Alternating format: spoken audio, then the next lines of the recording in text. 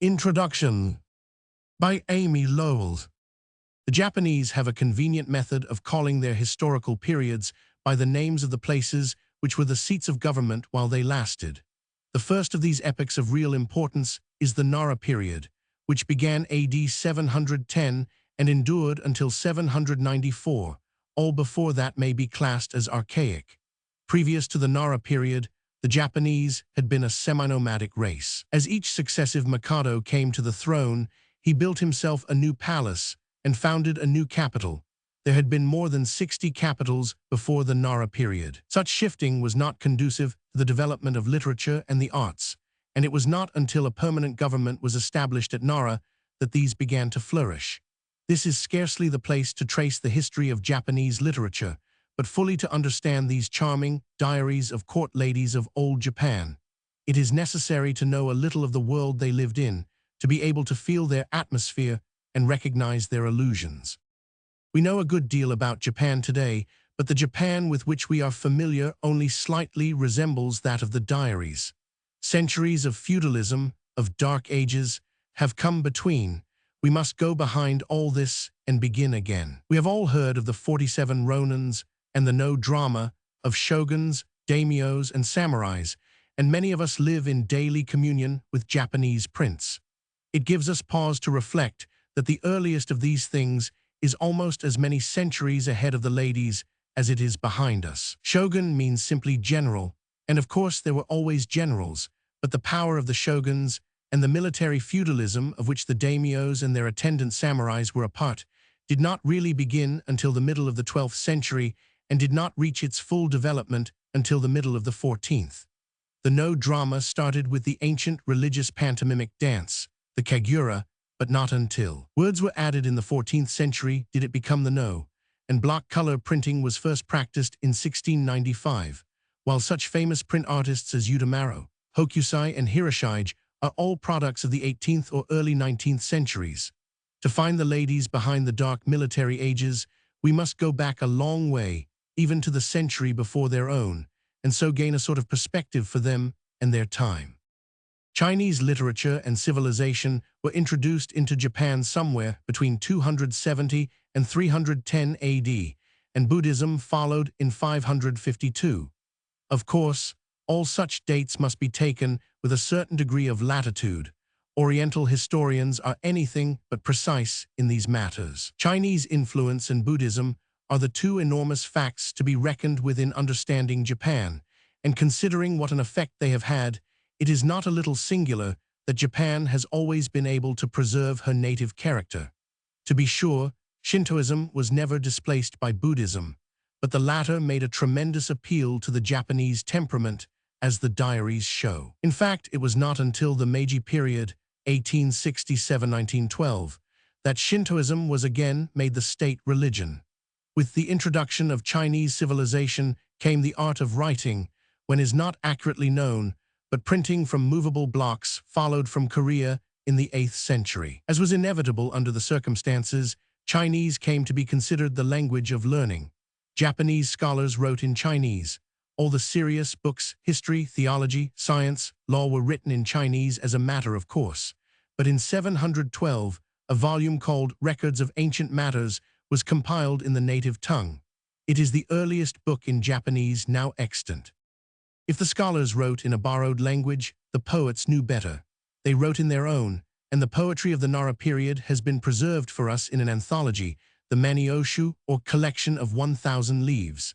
This was followed at the beginning of the 10th century by the Kikinshu, ancient and modern poems, to which, however, the editor Tsuruyuki felt obliged to write a Chinese preface. The ladies of the diaries were extremely familiar with these volumes. Their own writings are full of allusions to poems contained in them. Seishonagon, writing early in the 11th century, describes a young lady's education as consisting of writing, music, and the 20 volumes of the Kikinshu. So it came about that while learned gentlemen still continued to write in Chinese, poetry, fiction, diaries, and desultory essays called zuihitsu, following the pen, were written in Japanese. Now the position of women at this time was very different from what it afterwards became in the feudal period. The Chinese called Japan the Queen Country because of the ascendancy which women enjoyed there. They were educated, they were allowed a share of inheritance, and they had their own houses. It is an extraordinary and important fact that much of the best literature of Japan has been written by women. Three of these most remarkable women are the authors of the Diaries. A fourth to be named with them, Sei Shonagon, to whom I have just referred, was a contemporary. In 794, the capital was moved from Nara to Kyoto, which was given the name of Heian-jo, or City of Peace, and with the removal, a new period, the Heian, began. It lasted until 1186, and Our Ladies lived in the very middle of it. By this time, Japan was thoroughly civilized. She was, indeed, a little over-civilized, a little too fine down and delicate. At least this is true of all that life which centered round the court at Kyoto. To historians, the Heian period represents the rise and fall of the Fujiwara family. This powerful family had served the Mikados from time out of mind as heads of the Shinto priests, and after the middle of the 7th century, they became ministers or prime ministers. An immense clan, they gradually absorbed all the civil offices in the kingdom, while the military offices were filled by the Taira and Minamoto families.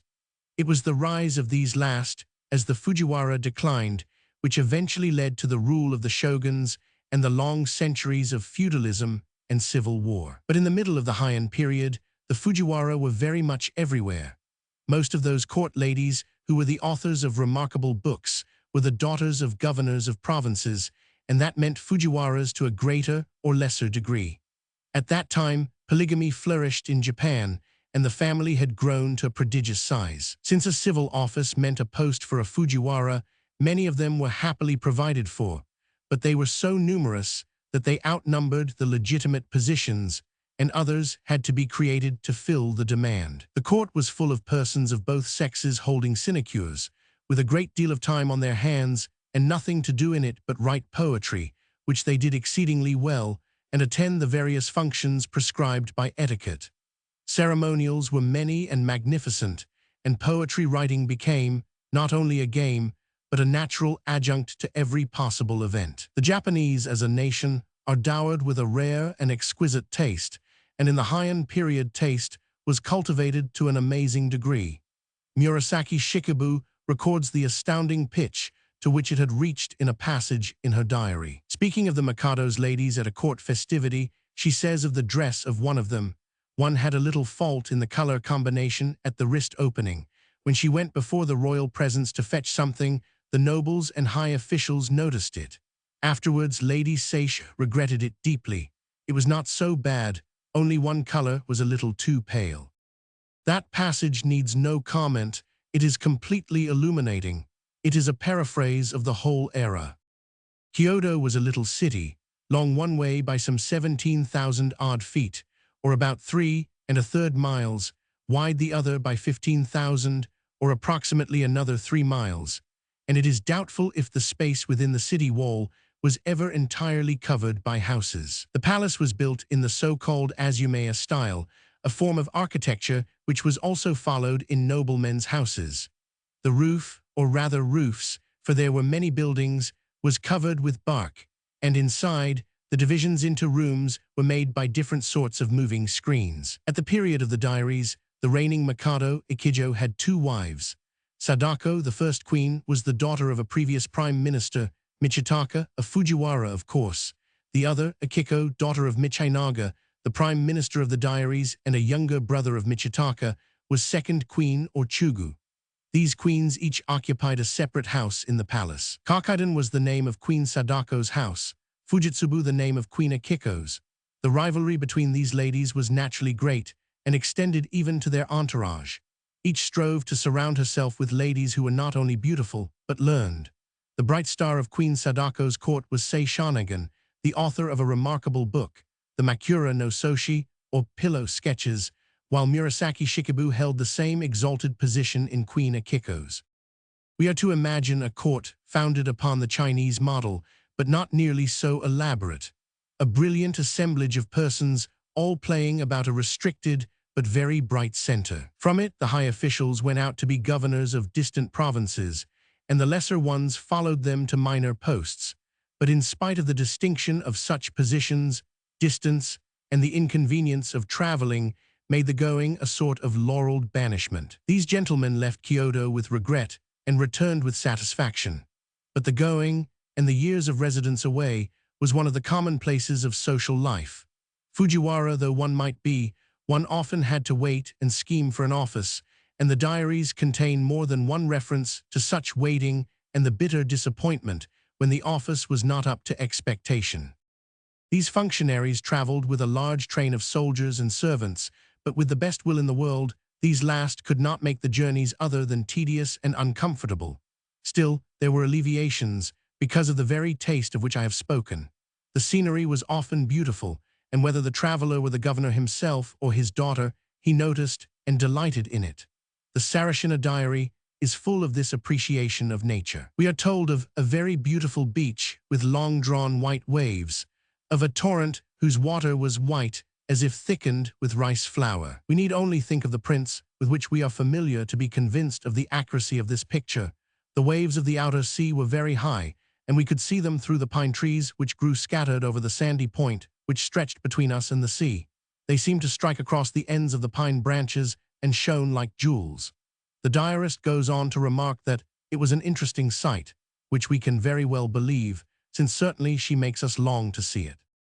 These journeys were mostly made on horseback, but there were other methods of progression, which, however, were probably not always feasible for long distances. The nobles used various kinds of carriages drawn by one bullock, and there were also palanquins carried by bearers. It was not only the officials who made journeys, all the world made them to temples and shrines for the good of their souls. There are religious yearnings in all the diaries, and many mikados and gentlemen entered the priesthood, Michinaga among them. Sutra recitation and incantation were ceaselessly performed at court.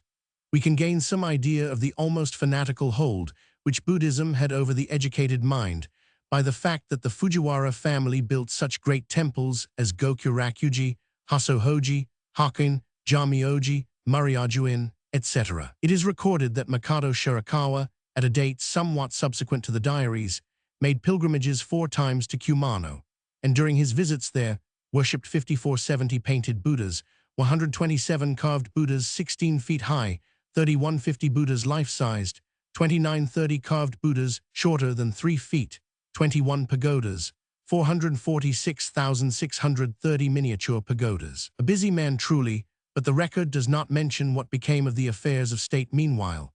That this worship was by no means lip devotion merely, any reader of the Sarashina diary can see that it was mixed with much superstition, and a profound belief in dreams is also abundantly evident. But let us, for a moment, recollect the time. It will place the marvel of this old, careful civilization before us as nothing else can. To be sure, Greece and Rome had been, but they had passed away, or at least their greatness had gone and apparently left no trace.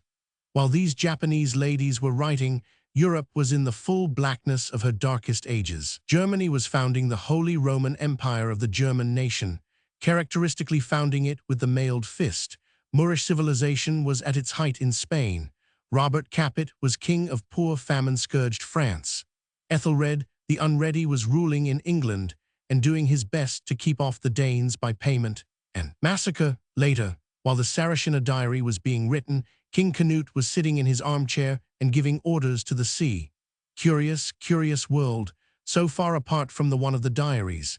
And to think that even 500 years later Columbus was sending letters into the interior of Cuba, addressed to the Emperor of Japan. These diaries show us a world extraordinarily like our own, if very unlike in more than one important particular. The noblemen and women of Mikado Ichijo's court were poets and writers of genius. Their taste as a whole has never been surpassed by any people at any time, but their scientific knowledge was elementary in the extreme. Diseases and conflagrations were frequent. In a space of 51 years, the royal palace burnt down 11 times. During the same period, there were 4 great pestilences, a terrible drought, and an earthquake. Robbers infested many parts of the country and were a constant fear to travelers and pilgrims. Childbirth was very dangerous. The picture of the birth of a child to Queen Akiko, with which Murasaki Shikibu's diary begins, shows us all its bitter horror. From page to page we share the writer's suspense, and with our greater knowledge, it is with a sense of wonder that we watch the Queen's return to health. But after all, diseases and conflagrations are seldom more than episodes in a normal life lived under sane conditions, and it is just because these diaries reflect the real life of these three ladies that they are important.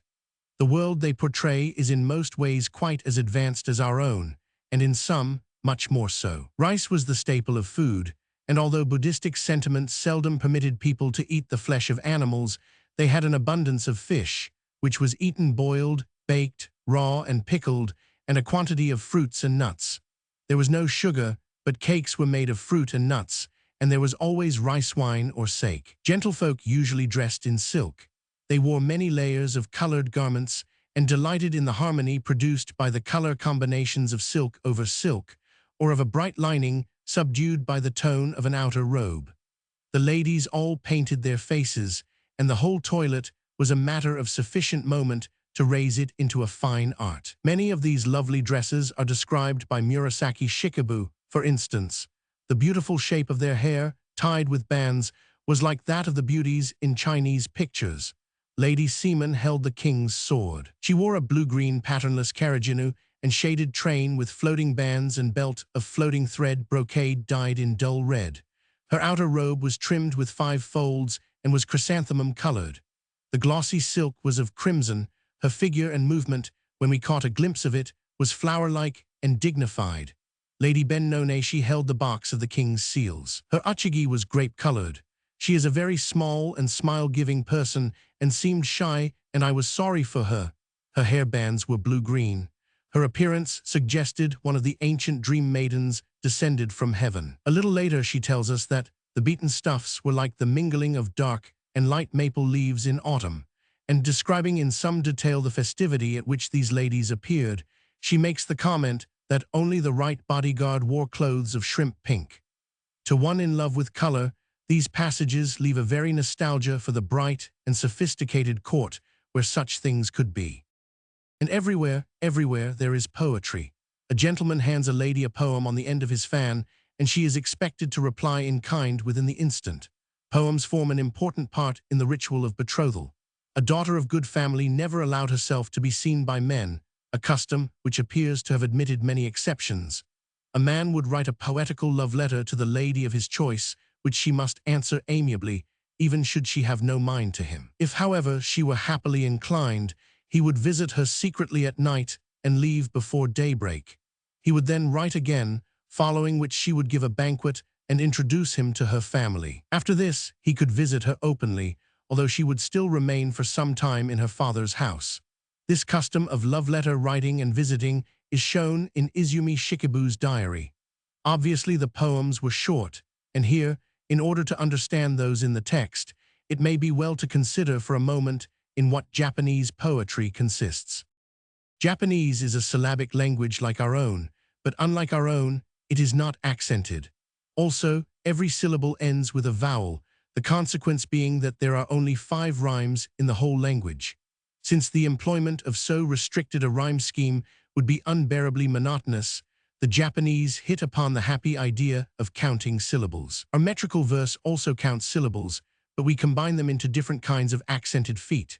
Without accent, this was not possible, so the Japanese poet limits their number and uses them in a pattern of alternating lines.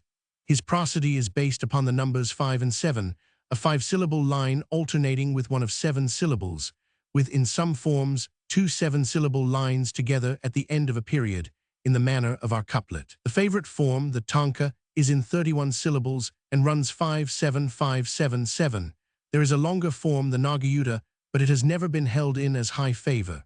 The poems in the diaries are all tankas in the original. It can be seen that much cannot be said in so confined a medium, but much can be suggested, and it is just in this art of suggestion that the Japanese excel. The hokku is an even briefer form. In it, the concluding hemistich of the tanka is left off, and it is just in his hemistich that the meaning of the poem is brought out, so that the hokku is a mere essence, a whiff of an idea to be created in full by the hearer. But the hokku was not invented until the 15th century. Before that, the tanka, in spite of occasional attempts to vary it by adding more lines, changing their order, using the pattern in combination as a series of stanzas, etc., reigned practically supreme, and it is still the chief classic form for all Japanese poetry. Having briefly washed in the background of the diaries, we must notice, for a moment, the three remarkable ladies who are the foreground. Murasaki Shikibu was the daughter of Fujiwara Tamatoki, a scion of a junior branch of the famous family. She was born in 978. Murasaki was not her real name, which was apparently to Shikibu. Shikibu is a title derived from that of her father. There are two legends about the reason for her receiving the name Murasaki. One is that she was given it in playful allusion to her own heroine in the Genji Monogatari, who was called Murasaki. The other legend is more charming. It seems that her mother was one of the nurses of Mikado Ikijo, who was so fond of her that he gave her daughter this name, in reference to a well-known poem. When the purple grass, Murasaki, is in full color, one can scarcely perceive the other plants in the field. From the Murasaki grass, the word has come to mean a color which includes all the shades of purple, violet, and lavender. In 996, or thereabouts, she accompanied her father to the province of Echizen, of which he had become governor. A year later, she returned to Kyoto, and within a 12-month, married another Fujiwara, Nobutaka. The marriage seems to have been most happy, to judge from the constant expressions of grief in her diary for her husband's death, which occurred in 1001, a year in which Japan suffered from a great pestilence. A daughter was born to them in 1000. From her husband's death until 1005, she seems to have lived in the country, but in this year she joined the court as one of Queen Akiko's ladies. Before that, however, and again I must insist that these early dates are far from determined, she had made herself famous not only for her own time, but for all time by writing the first realistic novel of Japan. This book is the Genji Monogatari, or Narrative of Genji. Hitherto, Japanese authors had confined themselves to stories of no great length, and which relied for their interest on a fairy or wonder element. The Genji Monogatari struck out an entirely new direction. It depicted real life in Kyoto as a contemporary gentleman might have lived it. It founded its interest on the fact that people like to read about themselves, but this, which seems to us a commonplace, was a glaring innovation when Murasaki Shikibu attempted it. It was, in fact, the flash from a mind of genius.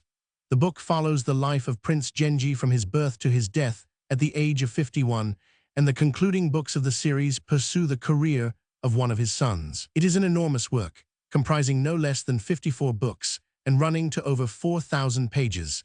The genealogical tree of the personages alone is 80 pages long, but no reader of the diary will need to be convinced that the Genji is not merely sprightly and captivating, but powerful as well. The lady was shrewd, and if she were also kindly and very attractive, nevertheless she saw with an uncompromising eye. Her critical faculty never sleeps, and takes in the minutest detail of anything she sees, noting unerringly every little rightness and wrongness connected with it. She watches the approach of the Mikado and touches the matter so that we get its exact shade. When the royal palanquin drew near, the bearers, though they were rather honorable persons, bent their heads in absolute humility as they ascended the steps. Even in the highest society there are grades of courtesy, but these men were too humble. No one with such a gift can fail to be lonely, and Murasaki Shikibu seems very lonely, but it is not the passionate rebellion of Izumi Shikibu, nor the abiding melancholy of the author of the Sarashina Diary. Rather is it the disillusion of one who has seen much of the world and knows how little companionship she may expect ever to find. It is useless to talk with those who do not understand one, and troublesome to talk with those who criticize from a feeling of superiority. Especially one-sided persons are troublesome. Few are accomplished in many arts, and most cling narrowly to their own opinion. I have already shown Murasaki Shikibu's beautiful taste in dress, but indeed it is in everything. When she says, "The garden on a moonlight night was admirable," we know that it must have been of an extraordinary perfection. The diary proves her dramatic sense, as the Genji would also do could it find so sympathetic a translator. No wonder, then, that it leapt into instant fame. There is a pretty legend of her writing the book at the temple of Ishiyama at the southern end of Lake Biwa. The tale gains verisimilitude in the eyes of visitors by the fact that they are shown the chamber in the temple in which she wrote and the ink slab she used, but alas, it is not true. We do not know where she wrote, nor even exactly when. The Genji is supposed to have been begun in 1002, and most commentators believe it to have been finished in 1004. That she should have been called to court in the following year seems extremely natural. Queen Akiko must have counted herself most fortunate in having among her ladies so famous a person. The diary tells the rest. The diary, which was begun in 1007. We know no more of Murasaki Shikibu except that no shade of scandal ever tinged her name. One of the strangest and most interesting things about the diaries is that their authors were such very different kinds of people. Izumi Shikibu is as unlike Murasaki Shikibu as could well happen. As different as the most celebrated poet of her time is likely to be from the most celebrated novelist, for Izumi Shikibu is the greatest woman poet which Japan has had. The author of 7 volumes of poems, this diary is the only prose writing of hers which is known. It is an intimate account of a love affair which seems to have been more than usually passionate and pathetic. Passionate, provocative, enchanting, it is evident that Izumi Shikibu could never have been the discriminating observer, the critic of manners, which Murasaki Shikibu became. Life was powerless to mellow so vivid a personality, but neither could it subdue it. She gives us no suggestion of resignation. She lived intensely, as her diary shows. She always had done so, and doubtless she always did. We see her as untamable, a genius compelled to follow her inclinations. Difficult to deal with, maybe, like strong wine, but wonderfully stimulating. Izumi Shikibu was born in 974. She was the eldest daughter of Masamune, another governor of Echizen. In 995, she married Takebana Michisada, governor of Izumi, hence her name. From this gentleman she was divorced, but just when we do not know, and he died shortly after, probably during the Great Pestilence, which played such havoc throughout Japan, and in which Murasaki Shikibu's husband had also died. Her daughter, who followed in her mother's footsteps as a poet, had been born in 997. But Izumi Shikibu was too fascinating and too petulant to nurse her disappointment in a chaste seclusion. She became the mistress of Prince Tamataka, who also died in 1002. It is very soon after this event that the diary begins. Her new lover was Prince Atsumichi, and the diary seems to have been written solely to appease her mind, and to record the poems which passed between them and which Izumi Shikibu evidently regarded as the very essence of their souls. In the beginning, the affair was carried on with the utmost secrecy, but clandestine meetings could not satisfy the lovers, and at last the prince persuaded her to take up her residence in the South Palace as one of his ladies. Considering the manners of the time, it is a little puzzling to see why there should have been such an outcry at this, but outcry there certainly was. The princess took violent umbrage at the prince's proceeding and left the palace on a long visit to her relations. So violent grew the protestations in the little world of the court that in 1004 Izumi Shikibu left the palace and separated herself entirely from the prince. It was probably to emphasize the definiteness of the separation that immediately after her departure she married Fujiwara Yasumasa, governor of Tango, and left with him for that province in 1005. The facts bear out this supposition, but we do not know it from her own lips, as the diary breaks off soon after she reaches the South Palace. In 1008, she was summoned back to Kyoto to serve the queen in the same court where Murasaki Shikibu had been since 1005. Whatever effect the scandal may have had 4 years earlier, her receiving the post of lady-in-waiting proves it to have been worth forgetting in view of her fame, and Queen Akiko must have rejoiced to add this celebrated poet to her already remarkable bevy of ladies. Of course there was jealousy, who can doubt it? No reader of the diaries can imagine that Izumi Shikibu and Murasaki Shikibu can have been sympathetic, and we must take with a grain of salt the latter's caustic comment. Lady Izumi Shikibu corresponds charmingly, but her behavior is improper indeed. She writes with grace and ease and a flashing wit. There is a fragrance even in her smallest words. Her poems are attractive, but they are only improvisations which drop from her mouth spontaneously. Every one of them has some interesting point, and she is acquainted with ancient literature also, but she is not like a true artist who is filled with the genuine spirit of poetry. Yet I think even she cannot presume to pass judgment on the poems of others. Is it possible that Izumi Shikibu had been so rash as to pass judgment on some of Murasaki Shikibu's efforts? Of course, it is beyond the power of any translation to preserve the full effect of the original, but even in translation, Izumi Shikibu's poems are singularly beautiful and appealing. In her own country, they are considered never to have been excelled in freshness and freedom of expression. There is something infinitely sad in this, which she is said to have written on her deathbed as the end of a passionate life. Out of the dark, into a dark path, I now must enter. Shine on me from afar. Moon of the mountain fringe, 1. In Japanese poetry, Amida Buddha is often compared to the moon, which rises over the mountains and lights the traveler's path. Very different again is the lady who wrote the Sarashina diary, and it is a very different kind of record. Murasaki Shikibu's diary is concerned with a few years of her life, Izumi Shikibu's with one episode only of hers, but the Sarashina diary covers a long period in the life of its author. The first part was written when she was 12 years old. The last entry was made when she was past 50. It begins with a journey from Shimosa to Kyoto by the Takeido in 1021, which is followed by a second journey some years later from Kyoto to Sarashina, a place which has never been satisfactorily identified, although some critics have supposed it to have been in the province of Shinano. The rest of the diary consists of jottings at various times, accounts of books read, of places seen, of pilgrimages to temples, of records of dreams and portents, of communings with herself on life and death, of expressions of resignation and sorrow. The book takes its name from the second of the journeys, Sarashina Nikki, meaning simply Sarashina Diary, for strangely enough we do not know the author's name. We do know, however, that she was the daughter of Fujiwara Takasu and that she was born in 1009.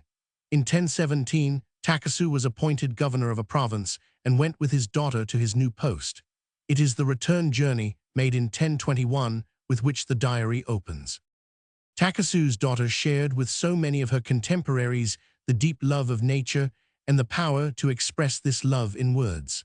I have already quoted one or two of her entries on this journey. We follow the little company over mountains and across rivers. We camp with them by night and tremble as they trembled lest robbers should attack them. We see what the little girl saw. The mountain range called Nishitomi is like folding screens with good pictures. People say that purple grass grows in the fields of Mashashi, but it is only a waste of various kinds of reeds, which grow so high that we cannot see the bows of our horsemen who are forcing their way through the tall grass, and share her disappointment when she says, "We passed a place called 8 Bridges, but it was only a name, no bridge and no pretty sight." They reach Kyoto, and a rather dull life begins, enlivened only by the avid reading of romances, among them the Genji Monogatari. Then her sister dies giving birth to a child, and the life becomes not only dull, but sorrowful. After a time, the lady obtains a position at court, but neither her bringing up nor her disposition had suited her for such a place. She mentions that mother was a person of extremely antiquated mind, and it is evident that she had been taught to look inward rather than outward. An abortive little love affair lightens her dreariness for a moment. Life had dealt hardly with the sensitive girl. From year to year she grows more wistful, but suddenly something happens, a mere hint of a gleam, but opening a possibility of brightness. Who he was we do not know, but she met him on an evening when there was no starlight, and a gentle shower fell in the darkness. They talked and exchanged poems, but she did not meet him again until the next year. Then, after an evening entertainment to which she had not gone, when I looked out, opening the sliding door on the corridor, I saw the morning moon very faint and beautiful, and he was there. Again they exchanged poems, and she believed that happiness had at last arrived. He was to come with his lute and sing to her.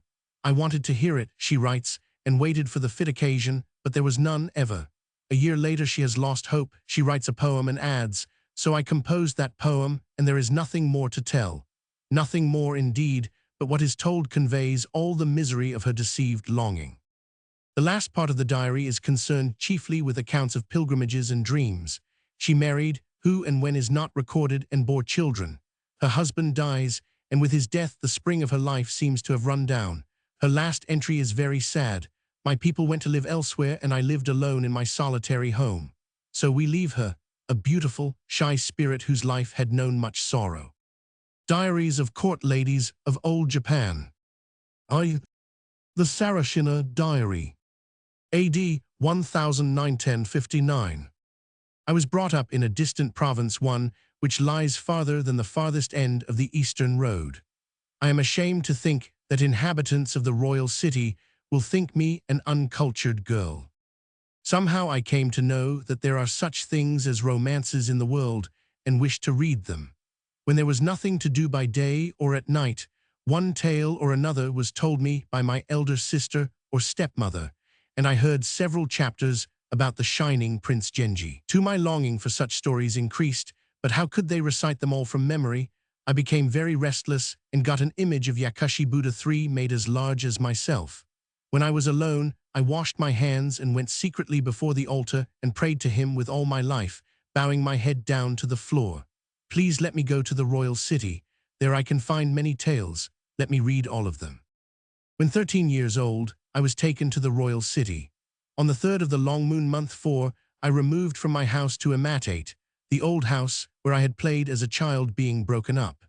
At sunset in the foggy twilight, just as I was getting into the palanquin, I thought of the Buddha before which I had gone secretly to pray. I was sorry and secretly shed tears to leave him behind. Outside of my new house, a rude, temporary, thatched one, there is no fence nor even shutters, but we have hung curtains and sudair.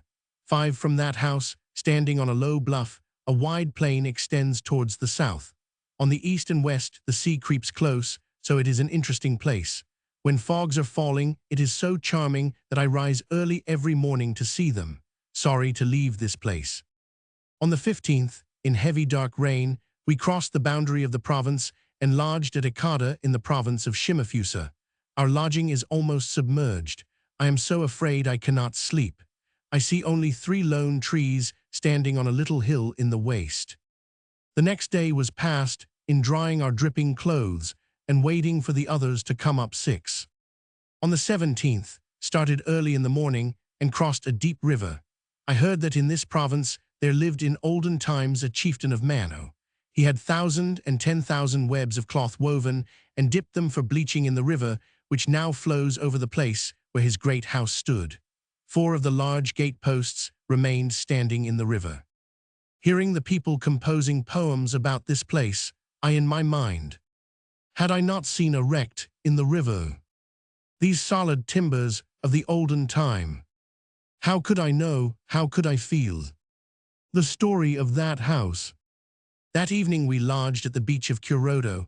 The white sands stretched far and wide, the pine wood was dark, the moon was bright, and the soft blowing of the wind made me lonely. People were pleased and composed poems. My poem. For this night only, the autumn moon at Kurodo Beach shall shine for me. For this night only, I cannot sleep. Early in the morning, we left this place and came to the Fudui River 7 on the boundary between Shimafusa and Musashi. We lodged at the ferry of Matsusato 8 near Kagami's Rapids 9, and all night long our luggage was being carried over. My nurse had lost her husband and gave birth to her child at the boundary of the province, so we had to go up to the royal city separately. I was longing for my nurse and wanted to go to see her, and was brought there by my elder brother in his arms. We, though in a temporary lodging, covered ourselves with warm cotton batting, but my nurse, as there was no man to take care of her, was lying in a wild place and covered only with coarse matting. She was in her red dress. The moon came in, lighting up everything, and in the moonlight she looked transparent. I thought her very white and pure. She wept and caressed me, and I was loath to leave her. Even when I went with lingering heart, her image remained with me, and there was no interest in the changing scenes. The next morning we crossed the river in a ferry boat in our palanquins. The persons who had come with us thus far in their own conveyances went back from this place. We, who were going up to the royal city, stayed here for a while to follow them with our eyes, and as it was a parting for life, all wept. Even my childish heart felt sorrow. Now it is the province of Musashi. There is no charm in this place. The sand of the beaches is not white, but like mud. People say that purple grass 10 grows in the fields of Musashi, but it is only a waste of various kinds of reeds, which grow so high that we cannot see the bows of our horsemen who are forcing their way through the tall grass. Going through these reeds, I saw a ruined temple called Takeshibadera. There were also the foundation stones of a house with corridor. "What place is it?" I asked, and they answered. "Once upon a time, there lived a reckless adventurer at Takeshiba. 11. He was offered to the king's palace by the governor as a guard to keep the watch fire.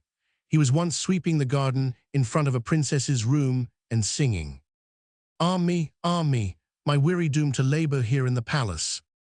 7 good wine jars have I, and 3 in my province. There where they stand, I have hung straight-stemmed gourds of the finest. They turn to the west when the east wind blows. They turn to the east when the west wind blows. They turn to the north when the south wind blows. They turn to the south when the north wind blows. And there I sit watching them turning and turning forever. Oh my gourds, oh my wine jars.'" He was singing thus alone, but just then a princess, the king's favorite daughter, was sitting alone behind the massue. 12. She came forward, and leaning against the doorpost, listened to the man singing. She was very interested to think how gourds were above the wine jars and how they were turning, and wanted to see them. She became very zealous for the gourds, and pushing up the blind called the guard, saying, "Man, come here." The man heard it very respectfully, and with great reverence drew near the balustrade. "Let me hear once more what you have been saying." And he sang again about his wine jars. "I must go and see them. I have my own reason for saying so," said the princess. He felt great awe, but he made up his mind, and went down towards the eastern province. He feared that men would pursue them, and that night, placing the princess on the Sita Bridge 13, broke a part of it away, and bounding over with the princess on his back, arrived at his native place after 7 days and 7 nights' journey. The king and queen were greatly surprised when they found the princess was lost, and began to search for her. Someone said that a king's guard from the province of Musashi, carrying something of exquisite fragrance 14 on his back, had been seen fleeing towards the east. So they sought for that guard, and he was not to be found. They said, doubtless, this man went back home. The royal government sent messengers to pursue them, but when they got to the Sita Bridge, they found it broken, and they could not go farther. In the 3rd month, however, the messengers arrived at Musashi province and sought for the man. The princess gave audience to the messengers and said, "I, for some reason, yearned for this man's home and bade him carry me here, so he has carried me. If this man were punished and killed, what should I do? This is a very good place to live in. It must have been settled before I was born that I should leave my trace, i.e. descendants, in this province, go back and tell the king so." So the messenger could not refuse her, and went back to tell the king about it. The king said, "It is hopeless. Though I punish the man, I cannot bring back the princess, nor is it meet to bring them back to the royal city. As long as that man of Takeshiba lives, I cannot give Musashi province to him, but I will entrust it to the princess." In this way it happened that a palace was built there in the same style as the royal palace, and the princess was placed there. When she died, they made it into a temple called Takeshibadera. 15. The descendants of the princess received the family name of Musashi. After that, the guards of the watchfire were women. We went through a waste of reeds of various kinds, forcing our way through the tall grass. There is the river Asuda along the border of Musashi and Sagami, where at the ferry Arihara Narihira had composed his famous poem 17 in the book of his poetical works. The river is called the river Sumida. We crossed it in a boat, and it is the province of Sagami. The mountain range called Nishitomi is like folding screens with good pictures. On the left hand, we saw a very beautiful beach with long-drawn curves of white waves. There was a place there called Morikoshigahara, 18 Chinese field, where sands are wonderfully white. 2 or 3 days we journeyed along that shore. A man said, "In summer pale and deep Japanese pinks bloom there and make the field like brocade. As it is autumn now we cannot see them. But I saw some pinks scattered about blooming pitiably." They said, "It is funny that Japanese pinks are blooming in the Chinese field." There is a mountain called Ashigara Hakone, which extends for 10 and more miles and is covered with thick woods even to its base. We could have only an occasional glimpse of the sky. We lodged in a hut at the foot of the mountain. It was a dark, moonless night. I felt myself swallowed up and lost in the darkness when 3 singers came from somewhere.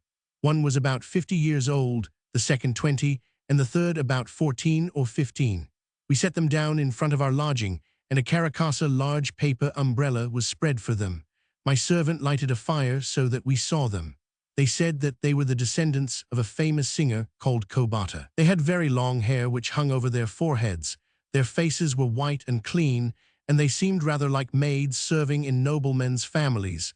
They had clear, sweet voices, and their beautiful singing seemed to reach the heavens.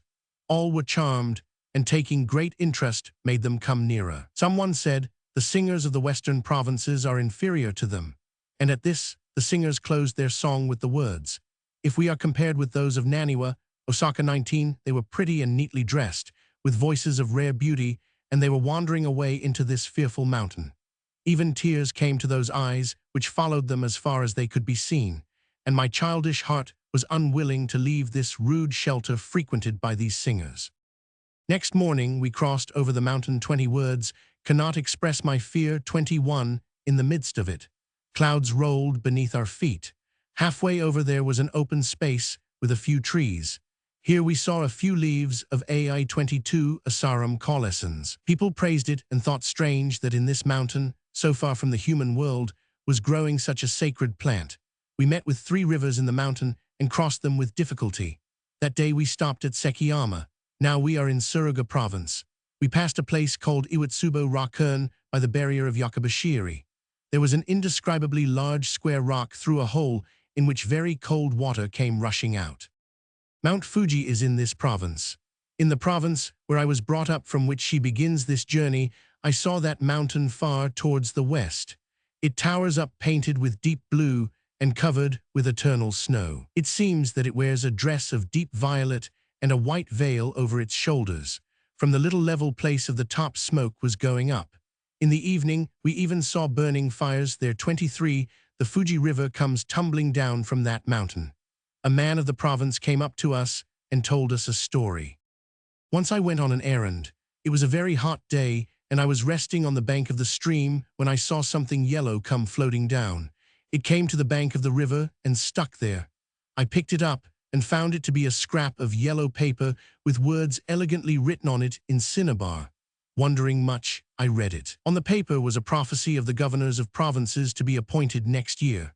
As to this province, there were written the names of 2 governors. I wondered more and more, and drying the paper, kept it. When the day of the announcement came, this paper held no mistake, and the man who became the governor of this province died after 3 months, and the other succeeded him. There are such things. I think that the gods assemble there on that mountain to settle the affairs of each new year. At Kiyomigaiski, where we saw the sea on the left, there were many houses for the keepers of the barriers. Some of the palisades went even into the sea. At Taganura, waves were high. From there we went along by boat. We went with ease over Numajiri and came to the river Oi. Such a torrent I have never seen. Water, white as if thickened with rice flour, ran fast. I became ill, and now it is the province of Totomi. I had almost lost consciousness when I crossed the mountain pass of Seono Nakayama, the middle mountain of the Little Night. I was quite exhausted, so when we came to the bank of the Tenryu River, we had a temporary dwelling built and passed several days there, and I got better. As the winter was already advanced, the wind from the river blew hard, and it became intolerable. After crossing the river, we went towards the bridge at Hamana. When we had gone down towards the east 4 years before, when her father had been appointed governor, there had been a log bridge, but this time we could not find even a trace of it, so we had to cross in a boat. The bridge had been laid across an inland bay. The waves of the outer sea were very high, and we could see them through the thick pine trees which grew scattered over the sandy point which stretched between us and the sea. They seemed to strike across the ends of the pine branches and shone like jewels. It was an interesting sight. We went forward and crossed over Inohana. An unspeakably weary ascent it was, and then came to Takashi shore of the province of Mikawa. We passed a place called 8 Bridges, but it was only a name, no bridge and no pretty sight. In the mountain of Futamura we made our camp under a big persimmon tree. The fruit fell down during the night over our camps, and people picked it up. We passed Mount Miyagi, where we saw red leaves still, although it was the first day of the 10th month. Furious mountain winds in their passing must spare this spot, for red maple leaves are clinging, even yet, to the branch. There was a fort of Ifaiken between Mikawa and Oeri. It is amusing to think how difficult the crossing was, indeed. We passed the Narumi-sounding seashore in the province of Oeri. The evening tides were coming in, and we thought if they came higher we could not cross. So in a panic, we ran as fast as we could. At the border of Mino, we crossed a ferry called Kuramata and arrived at Nagami. Their singers came again, and they sang all night. Lovingly we thought of the singers of Ashigara. Snow came, and in the storm we passed the barrier at Fuha and over the Mount Atsumi, having no heart to look at beautiful sights.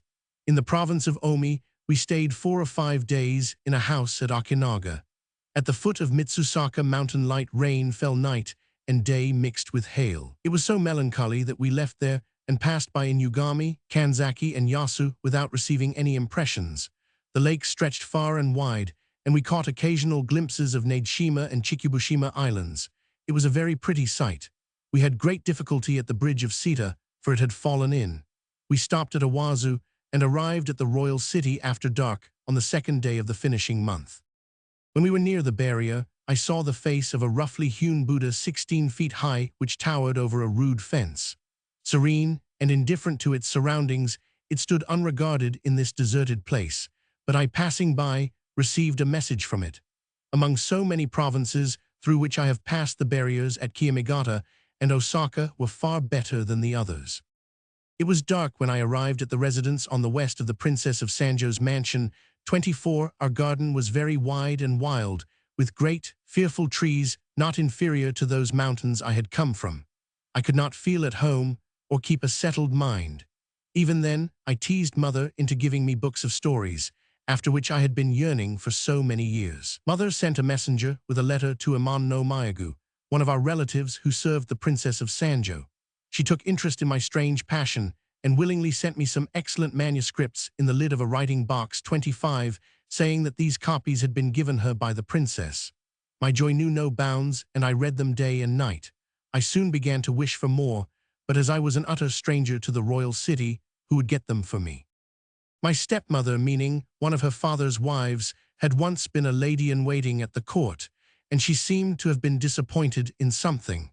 She had been regretting the world her marriage, and now she was to leave our home. She beckoned her own child, who was 5 years old, and said, "The time will never come when I shall forget you, dear heart," and pointing to a huge plum tree which grew close to the eaves, said, "When it is in flower I shall come back," and she went away. I felt love and pity for her, and while I was secretly weeping, the year too went away. It was all in flower, and yet no tidings from her. When the plum tree blooms, I shall come back. I pondered over these words and wondered whether it would be so. I waited and waited with my eye hung to the tree. It was all in flower 26, and yet no tidings from her. I became very anxious and at last broke a branch and sent it to her, of course, with a poem. "You gave me words of hope, are they not long delayed? The plum tree is remembered by the spring, though it seemed dead with frost." She wrote back affectionate words with a poem. "Wait on, never forsake your hope. For when the plum tree is in flower, even the unpromised, the unexpected will come to you." During the spring of 1022, the world was disquieted. 27. My nurse, who had filled my heart with pity on that moonlight night at the ford of Matsuzato, died on the moon birthday of the ever-growing month, 1st day of March. I lamented hopelessly, without any way to set my mind at ease, and even forgot my passion for romances. I passed day after day weeping bitterly, and when I first looked out of doors, 28 again, I saw the evening sun on cherry blossoms, all falling in confusion. This would mean 4 weeks later. Flowers are falling, yet I may see them again, when spring returns. But oh, my longing for the dear person who has departed from us forever. I also heard that the daughter of the first advisor 29 to the king was lost dead. I could sympathize deeply with the sorrow of her lord, the lieutenant general, for I still felt my own sorrow. When I had first arrived at the capital, I had been given a book of the handwriting of this noble lady for my copybook. In it were written several poems, among them the following. When you see the smoke floating up the valley of Torib Hill 30, then you will understand me, who seemed as shadow-like, even while living. I looked at these poems, which were written in such a beautiful handwriting, and I shed more tears. I sat brooding until Mother troubled herself to console me. She searched for romances and gave them to me, and I became consoled unconsciously. I read a few volumes of Genji Monogatari and longed for the rest, but as I was still a stranger here, I had no way of finding them. I was all impatience and yearning, and in my mind was always praying that I might read all the books of Genji Monogatari from the very first one. While my parents were shutting themselves up in Udzumasa 31 Temple, I asked them for nothing except this romance, wishing to read it as soon as I could get it, but all in vain. I was inconsolable. One day I visited my aunt, who had recently come up from the country. She showed a tender interest in me and lovingly said I had grown up beautifully. On my return she said, "What shall I give you? You will not be interested in serious things. I will give you what you like best." And she gave me more than 50 volumes of Genji Monogatari put in a case, as well as Ise Monogatari, Yajimi, Sarakawa, Shirara, and Asayadzu. 32. How happy I was when I came home carrying these books in a bag. Until then I had only read a volume here and there, and was dissatisfied because I could not understand the story. Now I could be absorbed in these stories, taking them out one by one, shutting myself in behind the kitchen. 33. To be a queen were nothing compared to this. All day and all night, as late as I could keep my eyes open, I did nothing but look at the books, setting a lamp 34 close beside me. Soon I learnt by heart all the names in the books, and I thought that a great thing. Once I dreamt of a holy priest in yellow Buddhist scarf who came to me and said, "Learn the 5th book of the Hokkyo 35 at once." I did not tell anyone about this, nor had I any mind to learn it, but continued to bathe in the romances. Although I was still ugly and undeveloped, I thought to myself the time would come when I should be beautiful beyond compare, with long, long hair. I should be like the Lady Yugo in the romance loved by the shining Prince Genji, or like the Lady Yukifune, the wife of the general of Uji, a famous beauty. I indulged in such fancies, shallow-minded I was, indeed. Could such a man as the shining prince be living in this world? How could General Kaoru, literal translation, fragrance, find such a beauty as Lady Yukifune to conceal in his secret villa at Uji? Oh, I was like a crazy girl. While I had lived in the country, I had gone to the temple from time to time, but even then I could never pray like others, with a pure heart. In those days, people learned to recite sutras and practice austerities of religious observance after the age of 17 or 18, but I could scarcely even think of such matters. The only thing that I could think of was the shining prince who would someday come to me, as noble and beautiful as in the romance. If he came only once a year, I, being hidden in a mountain villa like Lady Yukifune, would be content. I could live as heart-windlingly as that lady, looking at flowers or moonlit snowy landscape, occasionally receiving long-expected lovely letters from my lord. I cherished such fancies and imagined that they might be realized. Kicho front and back views. On the moonbirth of the rice sprout month, I saw the white petals of the takebana tree, a kind of orange, near the house, covering the ground. Scarce had my mind received with wonder the thought of newly fallen snow, seeing the ground lie white, when the scent of takebana flowers arose from fallen blossoms. In our garden, trees grew as thick as in the dark forest of Ashigara, and in the god's absent month 36, its red leaves were more beautiful than those of the surrounding mountains. A visitor said, "On my way thither, I passed a place where red leaves were beautiful," and I improvised. No sight can be more autumnal than that of my garden, tenanted by an autumnal person, weary of the world, I still dwelt in the romances from morning to night, and as long as I was awake. I had another dream. A man said that he was to make a brook in the garden of the Hexagon Tower to entertain the Empress of the first rank of honor. I asked the reason, and the man said, "Pray to the heaven-illuminating honored goddess." I did not tell anyone about this dream or even think of it again. How shallow I was. In the spring, I enjoyed the princess's garden. Cherry blossoms waited for, cherry blossoms lamented over. In spring, I loved the flowers whether in her garden or in mine. On the moon-hidden day of the ever-growing month March 30, 1023, I started for a certain person's house to avoid the evil influence of the earth god 37. There, I saw delightful cherry blossoms still on the tree, and the day after my return, I sent this poem. Alone, without tiring, I gazed at the cherry blossoms of your garden. The spring was closing, they were about to fall. Always when the flowers came and went, I could think of nothing but those days when my nurse died, and sadness descended upon me, which grew deeper when I studied the handwriting of the honored daughter of the first advisor. Once in the rice sprout month, when I was up late reading a romance, I heard a cat mewing with a long drawn-out cry. I turned, wondering, and saw a very lovely cat. "Whence does it come?" I asked. "Sh," said my sister, "do not tell anybody. It is a darling cat and we will keep it." The cat was very sociable and lay beside us. Someone might be looking for her, we thought, so we kept her secretly.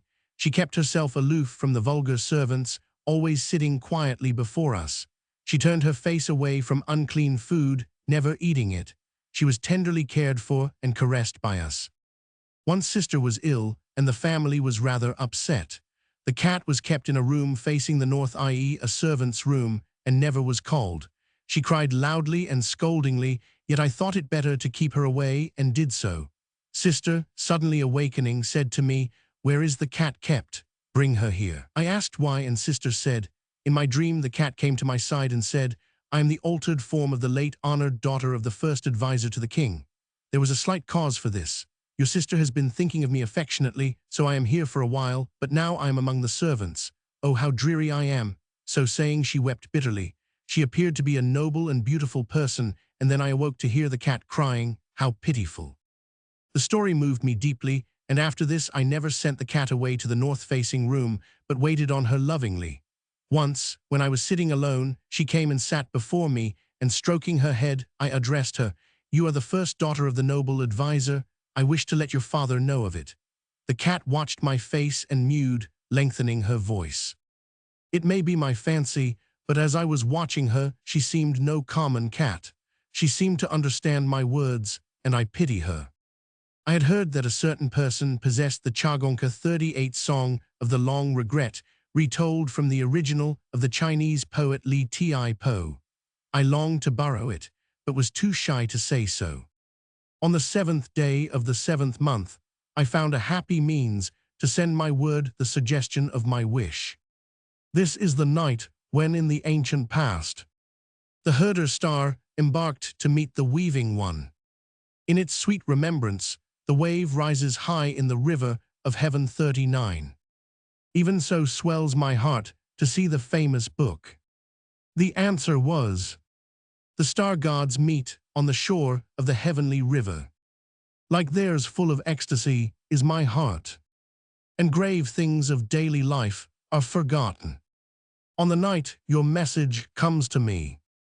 On the 13th day of that month, the moon shone very brightly. Darkness was chased away even from every corner of the heavens. It was about midnight, and all were asleep. We were sitting on the veranda. My sister, who was gazing at the sky thoughtfully, said, "If I flew away now, leaving no trace behind, what would you think of it?" She saw that her words shocked me, and she turned the conversation lightly to other things, and we laughed.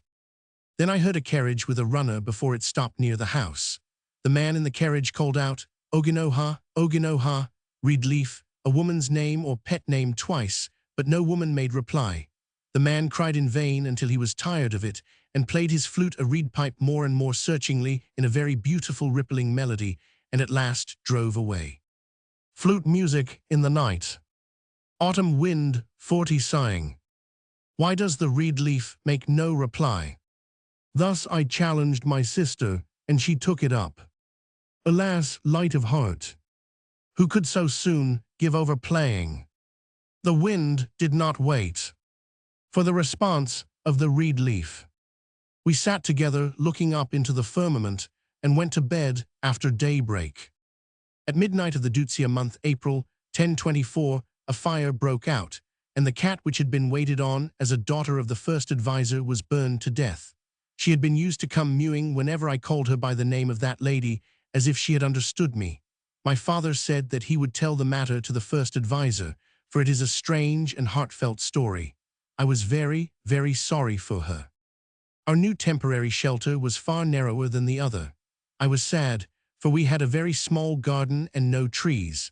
I thought with regret of the old spacious garden, which was wild as a deep wood, and in time of flowers and red leaves, the sight of it was never inferior to the surrounding mountains. In the garden of the opposite house, white and red plum blossoms grew in confusion, and their perfume came on the wind and filled me with thoughts of our old home.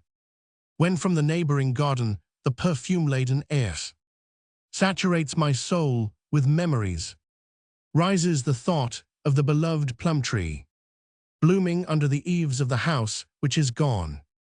On the moonbirth of the rice sprout month, my sister died after giving birth to a child. From childhood, even a stranger's death had touched my heart deeply. This time I lamented, filled with speechless pity and sorrow. While mother and the others were with the dead, I lay with the memory-awakening children, one on either side of me. The moonlight found its way through the cracks of the roof perhaps of their temporary dwelling and illumined the face of the baby. The sight gave my heart so deep a pang that I covered its face with my sleeve and drew the other child closer to my side, mothering the unfortunate. A nobleman's house and grounds in the Azumea style. After some days, one of my relatives sent me a romance entitled The Prince Yearning After the Buried, with the following note: the late lady had asked me to find her this romance. At that time, I thought it impossible, but now to add to my sorrow, someone has just sent it to me. I answered, what reason can there be that she, strangely, should seek a romance of the buried? Buried now is the seeker, deep under the mosses. My sister's nurse said that since she had lost her, she had no reason to stay and went back to her own home weeping. Thus death or parting separates us each from the other.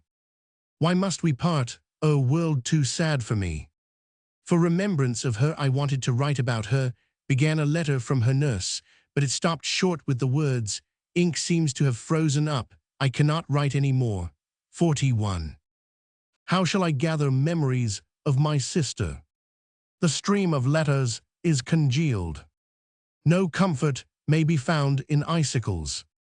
So I wrote, and the answer was, like the comfortless plover of the beach, in the sand printing characters soon to be washed away, unable to leave a more enduring trace in this fleeting world.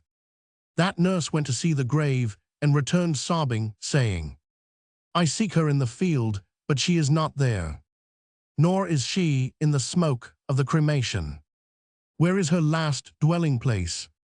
How can I find it? The lady who had been my stepmother heard of this and wrote, when we wander in search of her, ignorant of her last dwelling place, standing before the thought, tears must be our guide. The person who had sent the prince yearning after the buried wrote, how she must have wandered seeking the unfindable, in the unfamiliar fields of bamboo grasses, vainly weeping. Reading these poems, my brother, who had followed the funeral that night, composed a poem. Before my vision, the fire and smoke of burning arose and died again. To bamboo fields there is no more returning. Why seek there in vain? It snowed for many days, and I thought of the nun who lived on Mount Yoshino, to whom I wrote, snow has fallen, and you cannot have even the unusual sight of men along the precipitous path of the peak of Yoshino.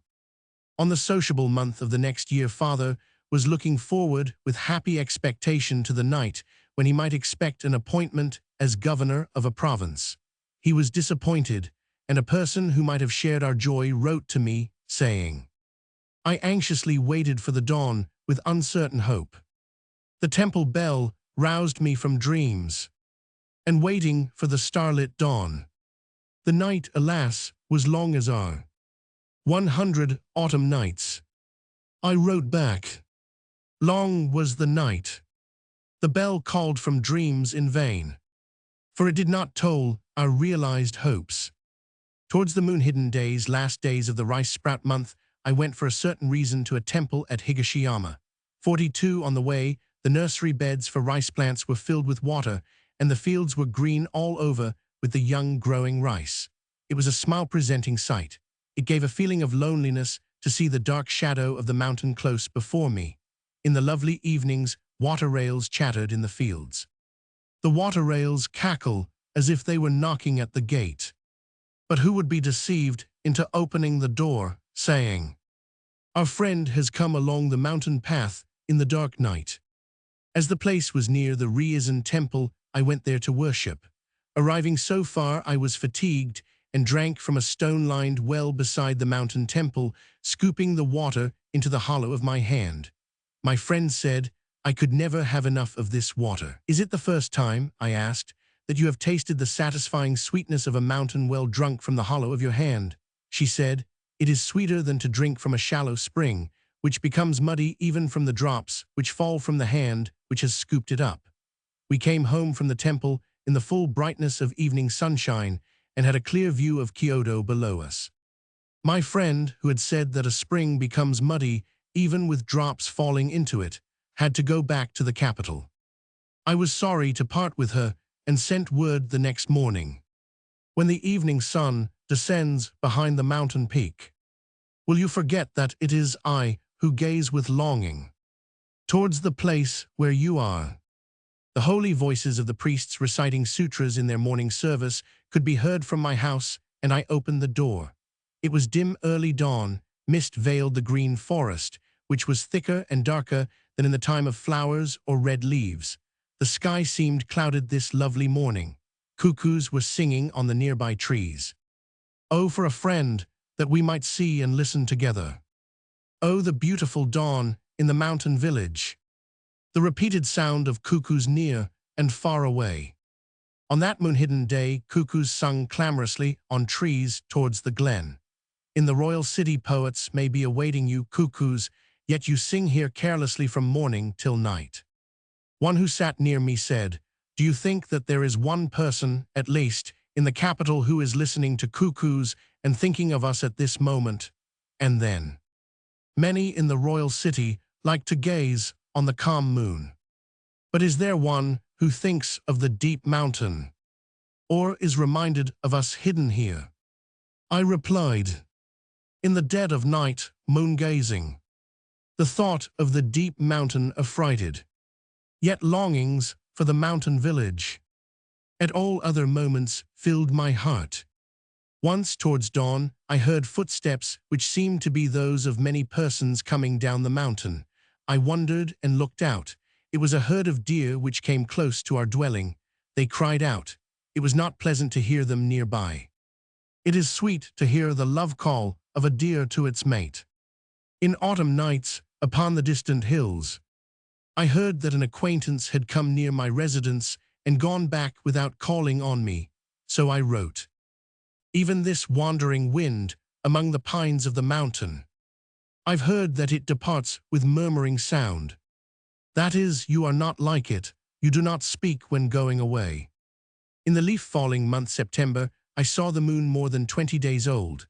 It was towards dawn, the mountainside was gloomy, and the sound of the waterfall was all I heard. I wish that lovers of nature may see the after-dawn waning moon in a mountain village at the close of an autumn night.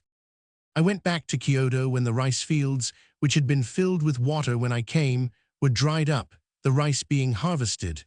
The young plants in their bed of water, the plants harvested, the fields dried up. So long I remained away from home. T was the moon hidden of the god's absent month when I went there again for temporary residence. The thick-grown leaves, which had cast a dark shade, were all fallen. The sight was heartfelt over all.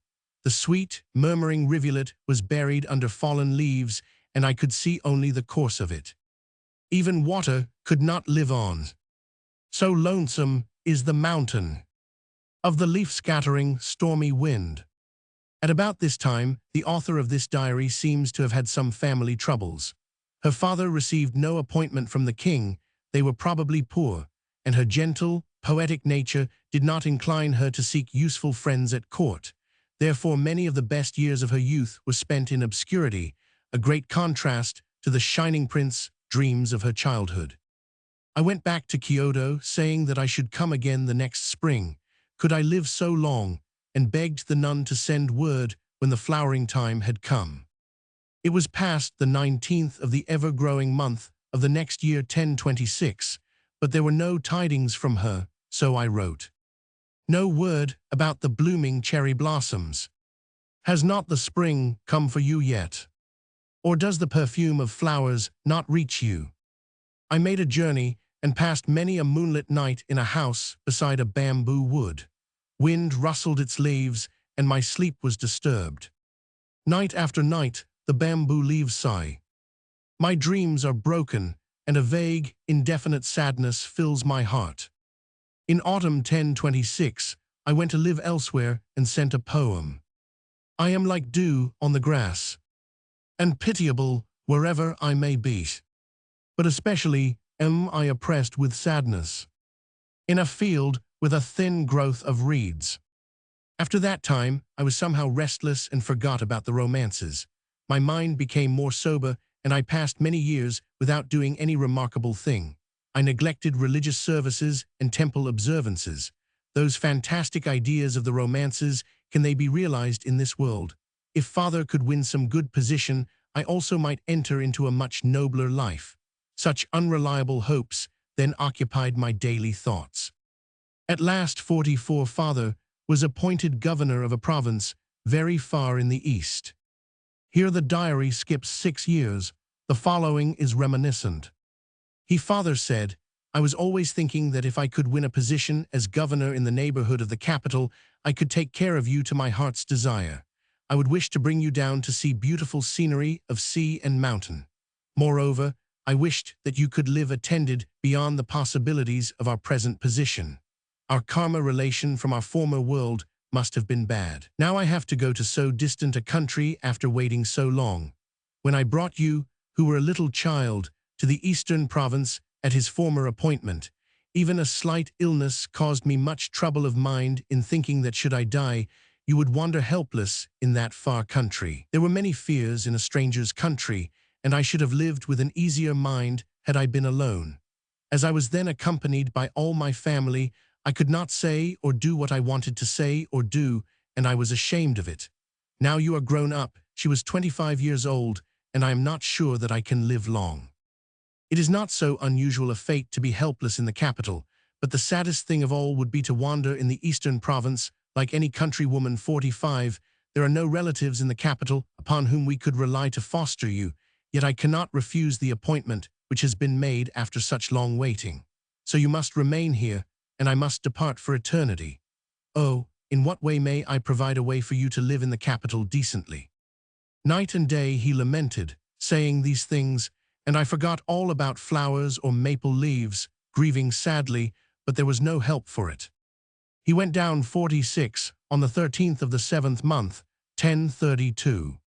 For several days before that, I could not remain still in my own room, for I thought it difficult to see him again. On that day the 13th, after restless hours, when the time for parting came, I had lifted the blind, and my eye met his, from which tears dropped down. Soon he had passed by 47, my eyes were dim with tears, and soon I concealed myself in bed. Tears were bad manners. A man who had gone to see him off returned with a poem written on a bit of pocket paper. A message from her father. If I could do as I wish, I could acknowledge more profoundly the sorrow of departing in autumn. The last line has, of course, reference to his age, and the probability of never returning. I could not read the poem to the end. In the happier time, I had often tried to compose halting poems literally, of broken loins, but at present I had no word to say. Never began to think in this world, even for a moment from you to part, alas. No person came to my side, and I was very lonely and forlorn, musing and guessing where he would be at every moment. As I knew the road he was taking, the same which is described in this journal, I thought of him the more longingly and with greater heart-shrinking. Morning and evening, I looked towards the skyline of the eastern mountains.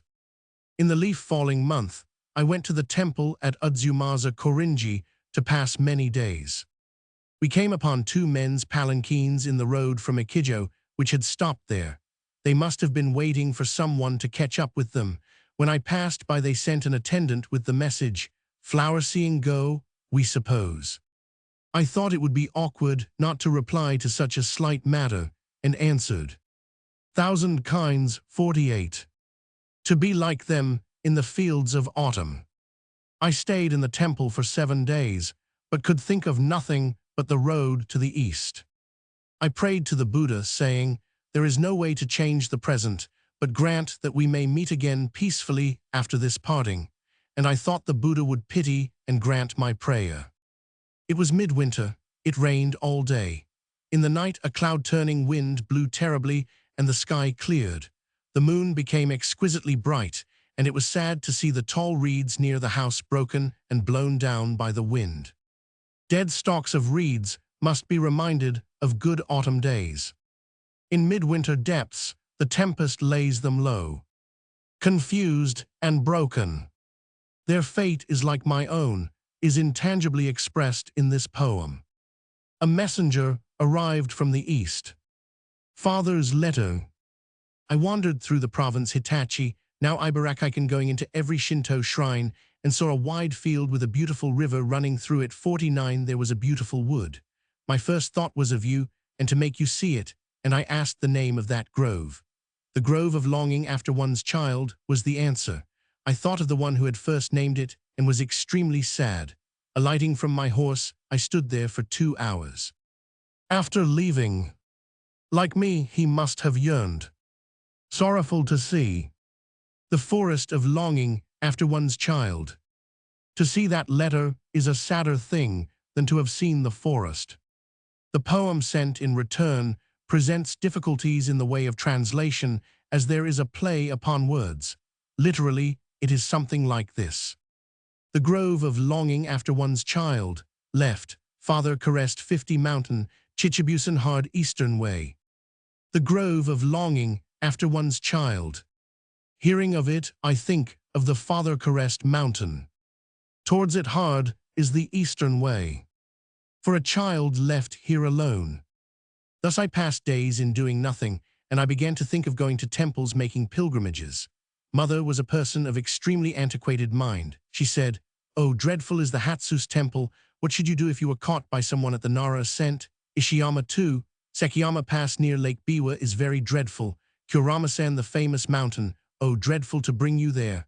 You may go there when father comes back." As mother says so, I can go only to Kiyomizu Temple 51.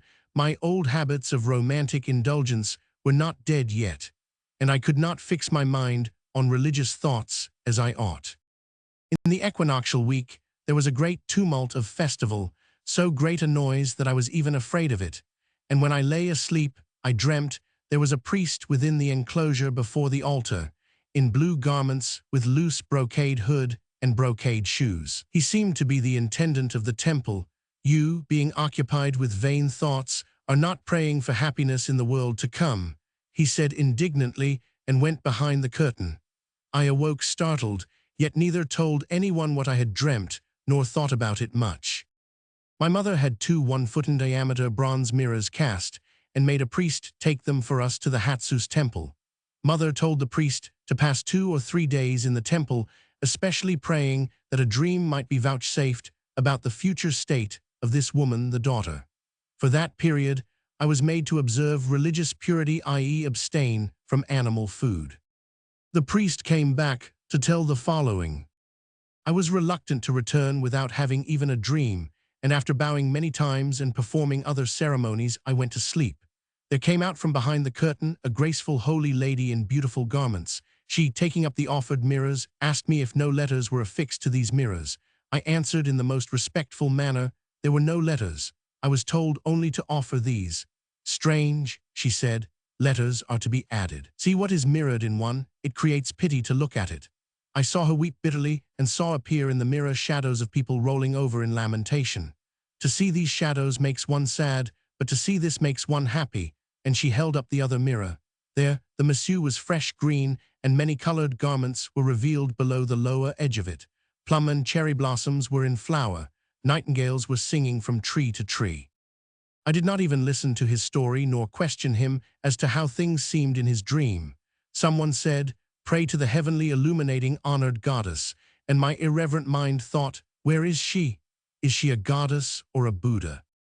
At first I said so, but afterwards grew more discreet and asked someone about her, who replied, "She is a goddess and takes up her abode at Ise 52. The goddess is also worshipped by the provincial governor of Kiev. She is worshipped at the ancestor shrine in the imperial court." I could not by any means get to Ise. How could I bow before the imperial shrine? I could never be allowed to go there. The idea flowed through my mind to pray for the heavenly light. A relative of mine became a nun and entered the Sugaku temple. In winter, I sent her a poem. Even tears arise for your sake. When I think of the mountain hamlet, where snowstorms will be raging. Reply. I seem to have a glimpse of you, coming to me through the dark wood, when close overhead is summer's growth of leaves. Father, who had gone down towards the east, came back at last. He settled down at Nishiyama, and we all went there. We were very happy. One moonbright night we talked all the night through. Such nights as this exist. As if it were for eternity, I parted from you. How sad was that autumn. At this father shed tears of happiness abundantly and answered me with a poem. That life grows dear and is lived with rejoicing, which once was born with hate and lamentation. My joy knew no bounds when my waiting was at an end after the supposed parting for eternity, yet my father said, "It is ridiculous to lead a worldly life when one is very old. I used to feel so when I saw old men, but now it is my turn to be old, so I will retire from social life." As he said it with no lingering affection for this world, I felt quite alone. Towards the east the fields stretched far and wide, and I could see clearly from Mount He 53 to Mount Inari. Towards the west, the pines of the forest of Narabigyaka were sounding in my ear, and up to the tableland on which our house stood the rice fields were cultivated in terraces, while from them came the sound of the bird-scaring clappers, giving me a homely country sentiment. One moonlight evening, I had a message from an old acquaintance who had had an opportunity to send to me, and this I sent back. None calls upon me or remembers me in my mountain village. On the reeds by the thin hedge, the autumn winds are sighing. In the 10th month, we changed our abode to the capital. Mother had become a nun, and although she lived in the same house, shut herself up in a separate chamber. Father rather treated me as an independent woman than as his child. I felt helpless to see him shunning all society and living hidden in the shade. A person, the Princess Yuko, daughter of the Emperor Toshiyaku, who had heard about me through a distant relative, called me to her saying it would be better to be with her than passing idle, lonely days. My old-fashioned parents thought the court life would be very unpleasant and wanted me to pass my time at home, but others said, "People nowadays go out as ladies-in-waiting at the court, and then fortunate opportunities for marriage are naturally numerous. Why not try it?" So at the age of 26, I was sent to the court against my will. I went for one night the first time. I was dressed in an 8-fold uchigi of deep and pale chrysanthemum colors, and over it I wore the outer flowing robe of deep red silk. As I have said before, my mind was absorbed in romances, and I had no important relatives from whom I could learn distinguished manners or court customs, so except from the romances, I could not know them. I had always been in the shadow of the antiquated parents and had been accustomed not to go out, but to see moon and flowers. So when I left home, I felt as if I were not I nor was it the real world to which I was going. I started in the early morning. I had often fancied in my countrified mind that I should hear more interesting things for my heart's consolation than were to be found living fixed in my parents' house. I felt awkward in court in everything I did, and I thought it sad, but there was no use in complaining. I remembered with grief my nieces who had lost their mother and had been cared for by me alone, even sleeping at night one on either side of me. Days were spent in musing with a vacant mind. I felt as if someone were always spying upon me, and I was embarrassed. 54 after 10 days or so, I got leave to go out. Father and mother were waiting for me with a comfortable fire in a brazier. Seeing me getting out of my palanquin, my nieces said, "When you were with us, people came to see us, but now no one's voice is heard, no one's shadow falls before the house. We are very low-spirited. What can you do for us who must pass days like this?" It was pitiful to see them cry when they said it. The next morning they sat before me, saying, "As you are here, many persons are coming and going. It seems livelier." Tears came to my eyes to think what virtue literally, fragrance, I could have, that my little nieces made so much of me. It would be very difficult even for a saint to dream of his prenatal life. Yet, when I was before the altar of the Kiyomizu temple, in a faintly dreamy state of mind, which was neither sleeping nor waking, I saw a man who seemed to be the head of the temple. He came out and said to me, "You were once a priest of this temple, and you were born into a better state by virtue of the many Buddhist images which you carved as a Buddhist artist. The Buddha 17 feet high, which is enthroned in the eastern side of the temple, was your work.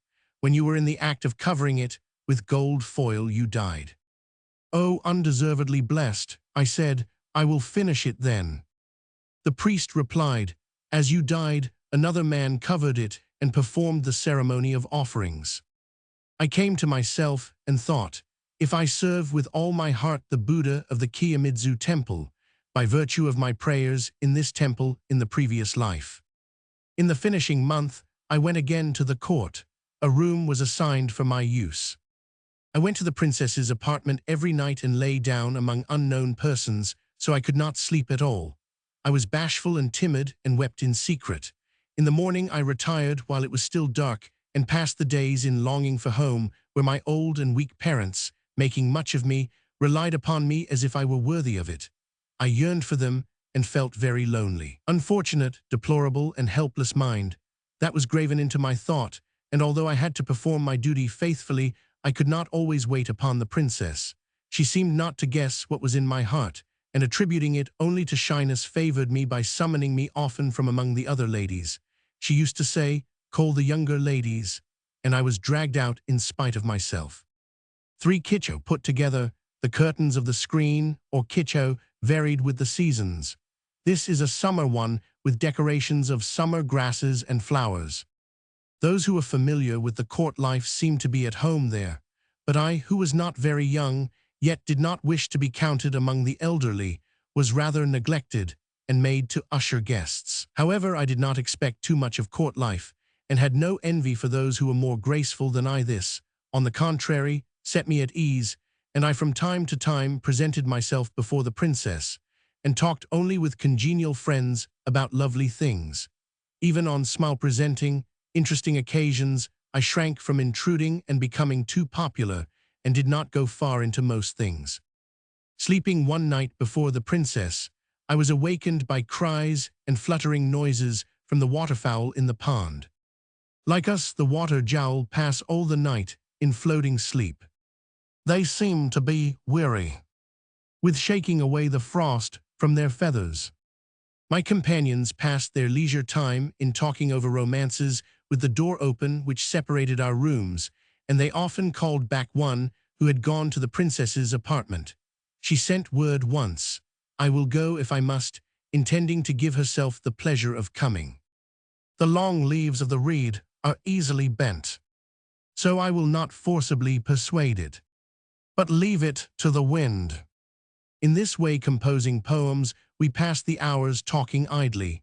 Afterwards, this lady separated from the court and left us. She remembered that night and sent me word. That moonless, flowerless winter night. It penetrates my thought and makes me dwell on it.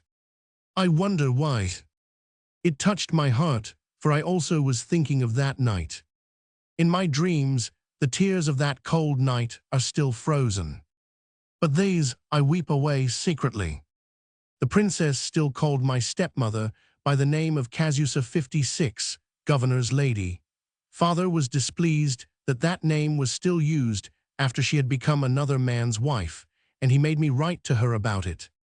The name of a Sakura in a far-off country. The court now hears it in a divine dance song. My name also is still somewhere heard, but not honorably 57.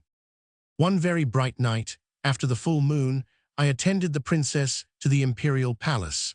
I remembered that the heaven-illuminating goddess was enthroned within and wanted to take an opportunity to kneel before the altar. One moonbright night, 1042 AD. I went into the shrine privately, for I know Lady Hake's 58 who was taking care of this shrine.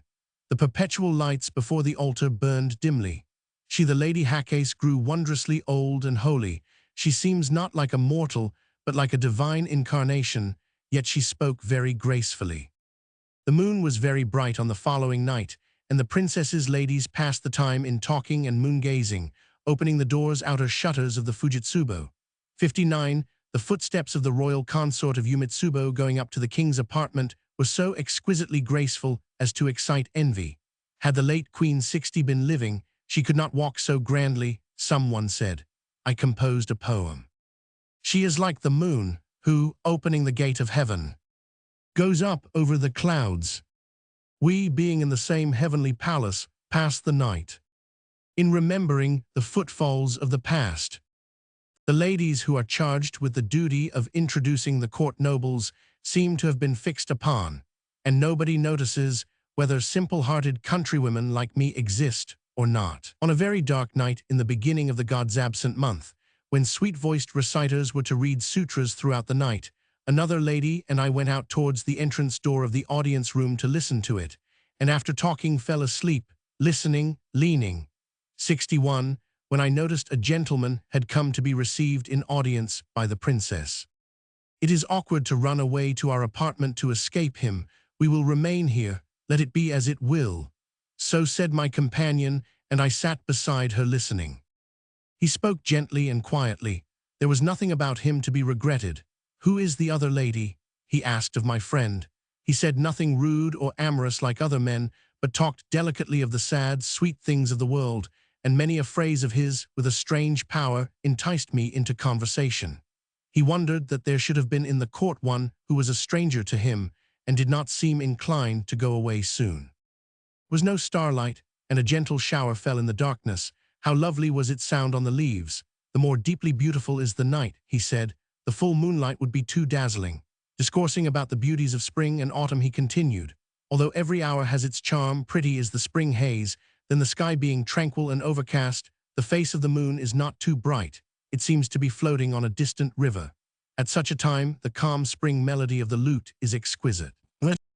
In autumn, on the other hand, the moon is very bright. Though there are mists trailing over the horizon, we can see things as clearly as if they were at hand. The sound of wind, the voices of insects, all sweet things seem to melt together. When at such a time we listen to the autumnal music of the Kodo 62, we forget the spring, we think that is best.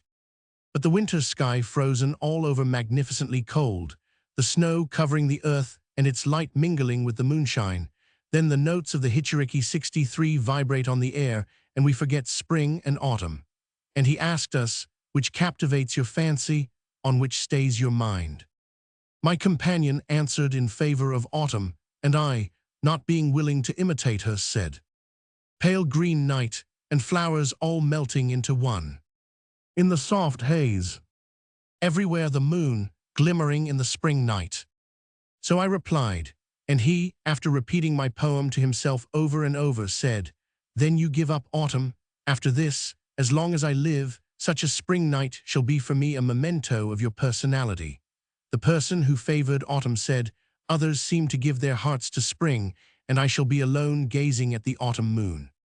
He was deeply interested, and being uncertain in thought said, "Even the poets of the Tang Empire 64 could not decide which to praise most, spring or autumn. Your decisions make me think that there must be some personal reasons when our inclination is touched or charmed. Our souls are imbued with the colors of the sky, moon, or flowers of that moment.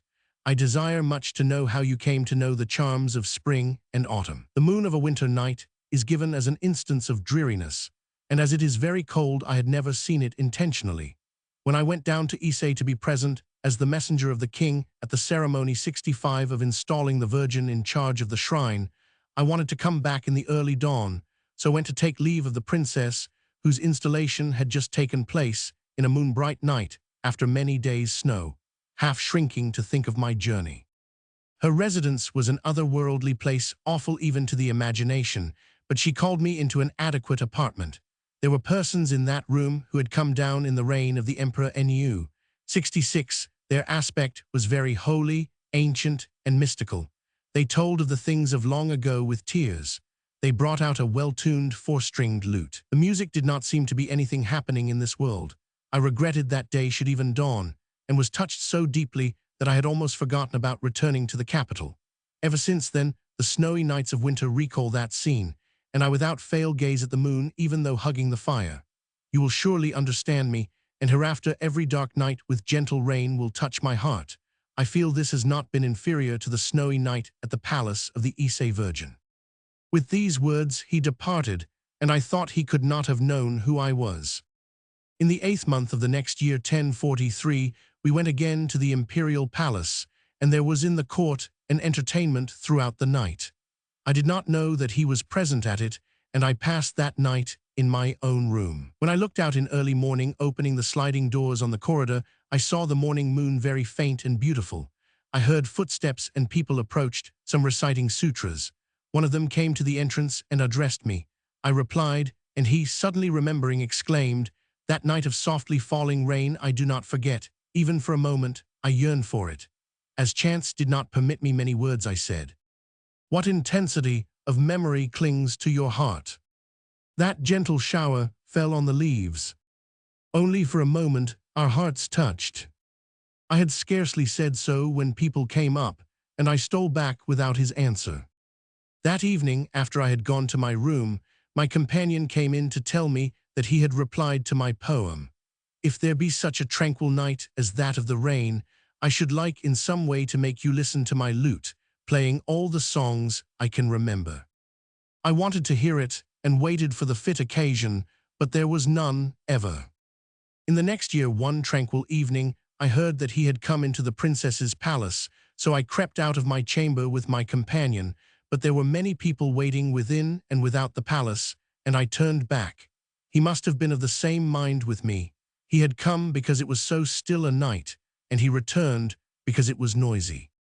I yearn for a tranquil moment, to be out upon the sea of harmony, in that enchanted boat. Oh, boatman, do you know my heart? So I composed that poem, and there is nothing more to tell. His personality was very excellent, and he was not an ordinary man, but time passed, and neither called to the other. In winter, though the snow had not come yet, the starlit sky was clear and cold. One whole night I talked with those who were in the palace. 67. Like a good-for-nothing woman, I retired from the court life. On the 25th of the end month, Christmas Day, 1043, I was summoned by the princess to the religious service of reciting Buddha's names. I went for that night only. About 40 ladies were there, all dressed in deep red dresses and also in deep red outer robe. I sat behind the person who led me in, the most shadow-like person among them, and I retired before dawn. On my way home, it snowed in fluttering flakes, and the frozen, ghostly moon was reflected in my dull red sleeves of glossy silk. Even that reflection seemed to be wet and sad. I thought all the way, the year comes to a close, and the night also, and the moon reflected in my sleeve, all passes. When one is in court, one may become familiar with those who serve there, and know worldly things better, and if one is thought amiable, one is received as a lady and favors may be bestowed. Such had been my thought, but father was now disappointed in me, and kept me at home. But how could I expect that my fortunes should become dazzling in a moment? It was father's idle fancy, yet he felt that it had betrayed him. Though 1,000 times, how many, I gathered parsley 68 in the fields. Yet my wishes were by no means fulfilled. I grumbled so far and no farther. I regretted deeply the idle fancies of old days, and as my parents would not accompany me to temples on pilgrimages, I could hardly suppress my impatience.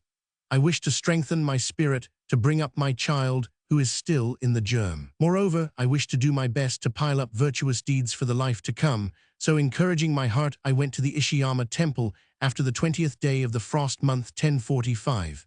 It snowed, and the route was lovely. On coming in sight of the barrier at Saka Pass, I was reminded that it was also in winter when I passed it on my way up to Kyoto. Then also, it was a windy, tempestuous day. The sound of the autumn wind at the barrier of Osaka. It differs not from that heard long ago. The temple at Seki, magnificent though it was, made me think of the old roughly hewn Buddha. The beach at Uchide has not changed in the passing of months and years, but my own heart feels change. Towards evening I arrived at the temple and after a bath went up to the main shrine. The mountain wind was dreadful. I took it for a good omen that, falling asleep in the temple, I heard a voice saying, "From the inner shrine perfume has been bestowed, tell it at once." At the words I awoke and passed the night in prayer. The next day the wind raged and it snowed heavily. I comforted my lonely heart with the friend of the princess who came with me. We left after 3 days. On the 25th of the 10th month of the next year 1046, the capital was in great excitement over the purification ceremonies before the great ceremony 69. For my part, I wanted to set out that same day for Haste Temple for my own religious purification. They stopped me, saying it was a sight to be seen only once in one reign, that even the country people come to see the procession, and it was madness to leave the city that very day. "Your deeds will be spread abroad, and people will gossip about you," said my brother angrily. "No, no, let the person have her own will, and according to my wish her husband let me start." His kindness touched me, but on the other hand I pitied those who accompanied me, her retinue, who with longing hearts wanted to see the ceremony. But what have we to do with such shows? Buddha will be pleased with those who come at a time like this. I wanted without fail to receive the divine favor and started before dawn. When I was crossing the great bridge of Nijo, with pine torches flaming before me, and with my attendants in pure white robes, all the men on horseback, in carriage, or on foot who encountered me on their way to the stands prepared for sightseers said, in surprise, "What is that?" And some even laughed or scolded me. As I was passing before the gate of Yoshinori, the commander of the bodyguard and his men were standing there before the wide-open portals. They said, laughing, "Here goes a company to the temple. There are many days and months in the world to do that in." But there was one standing by who said, "What is it to fatten the eyes for a moment? They are firmly determined. They will surely receive Buddha's favor. We ought also to make up our minds for the good without sightseeing." Thus one man spoke seriously. I had wanted to leave the city before broad daylight and had started in the middle of the night, but had to wait for belated persons till the very thick fog became thinner. People flowed in from the country like a river. Nobody could turn aside to make room for anybody else, and even the ill-behaved and vulgar children, who passed beside my carriage with some difficulty, had words of wonder and contempt for us. I felt sorry that I had started that day, yet praying to Buddha with all my heart, I arrived at the ferry of Uji. Even there the people were coming up to the city in throngs, and the ferryman, seeing these numberless people, was filled with his own importance and grew proud. He, tucking up his sleeves against his face and leaning on his pole, would not bring the boat at once. He looked around whistling and assumed an indifferent air. We could not cross the river for a long time, so I looked around the place, which I had felt a curiosity to see, ever since reading Genji Monogatari, which tells that the daughter of the princess of Uji lived here. I thought it a charming spot. At last, we managed to get across the river and went to see the Uji Mansion 70. I was at once reminded that the Lady Yukifune of the romance had been living here. As we had started before daybreak, my people were tired out and rested at Hiroichi to take food. The guard said, "Is that the famous mountain Kurikoma?" It is towards evening, be ready with your armor to protect from robbers or evil spirits. I listened to these words with a shudder, but we passed that mountain without adventure, and the sun was on its summit when we arrived at the lake of Nino. They went in several directions to seek a lodging and returned saying there was no proper place, only an obscure hut. But as there was no other place, we took that. In the house there were only 2 men, for the rest had all gone to the capital. Those 2 men did not sleep that night at all, but kept watch around the house. My maids who were in the recess, perhaps the outer part of the hut used as kitchen, asked, "Why do you walk about so?" And the men answered, "Why? We have rented our house to perfect strangers. What should we do if our kettles were stolen? Of course we cannot sleep." I felt both dread and laughter to hear them. In the early morning we left there and knelt before the great East Temple 71. The temple at Isonokami was antique and on the verge of ruin. That night we lodged at Yamabe Temple. Although I was tired out, I recited sutras and went to sleep. In my dream I saw a very noble and pure woman. At her coming the wind blew deliciously. She found me out and said, smiling, "For what purpose have you come?" I answered, "How could I help coming, since you are here?" And she said, "You would better be in the imperial court and become intimate with the Lady Hakase." I was very much delighted and encouraged. We crossed the river and arrived at the Hatsus temple at night. After purifying, I went up to the temple. I remained 3 days and slept expecting to start in the morning. At midnight, I dreamt that a cedar twig 72 was thrown into the room as a token bestowed by the Inari god. I was startled, but waking found it only a dream. We began our return journey after midnight, and as we could not find a lodging, we again passed a night in a very small house, which seemed to be a very curious one somehow. Do not sleep, something unexpected will happen. Don't be frightened, lie down even without breathing. This was said, and I spent the night in loneliness and dread. I felt that I lived 1,000 years that night, and when the day dawned, I saw that we were in a robber's den.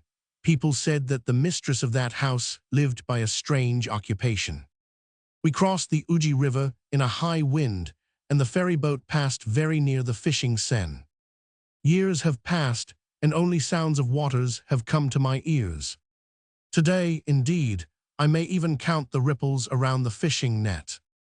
This poem may seem a little obscure.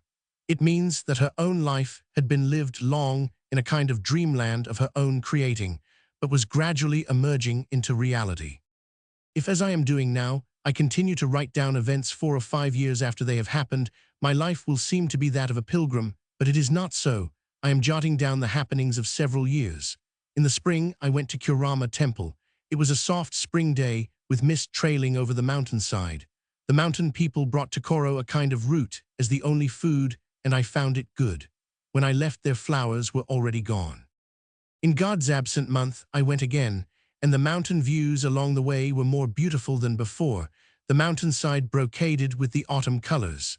The stream, rushing headlong, boiled up like molten metal and then shattered into crystals. When I reached the monastery, the maple leaves, wet with a shower, were brilliant beyond compare. The pattern of the maple leaves in autumn dyed with the rain. Beautiful in the deep mountain. After 2 years or so, I went again to Ishiyama. It seemed to be raining, and I heard someone saying rain is disagreeable on a journey, but on opening the door, I found the waning moon lighting even the depths of the ravine. What I thought rain was the stream rippling below the roots of the trees. The sound of the mountain brook gives an illusion of rain drops.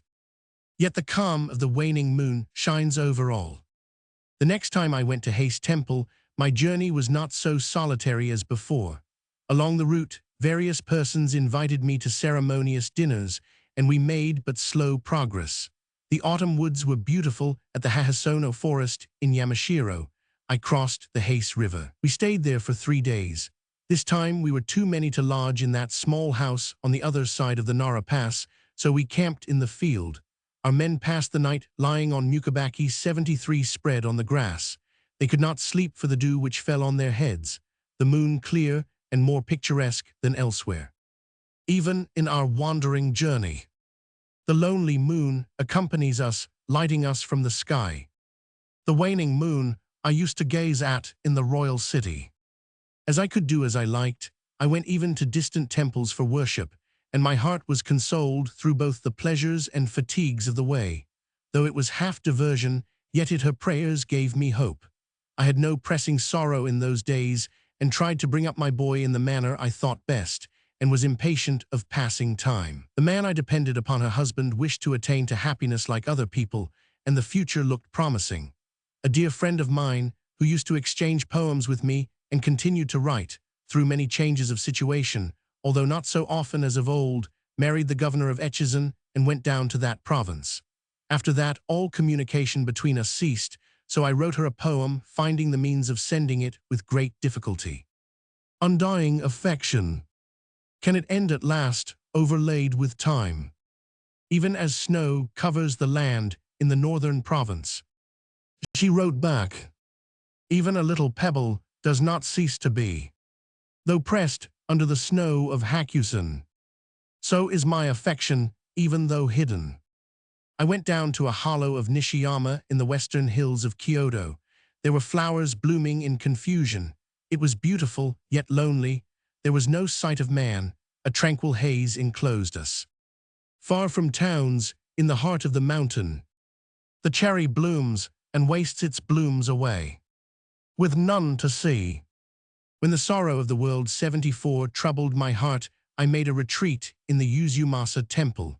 To me, there arrived a letter from one who served the princess. While I was answering it, the temple bell was heard. The outer world of many sorrows is not to be forgotten even here. At the sound of the evening bell, lonely grows my heart. To the beautifully tranquil palace of the princess, I went one day to talk with two congenial friends. The next day, finding life rather tedious, I thought longingly of them and sent a poem, 75. Knowing the place of our mating to be the sea of tears, where memories ripple and affections flow back. Yet we ventured into it, and my longing for you grew stronger than ever. One wrote back, we ventured into that sea to find the pearls of consolement. No pearls, but drops of sad, sweet tears we found. And the other, who would venture into the sea of tears, seeking for the chance with zealous care, had not the flowers of lovely vision floated in it. That friend being of the same mind with me, we used to talk over every joy and sorrow of the world, but she went down to the province of Chikuzen in Kyushu, extreme southwest of old Japan. On a moonbright night, I went to bed thinking of her with longing, for in the palace we had been wont not to sleep on such a night, but to sit up gazing into the sky. I dreamed that we were in the palace and saw each other as we had done in reality. I awoke startled. The moon was then near the western ridge of the mountain, and I thought I had not wakened, 76, quoting from a famous poem. Tell her, oh, western-going moon, that dreaming of her I could sleep no more. But all the night my pillow was bedewed with loving tears. In the autumn 1056, I had occasion to go down to the province of Izumi. 77, from Yodo, the journey was very picturesque. We passed a night at Takahama. It was dark, and in the depths of the night I heard the sound of an oar and was told that a singer had come. My companions called her boat to come alongside ours. She was lighted by a distant fire, her sleeves were long, she shaded her face with a fan and sung. She was charming.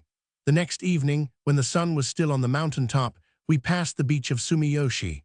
It was seen all in mist, and pine branches, the surface of the sea, and the beach where waves rolled up, combined to make a scene more beautiful than a picture. It is an evening of autumn. The seashore of Sumiyoshi. Can words describe it? What can be compared with it? Even after the boat was towed along, I looked back again and again, never satiated. In the winter I returned to Kyoto. We took our boat at Obei. That night a tempest raged with such fury that the very rocks seemed to be shaken. The god of thunder 78 came roaring, and the sound of dashing waves, the tumult of the wind, the horrors of the sea, made me feel that life was coming to an end. But they dragged the boat ashore, where we spent the night.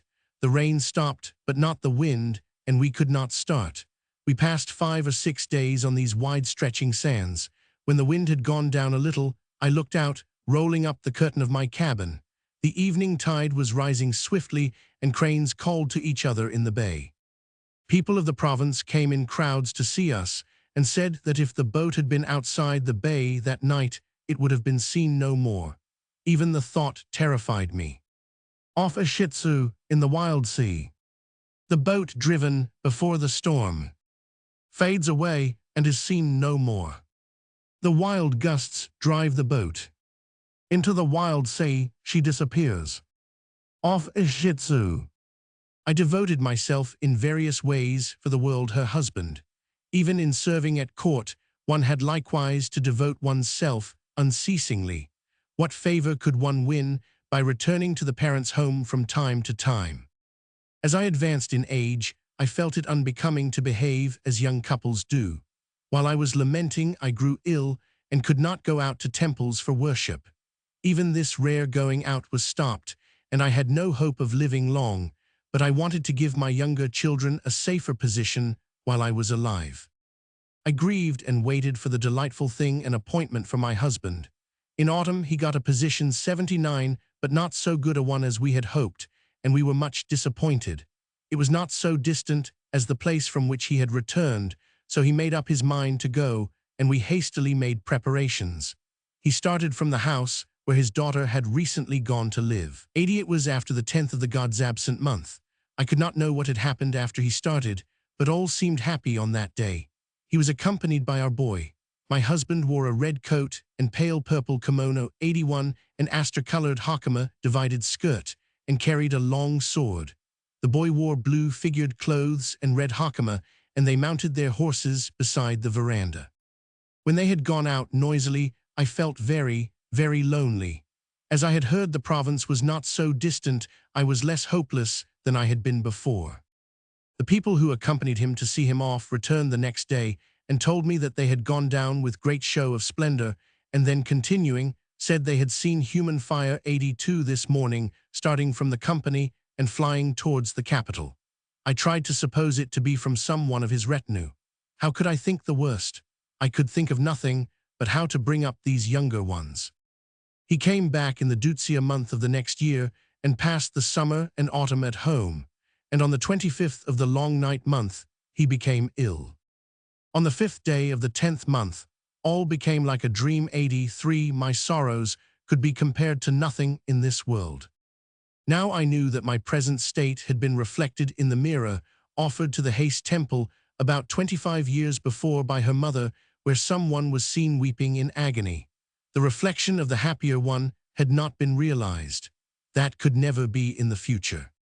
On the 23rd, we burnt his remains with despairing hearts. My boy, who went down with him last autumn, being dressed exquisitely and much attended, followed the bier weeping in black clothes, with hateful things mourning insignia on them. My feeling when I saw him going out can never be expressed. I seemed to wander in dreams and thought that human life must soon cease here. If I had not given myself up to idle fictions, she herself had written several and poetry, but had practiced religious austerities night and day, I would not have seen such a dream world.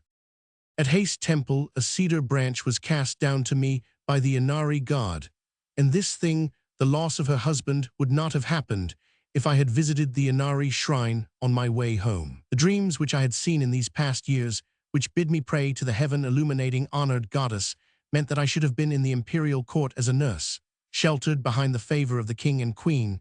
So the dream interpreter interpreted my dream, but I could not realize this. Only the sorrowful reflection in the mirror was realized unaltered. O pitiful and sorrowful I, thus nothing could happen as I willed, and I wandered in this world doing no virtuous deed for the future life. Life seemed to survive sorrows, but I was uneasy at the thought that things would happen against my will, even in the future life. There was only one thing I could rely on. Ceaseless tears, clouded mind. Bright scene, moon shadow.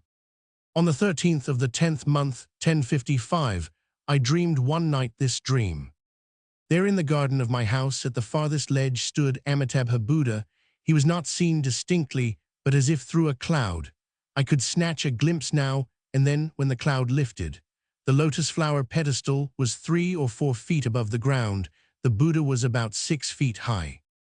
Golden light shone forth. One hand was extended. The fingers of the other were bent in form of benediction. None but I could see him, yet I felt such reverence that I dared not approach the blind to see him better.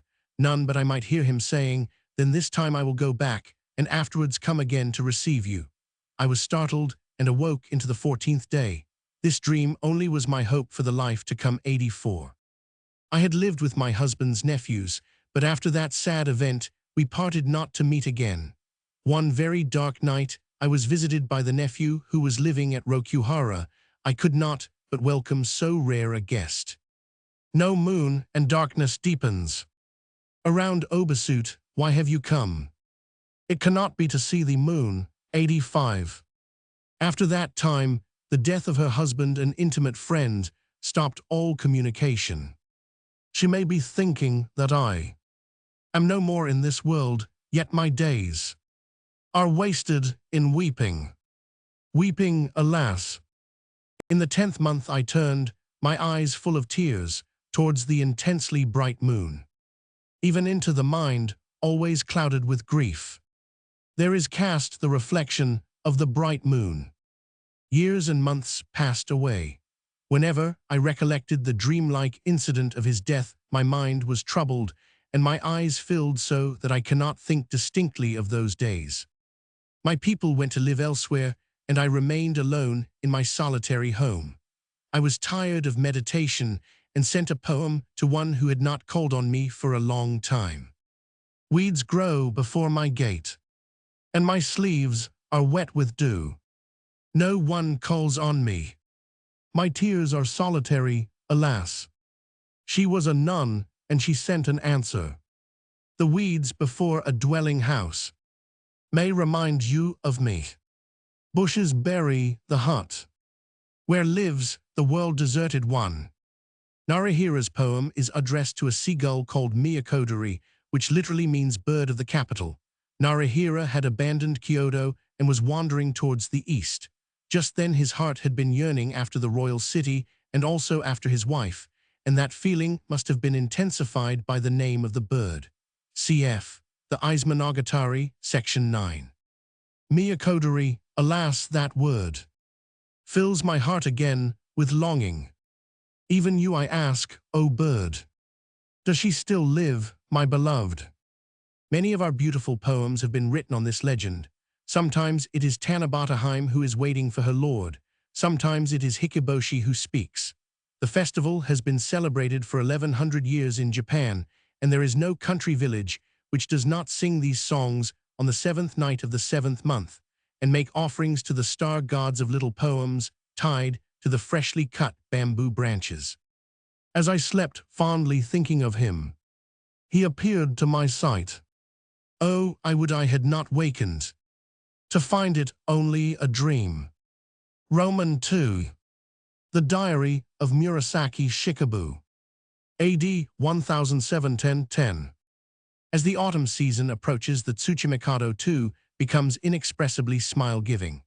The treetops near the pond, the bushes near the stream, are dyed in varying tints, whose colors grow deeper in the mellow light of evening.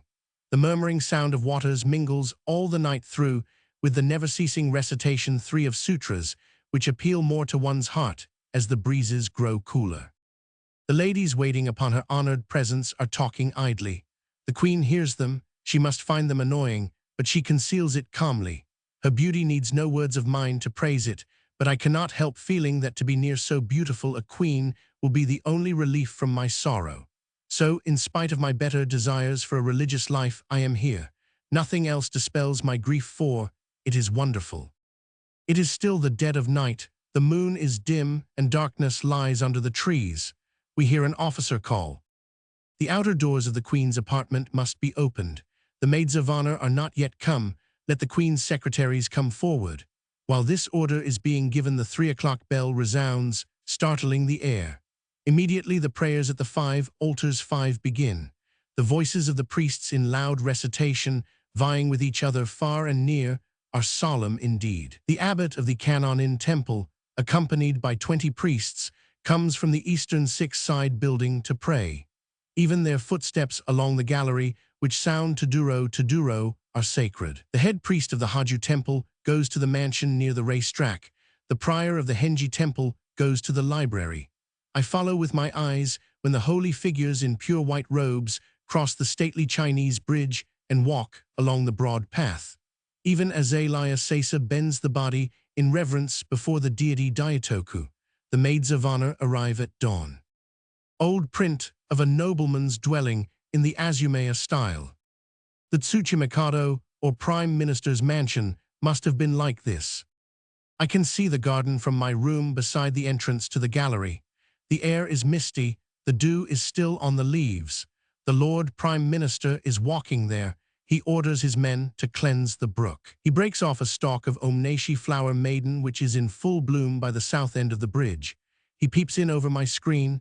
His noble appearance embarrasses us, and I am ashamed of my morning not yet painted and powdered face. He says, "Your poem on this, if you delay so much the fun is gone," and I seize the chance to run away to the writing box, hiding my face. Flower maiden in bloom. Even more beautiful for the bright dew, which is partial and never favors me. So prompt, said he, smiling, and ordered a writing box to be brought for himself. His answer, "The silver dew is never partial. From her heart, the flower maiden's beauty." One wet and calm evening, I was talking with Lady Seisho. The young Lord Seven of the third rank sat with the Monsieur Eight partly rolled up.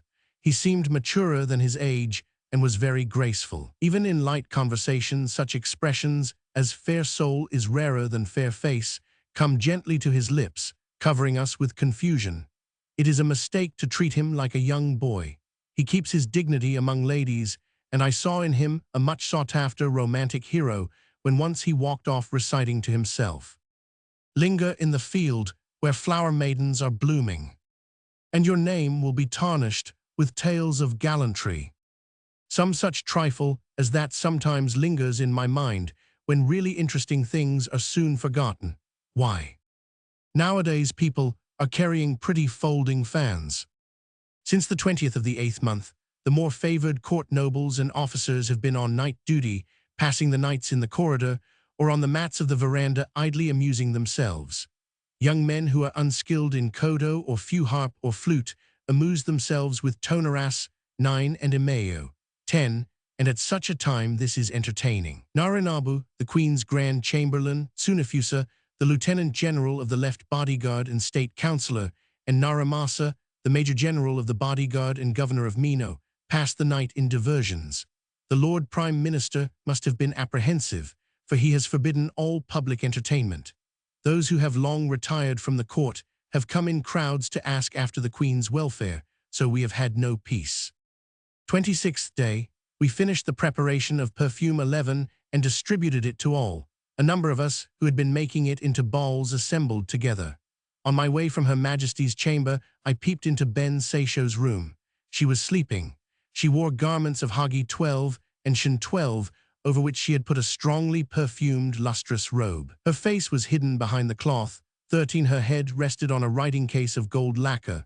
Her forehead was beautiful and fascinating. She seemed like a princess in a picture. I took off the cloth which hid her mouth and said, "You are just like the heroine of a romance." She blushed, half rising. She was beauty itself. She is always beautiful, but on this occasion her charm was wonderfully heightened. Dear Lady Hayo brought me some floss 14 silk for chrysanthemums. The wife of the Prime Minister favors you with this present to drive away age 14. Carefully use it and then throw it away. May that lady live 1,000 years who guards the flowers. My sleeves are wet with thankful tears, as though I had been walking in a garden of dewy chrysanthemums. I wanted to send it, but as I heard that she had gone away, I kept it. The evening I went to the Queen's chamber. As the moon was beautiful, skirts overflowed from beneath the Monsieur. 15 by, and by there came Lady Kashosho and Lady Dainagon. Her Majesty took out some of the perfume made the other day and put it into an incense burner to try it. The garden was admirable. When the ivy leaves become red, they were saying, but Our Lady seemed less tranquil than usual. The priests came for prayers, and I went into the inside room but was called away and finally went to my own chamber. I wanted only to rest a few minutes, but fell asleep. By midnight everybody was in great excitement. 10th day of the long moon month. When day began to dawn, the decorations 16 of the Queen's chamber were changed, and she removed to a white bed. The Prime Minister, his sons, and other noblemen made haste to change the curtains of the screens, the bed cover, and other things. 16 all day long she lay ill at ease. Men cried at the top of their voices to scare away evil spirits. There assembled not only the priests who had been summoned here for these months, but also itinerant monks who were brought from every mountain and temple. Their prayers would reach to the Buddhas of the three worlds. All the soothsayers in the world were summoned. 8 million gods seemed to be listening with ears erect for their Shinto prayers. Messengers ran off to order sutra reciting at various temples. Thus the night was passed. On the east side of the screen, placed around the Queen's bed, there assembled the ladies of the court. On the west side, there were lying the Queen's substitutes possessed with, or who were enticing the evil spirits. 17, each was lying surrounded by a pair of folding screens. The joints of the screens were curtained, and priests were appointed to cry sutras there. On the south side, there sat in many rows abbots and other dignitaries of the priesthood, who prayed and swore till their voices grew hoarse, as if they were bringing down the living form of Fudo. 18, the space between the north room and the dais, on which was the Queen's bed, was very narrow, yet when I thought of it afterwards, I counted more than 40 persons who were standing there. They could not move at all, and grew so dizzy that they could remember nothing. The people, i.e. the ladies-in-waiting and maids of honor now coming from home, could not enter the main apartment at all. There was no place for their flowing robes and long sleeves. Certain older women wept secretly. 11th day.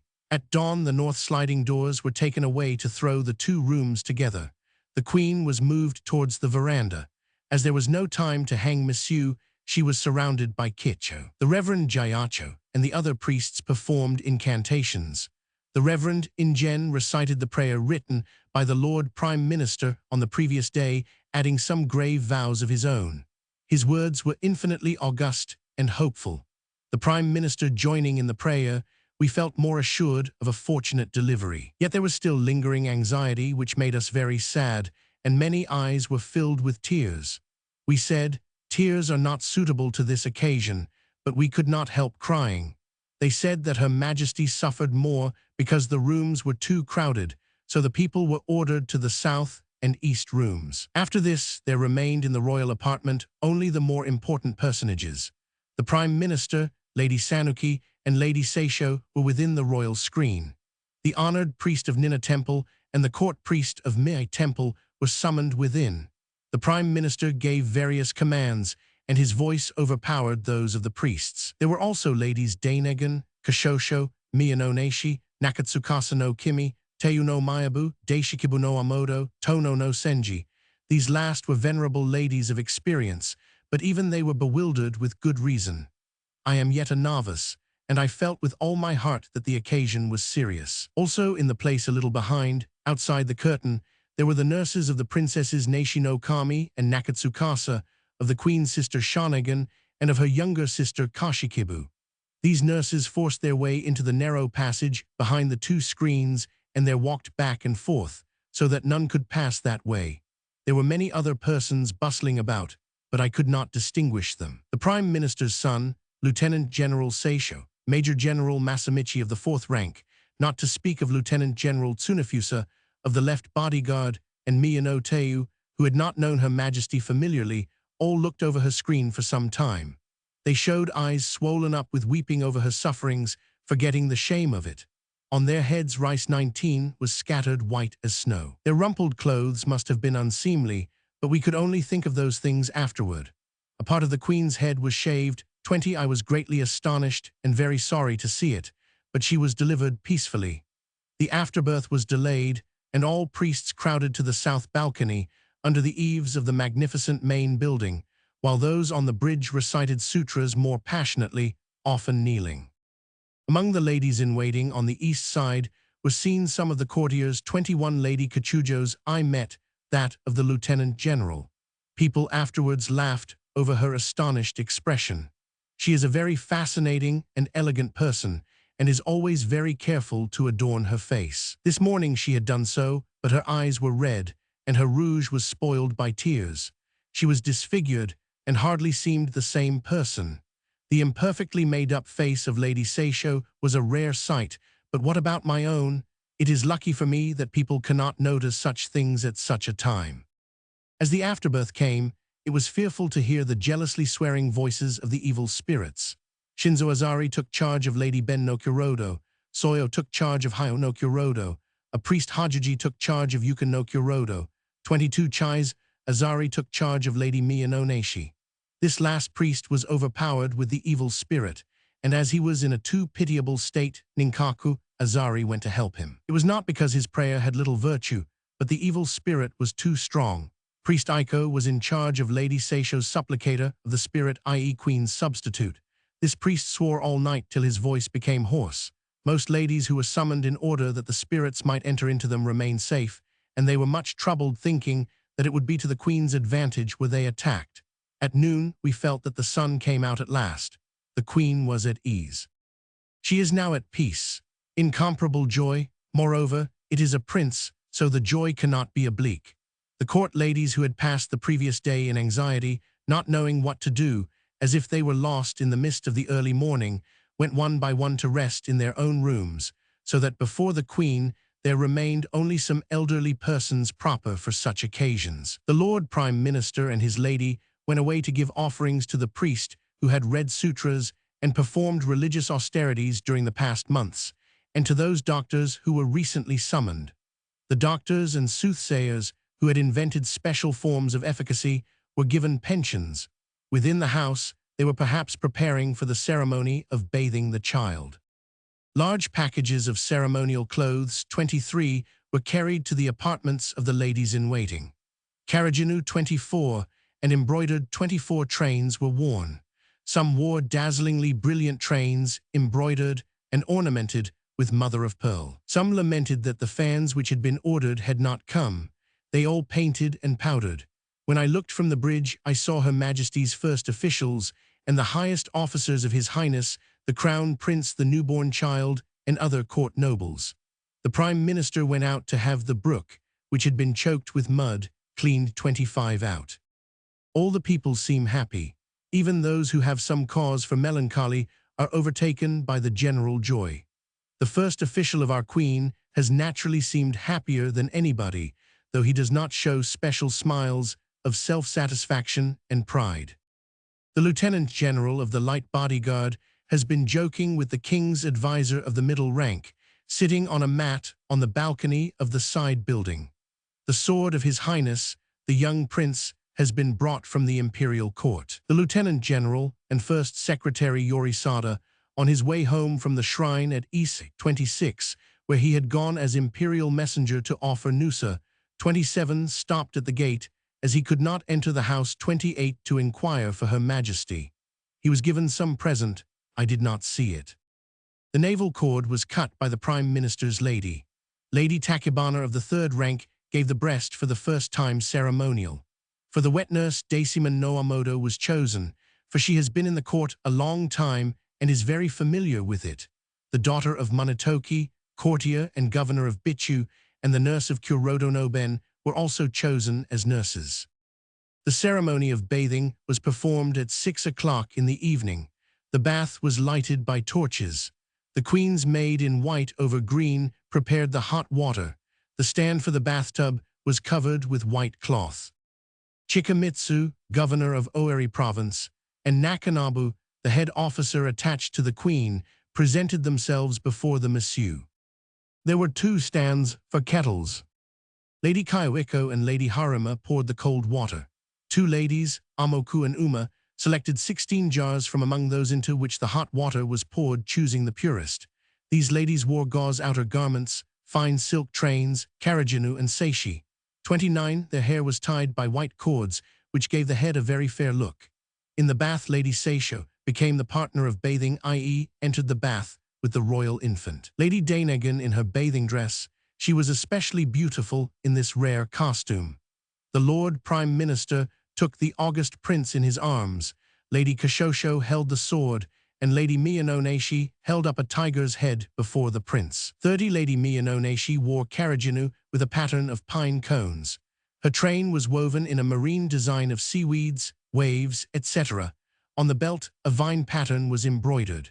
Lady Kashosho wore an embroidered belt with a pattern of autumn leaves, butterflies, and birds, which was bright with silver thread. Brocade was forbidden, except for persons of high rank, and they used it only for the belt. 2 sons of the Prime Minister and Major General Minamoto Masamichi were scattering rice in great excitement. 31, I will make the most noise. Each shouted to the other. The priest of Henchai Temple presented himself to protect the august child.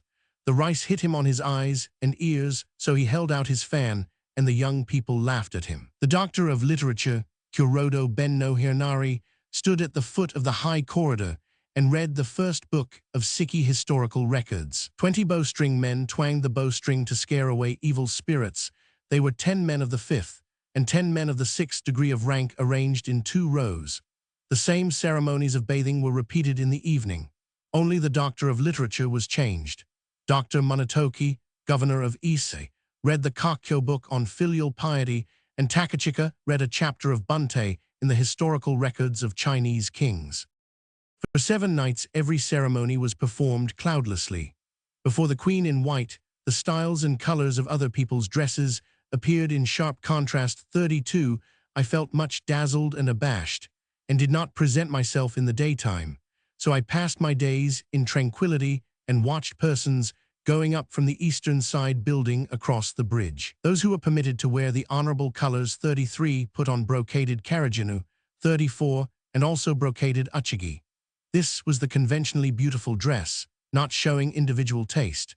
The elderly ladies who could not wear the honorable colors avoided anything dazzling, but took only exquisite uchigi. 35 trimmed with 3 or 5 folds. 36, and for karajinu brocade either of one color or of a simple design. For their inner kimonos they used figured stuffs or gauzes. Their fans, though not at first glance brilliant or attractive, had some written phrases or sentiments in good taste, but almost exactly alike, as if they had compared notes beforehand. In point of fact, the resemblance came from their similarity of age, and they were individual efforts. Even in those fans were revealed their minds, which are in jealous rivalry. The younger ladies wore much embroidered clothes, even their sleeve openings were embroidered. The pleats of their trains were ornamented with thick silver thread, and they put gold foil on the brocaded figures of the silk. Their fans were like a snow-covered mountain in bright moonlight. They sparkled and could not be looked at steadily.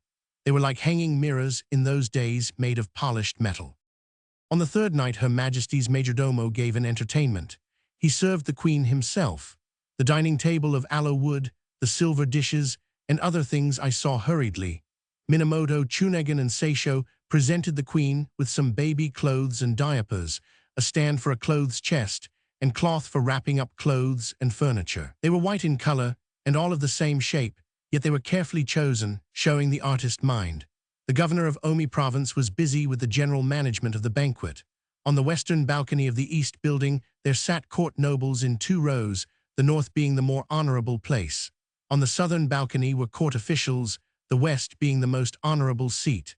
Outside the doors of the principal building, where the queen was, white figured silk screens were put. On the 5th night, the Lord Prime Minister celebrated the birth. The full moon on the 15th day was clear and beautiful.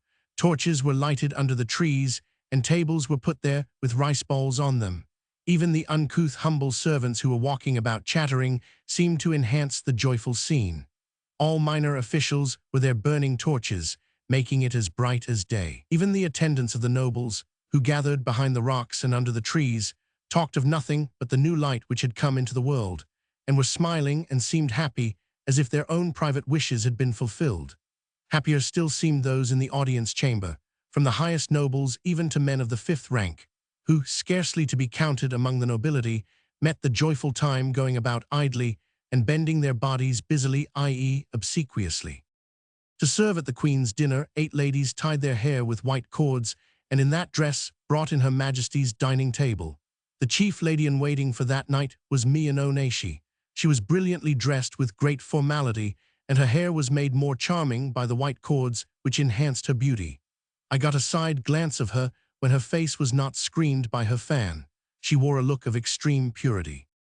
The following are the maids of honor who tied their hair. Minamoto Shikibu, daughter of the governor of Kaga province. Kaziman, daughter of the late Michitoki, governor of Bichu. Koyo, daughter of Ikimasa, governor of the left capital. Asuk, daughter of Sukichika, the head priest of the Ise shrine. O-uma, daughter of Yorinabu, an officer of the right bodyguard. Ko-uma, daughter of Michinabu, an officer of the left bodyguard. Koyo, daughter of Narataka, recorder of the capital. Kamoku or Dakumi, daughter of Nabayoshi. These were all young and pretty. It was a sight worth seeing. This time, as they chose only the best-looking young ladies, the rest who used to tie their hair on ordinary occasions to serve the queen's dinner wept bitterly. It was shocking to see them. More than 30 ladies were sitting in the 2 rooms east of the queen's canopy, a magnificent sight. The august dinner trays were carried by anime. 37 near the entrance of the great chamber folding screens surrounded a pair of tables on which these dining trays had been placed. As the night advanced, the moon shone brightly.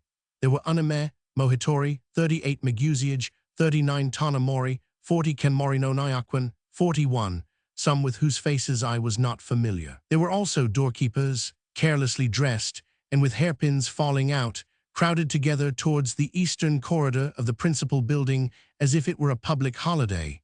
There were so many people, there was no getting through them. After dinner, the maids of honor came outside the massue and could be plainly seen by the light of the torches.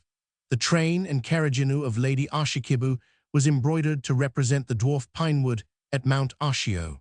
As she is the wife of Michinoku, governor of the eastern extremity of the island, she serves now in the prime minister's household. Deuno Miyabu neglected the ornamentation of her carriage, but she adorned her train with silver dust representing sea waves. It was pleasing to the eye, though not dazzling. Ben Noneshi showed on her train a beach with cranes on it painted in silver. It was something new. She had also embroidered pine branches. She is clever, for all these things are emblematic of a long life. The device of Lady Shosho was inferior to these. Many laughed at her silver foil. She was sister to Tsukamitsu, the governor of Shinano, and has lived at the court a long time. People wanted to see this entertainment. A priest was there who used to attend the court to beguile the night with religious and other stories. I said to him, "You cannot see such a lovely thing every day." "Indeed, indeed," said he, neglecting his Buddha and clapping his hands for joy. The court nobles rose from their seats and went to the steps descending from the balcony. His lordship, the prime minister, and others cast de 42. It was shocking to see them quarreling about paper. Some others composed poems. A lady said, "What response shall we make if someone offers to drink sake with us?" We tried to think of something. 43. Shijono Dainagan is a man of varied accomplishments. No ladies can rival him in repartee, much less compete with him in poetry, so they were all afraid of him. But this evening, he did not give a cup to any particular lady to make her compose poems. Perhaps that was because he had many things to do and it was getting late. At this ceremony, the ladies of high rank are given robes, together with babies' dresses presented by the queen. The ladies of the 4th rank were each given a lined kimono, and those of the 6th rank were given hakama 44. So much I saw. The next night the moon was very beautiful. As it is the delightful season, young people went boating. They were all dressed uniformly in white, and their hair showed better than when they wear colored clothes. Katebu Minamoto Shikibu, Miyaki no Jiju, Ghost Chinoben, Yukon, Koyo Koeman, Uma, Yasarahi, Ispito. These were on the veranda when the lieutenant general of the left bodyguard and the lieutenant general, the prime minister's son, came to take them out in the boat punted by Lieutenant General Kanataka of the right bodyguard. The rest of the ladies were neglected and followed them with their eyes. They seemed to be jealous in spite of themselves.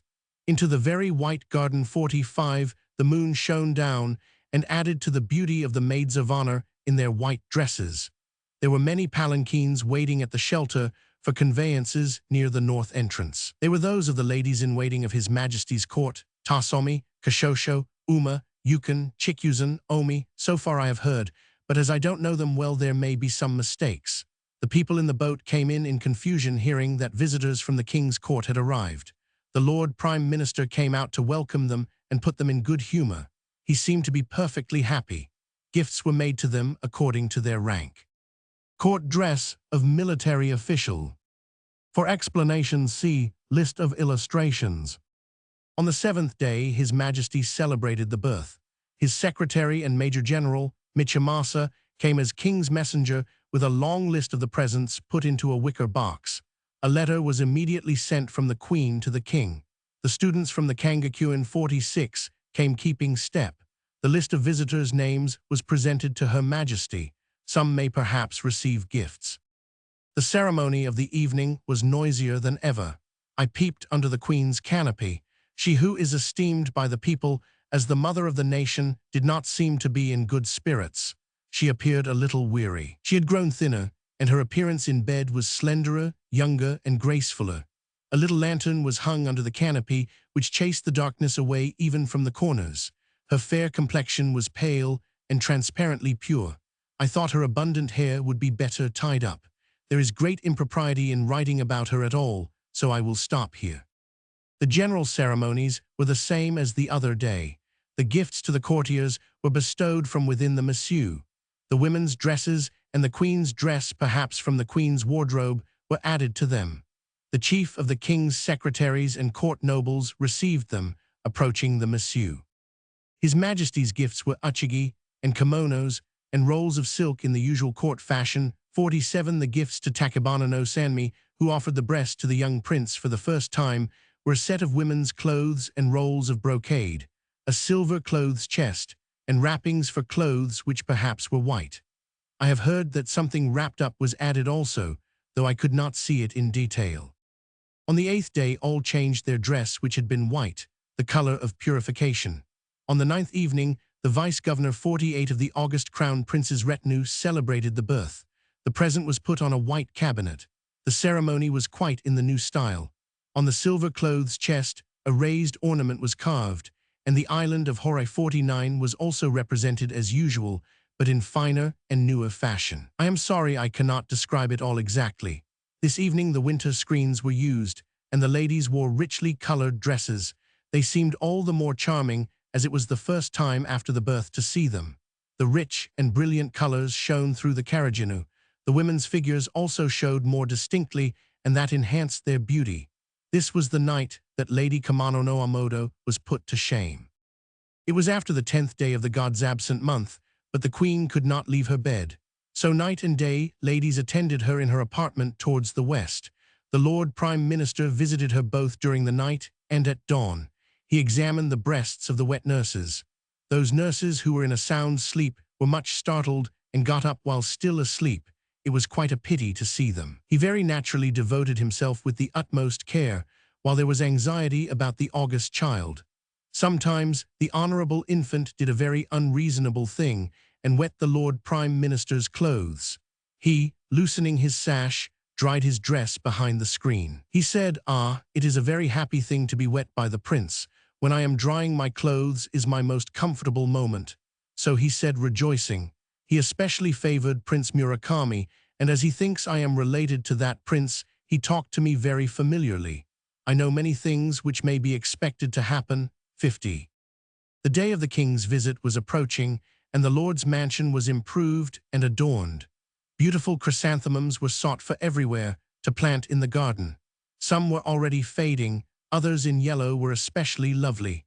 When they were planted, and I saw them through the shifting morning mists, they seemed indeed to drive away old age. I wish I could be more adaptable and live more gaily in the present world, had I not an extraordinary sorrow. But whenever I hear delightful or interesting things, my yearning for a religious life grows stronger. I become melancholy and lament. I try to forget, for sorrow is vain. Am I too sinful? So I was musing one morning when I saw waterfowl playing heedlessly in the pond 51. Waterfowl floating on the water. They seem so gay. But in truth, it is not gay to live anxiously, seeking means of existence. I sympathized with them who outwardly have no other thought but amusement, yet in reality are seeking a livelihood in great anxiety.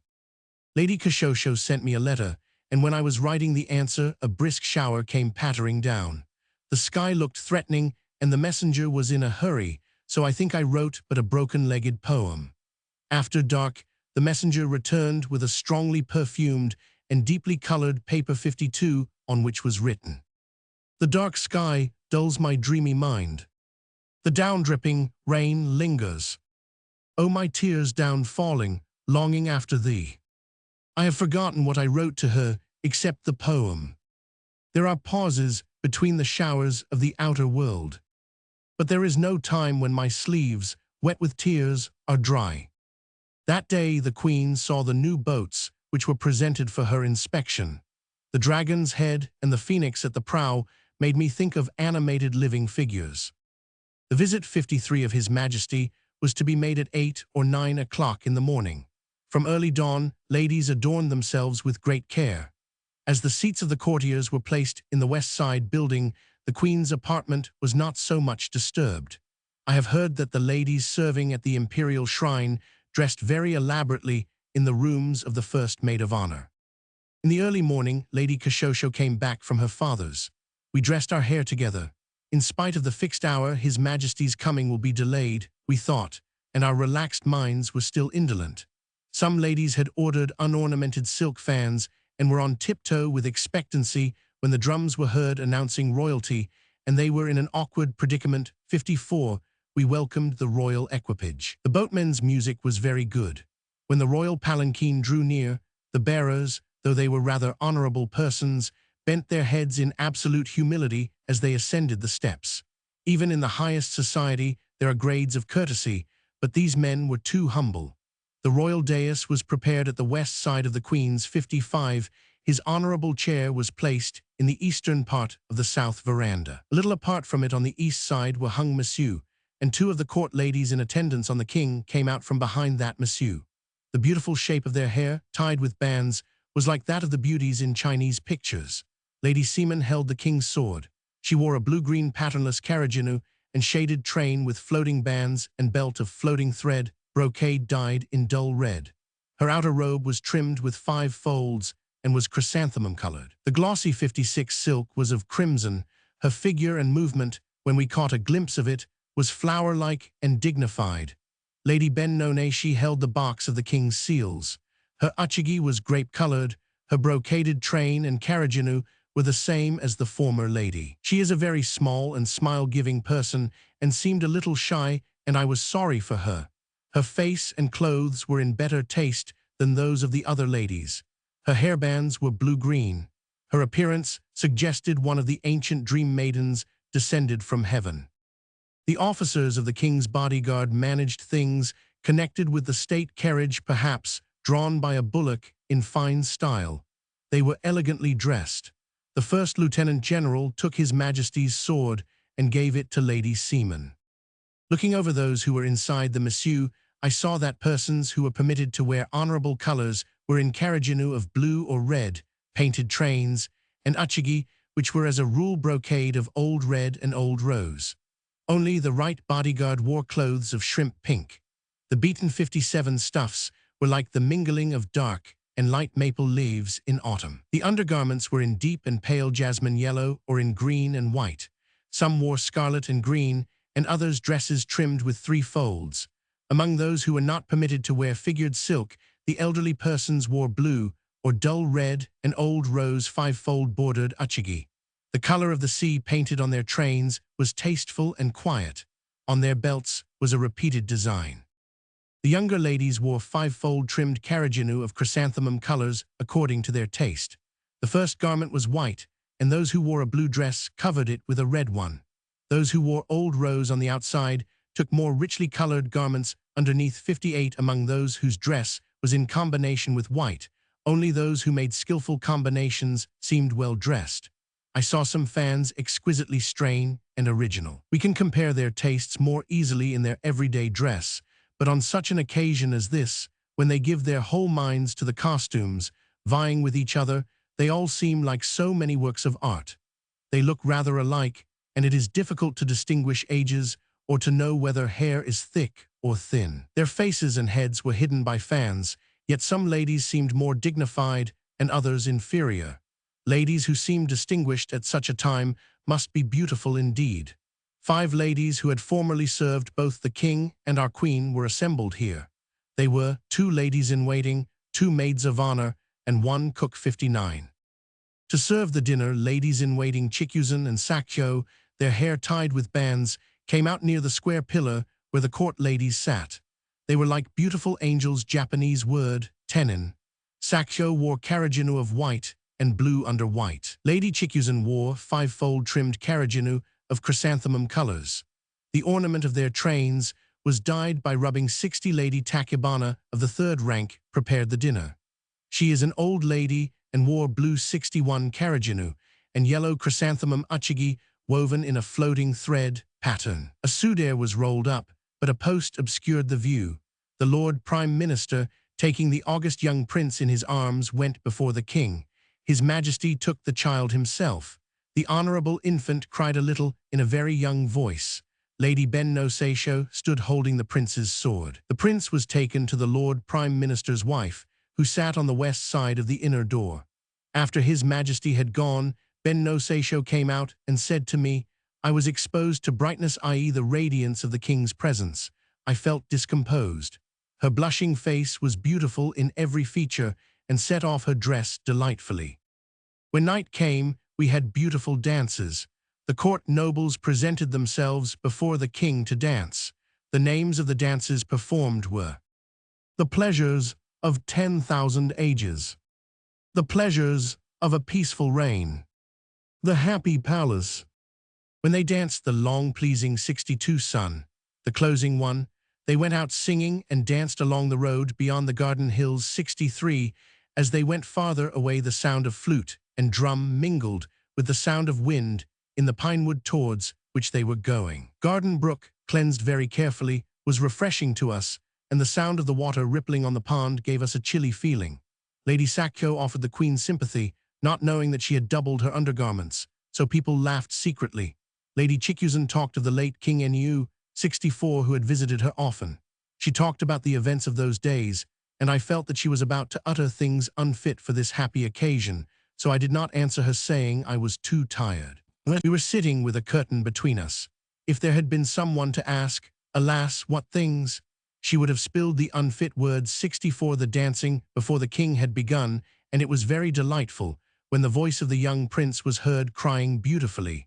The minister of the right said flatteringly that the august child's voice was in accord with the music. The commander of the king's left bodyguard recited with others the pleasures of 10,000 years and the pleasures of 10,000 autumns. Our honorable host, the Lord Prime Minister, said, I held the previous condescending visit as a great honor, but this is the greatest." He wept in intoxication of joy. There's really no need of my saying it, but he is so grateful to the king and so conscious of his happiness, it is lovely to see it. The Prime Minister withdrew, and His Majesty retired from the chamber. He summoned the Minister of the Right to order him to record that the Queen's officials and Prime Minister's stewards were to be advanced in rank. Tonoben presented to him all who were to be thus honored. The nobles of the Fujiwara clans, 65, arrived together, but there were only those immediately connected with the Prime Minister's family. The other 3 families were not among them. Then came the chief officers of the right bodyguard, the high officials of the Queen Dowager, the officials of our Queen to whom additional duties were assigned, and other members of the court who had been promoted and who came to thank the king. His Majesty went in beside the Queen, but as the night was far advanced, it was not long before the Prime Minister called the royal carriage, and the king returned to his own palace. The next day royal messengers came here before the morning mist had cleared up. I arose late and did not see them. Last evening was the first time that His Majesty the King had met the Queen during these months. After the visit, the duties of the august prince's attendants and ladies were made public. Some who had not heard about it before were disappointed and jealous. The decorations of the Queen's apartment, which had been neglected, were improved. Things became more attractive in the Queen's presence. For years the Prime Minister had felt anxious as the Queen had had no child, but his hopes being realized, he and his wife devoted themselves to taking care of the Queen. The august child seems to have shed brightness around him. In the evening the moonlight was very beautiful. The second official of the august young prince came, perhaps thinking that his thanks might be offered by a court lady. The bridge opposite the door was wet with vapor from the bath. No one answered, so he went to the room of Lady Miyanoneshi, which is next the bridge of the eastern building. Lady Seisha was in the inner room. The man, holding back the unlocked door, asked again, "Is someone within?" But she did not come out. Just then the Queen's first officer appeared and called, "Is someone there?" She felt it impossible not to reply, so made a faint answer. The new official was in a gay humor and said reproachfully, "You did not answer me, but you especially favor the head officer. It is natural enough, but not kind. Is there so much difference between the nobles in this place? It is too much." He sung the August happiness of the day. As the night advanced, the moon became brighter. "It would be better to take away the obstruction from before the door," said he persuasively. "I thought it awkward that a noble of the court should stand there below me like that, but I did not open the door. If I were younger, I thought, my inexperience would be my excuse were I to talk with him or open the door, but one cannot talk thoughtlessly when one is young no longer, so I did not open the door but held it with my hand." The first day of the frost month was the 50th day after the birth. The persons who were to present themselves came in full dress. The sight before her presence was like a picture of a poet's assembly. Many kitcha were arranged along the east side of the Queen's dais, from the inner room to the veranda. The royal dining table was placed towards the south front of the house. At the west side was prepared the Queen Dowager's dinner. It was placed on a tray of aloe wood. I don't know what kind of a stand it was on, because I did not see it. She wore a grape-colored kimono trimmed with 5 folds and red uchigi. Those serving the dinner were Lady Seisho and Lady Sanuki. The maids of honor dressed their hair with seishi and bands. Lady Dainagon served the August Prince's dinner at the east side. A little dining table, plate, stand for chopsticks, with a central decoration representing a bit of seashore, all as small as playthings for dolls. At the east end, where the sudare was a little rolled up, there were in waiting such ladies as Ben no Neishi, Lady Nakatsukasa, Lady Kashosho. As I was inside, I could not see in great detail. That night Lady Sefu, the nurse, was permitted to wear a dress of honorable color. She seemed still girlish, as she took the August Prince in her arms and gave him to the Lord Prime Minister, who was within the dais.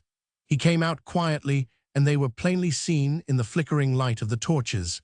It was very lovely. The August Prince was dressed in red brocade with shaded skirt, exquisitely pretty. The Machi 66 was given to him by the Lord Prime Minister. The seats of the courtiers had been prepared at the west side of the east building. There were 2 ministers present. They came out onto the bridge and were very drunk and boisterous.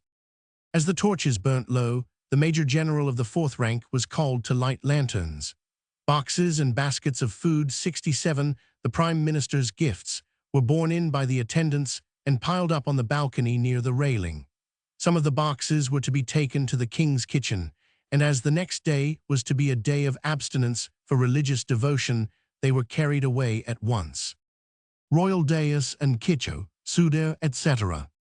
The Queen's first officer came to the monsieur and asked if the court nobles should be invited there. As the answer was yes, everyone came led by the Prime Minister and approached the east door.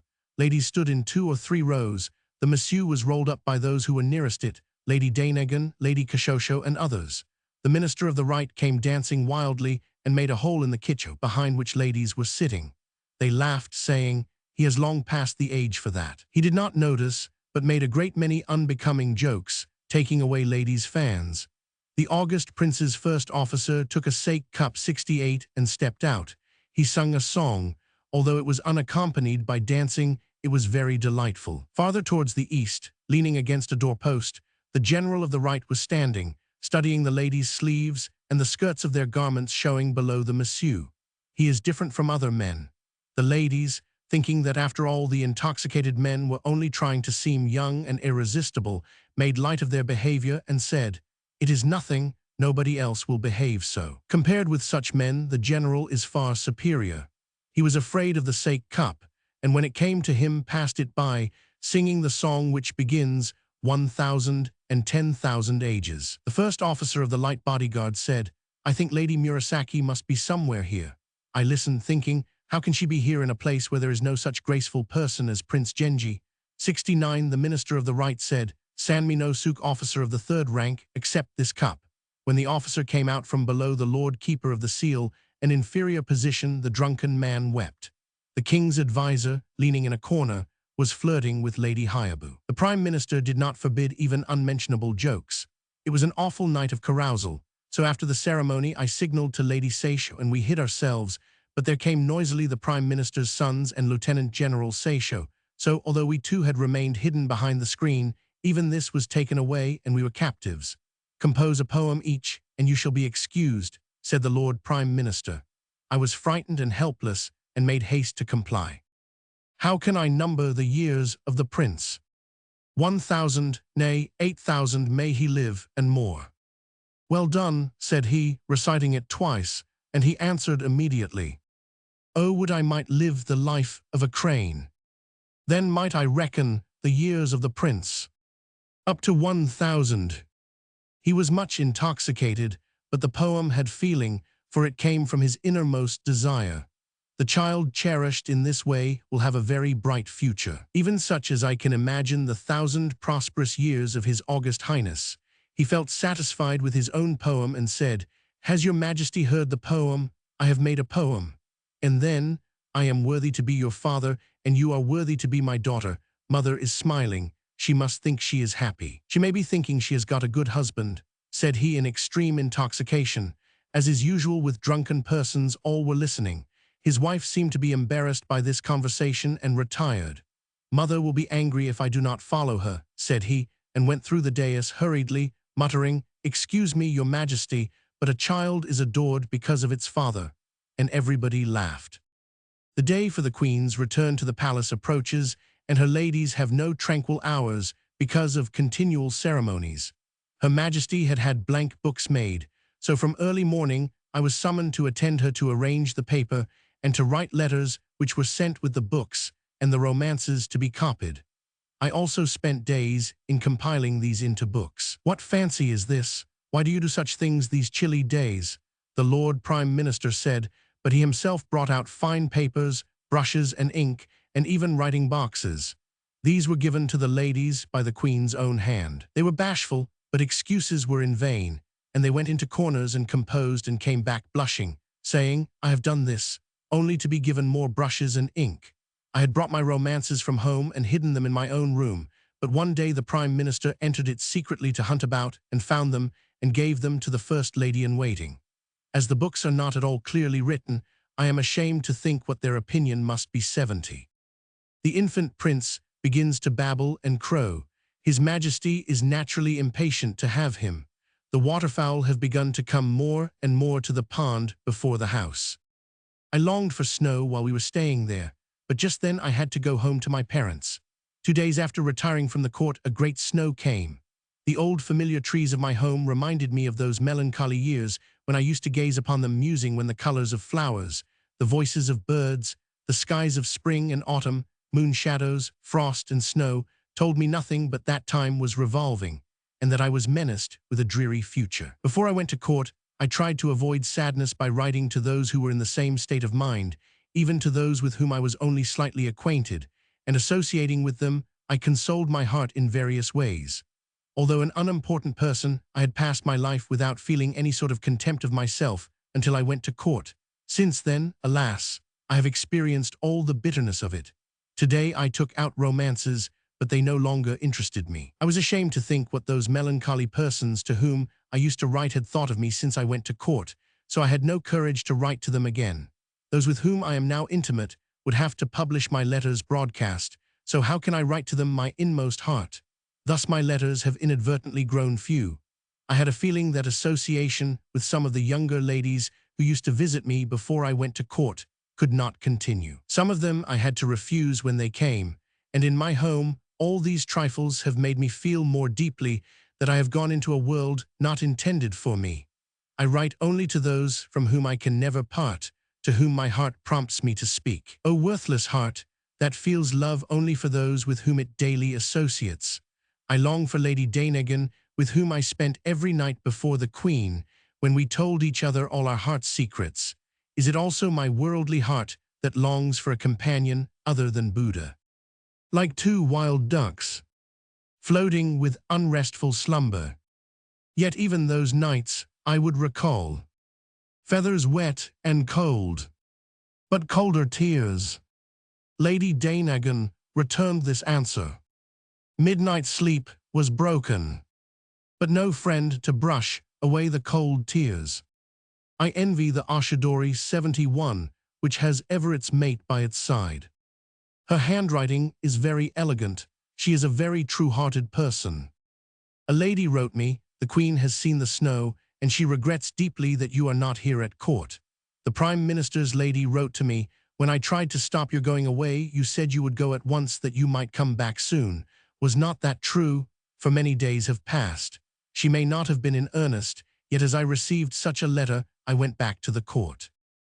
It was on the 17th of the frost month that the Queen went back to the palace. The time had been fixed for 8 o'clock in the evening, but the night was far advanced. I could not see more than 30 ladies who tied up their hair. To the east balcony of the Queen's apartments came more than 10 ladies in waiting from His Majesty's court to escort the Queen. Her Majesty's Senji woman, who repeats the Queen's words to outsiders, went in Her Majesty's coach with her. The Lord Prime Minister's wife and Lady Sen, the nurse, holding the august infant in her arms, went in a coach adorned with silk fringes. Lady Dainagon and Lady Seisho were in a gold-studded coach. In the next one went Lady Kashosho and Lady Miyanoneshi. The Lieutenant General of His Majesty's stud was in the next one. I was to go in that one. His manner expressed dissatisfaction with so mean a companion, and I was much discomposed. Lady Jiyu, Ben Noneshi, Lady Seaman, the Prime Minister's first attendant, and Lady Shikibu went in their proper order in their palanquins. As it was bright moonlight, I was greatly embarrassed, and in the palace I followed the Lieutenant General, not knowing where I trod. If someone had been looking at me from behind, Japanese expressions signifying gossiping about or criticizing, I must have been ashamed indeed. A nobleman's carriage. I passed that night in the third little room on the corridor of the Kokiden. 72 Lady Kashosho came, and we talked of the sadness of our lives. We took off our kimonos and put on doubly wadded ones, and making a fire in an incense burner, we were complaining of the cold, when the Chamberlain and the State Councillor and Lieutenant General Kinabu came to inquire for us. I wished I might have been entirely forgotten this evening. It annoyed more than it pleased us. Nevertheless, as they had come to make inquiries, I said, "Tomorrow I will return the compliment and go to inquire after you. Tonight I am shivering with cold." Saying these words, we secretly stole away from that room. Some were now preparing to go back to their homes. We thought them to be some of the lower officials. I do not say this as comparing them with myself. By the way, Lady Kashosho is very noble in character and beautiful, but I notice she is thinking sadly of the world's 73. One reason is her father's rather humble rank, which makes good fortune delay to come to her. This morning Her Majesty saw in detail last evening's presents from the Prime Minister. The hair ornaments in a case were more lovely than words can express. There were a pair of salvers. On one of them were poem papers and bound blank books. On the other were the poetical collections of the Kikinshu, Gosenshu, and Juishu. 74 each was bound in 5 volumes. The copyists of these volumes were the king's advisor and attendant of middle rank and Enkwan. 75, the covers were of thin-figured silk, the fastenings of braided silk of the same material. They were fitted into a basket. There were also ancient and modern poetical collections of various families, such as those of Yoshinobu and Motosuke. The copies made by Enkwan 75 and Chikazumi 75 were kept for the Queen's private use. They were made in the new fashion. On the 20th day of the frost month, the dance of Ghost Chai 76 was performed. A costume was given to the young lady whom the king's attendant and state councillor offered for the dance. The Lieutenant General asked for a garland for his dancer, which was given. At the same time, a box of perfume ornamented with artificial leaves and plum blossoms was given her. As the arrangements had been made a long time beforehand this year, there was great rivalry among the dancers. Torches were lighted in close rows along the outer doors of the eastern veranda, so there was day brightness, and it was really awkward to walk there. I felt for the girls, but it was not they only who were embarrassed. Young nobles looked at the girls face to face, almost bringing the lights down in front of them. They tried to draw a curtain before themselves, but in vain, and the nobles' eyes were still on them. My heart throbs even at the memory of it. The helpers 77 of courtier Narito's daughter were dressed in brocaded karajinu, which was distinctive and pleasing even at night. She was overwhelmed by her dress, and her movements were ungraceful, yet the nobles paid her special attention. The king came to see the dance. The Lord Prime Minister, too, crept in from the side entrance, so we felt constraint. The helpers of Nakakayo's daughter were all of the same height. They were graceful and charming, and people agreed that they were not inferior to any ladies. The state councillor and lieutenant general had all his maids as helpers of his daughter. One of them was ungraceful, being fat and countrified, so all were laughing at her. The daughter of the state councillor gave a fresh and distinct impression because of her family 78, she had 10 helpers. The ladies who were proud of their good looks seemed more beautiful in this artificial light. On the morning of the day of the Tiger 79, the courtiers assembled. Although it is a common custom to have the dance, the younger ones were especially curious to see the dancers. Was it because they had acquired rude country manners during these months of absence from the court? There the dress dyed by rubbing the leaves of the indigo plant was not to be seen. When night came, the second official of the crown prince was summoned, and perfumes were bestowed upon him. Quantities of it were heaped up in a large box. That night the dance was performed in the Serioden. 80, the king was present to see it. The prime minister's wife sent a messenger to the governor of Oeri. As the august young prince was to be present, rice was thrown to keep off evil spirits, and people reviled them the spirits and called them names. It gave us a queer feeling. I was weary and wanted to rest a little, so I remained in our chamber thinking to present myself when it should be necessary. Lady Koyo and Lady Koyabu sat beside the brazier. We were saying that the hall was crowded and nothing could be seen distinctly when the Lord Prime Minister came in. "Why do you stay here? Come with us." So we went reluctantly. I watched the dancers thinking how tired they must be and what a heavy task they had before them. The daughter of the governor of Oeri became ill and retired. Human fate is like a dream, it seems. After the dance, His Majesty retired. Young noblemen talk of nothing these days, but the rooms of those dancers 81, even the borders of the curtains hanging over the souder, were varied according to the taste of the dancer. Their hairdressing and their style also varied extremely, so the young men talked about that and more improper things too. Even in ordinary years, when there was no unusual festivity, the dancing girls' hearts are always filled with anxiety, how much more so this year. While I was thinking about it, they came out in single file. My heart swelled with sympathy. It may be they have no great patrons to depend on who could protect them. As they are all chosen for their beauty, all are attractive, and it would be difficult to say which is superior to the other, although the man of fashion may perhaps perceive differences. In this brilliant light, they may not even shade their faces with their fans. They are placed in rivalry with each other in rank, in prudence, and in wit, and must struggle each to excel the other, although at the same time they feel shyness in the presence of the young men. Surrounded by the young nobles, they are forced to hold their own among them worthily. I feel sorry for them. Governor Tamba's daughter wore a darkish blue gown. The state councillor too's daughter wore red. The maids of the latter wore the blue karajinu of a girl and were so beautiful that they made us women jealous. One girl did not seem at all dignified. The daughter of the state councillor and lieutenant general was tall and had beautiful hair. Her attendants wore deep-colored clothes trimmed with 5 folds, and their outer garments were varied according to taste. The last girl wore a plain grape-colored one, and that simple dress was more beautiful, as it showed taste in color combination. The secretaries of the 6th rank went towards them to take away their fans. They threw them down themselves. Though they were graceful, they did not seem like girls. If we were in their places, it would seem like a dream to us. I had never supposed I should mingle with these court ladies, yet the human heart is an invisible and dreadful being. If I became accustomed to court life, my bashfulness would be overcome, and I could easily stand face to face with men. As if in a vision my future appeared to me, and such a state of things appeared to me undesirable. My mind was greatly troubled, and I could observe nothing. The apartment temporarily given to the dancer, who was the daughter of the king's advisor and state councillor, was just across the way in the building of another queen. See map of palace on the corridor opposite to that of our queen. A part of the souter of that room was in sight above the outer shutter, although we could hear voices but faintly. The state councillor and lieutenant general, who knew about it all, said, "There are ladies called Sakyo and Uma who once served that queen over there.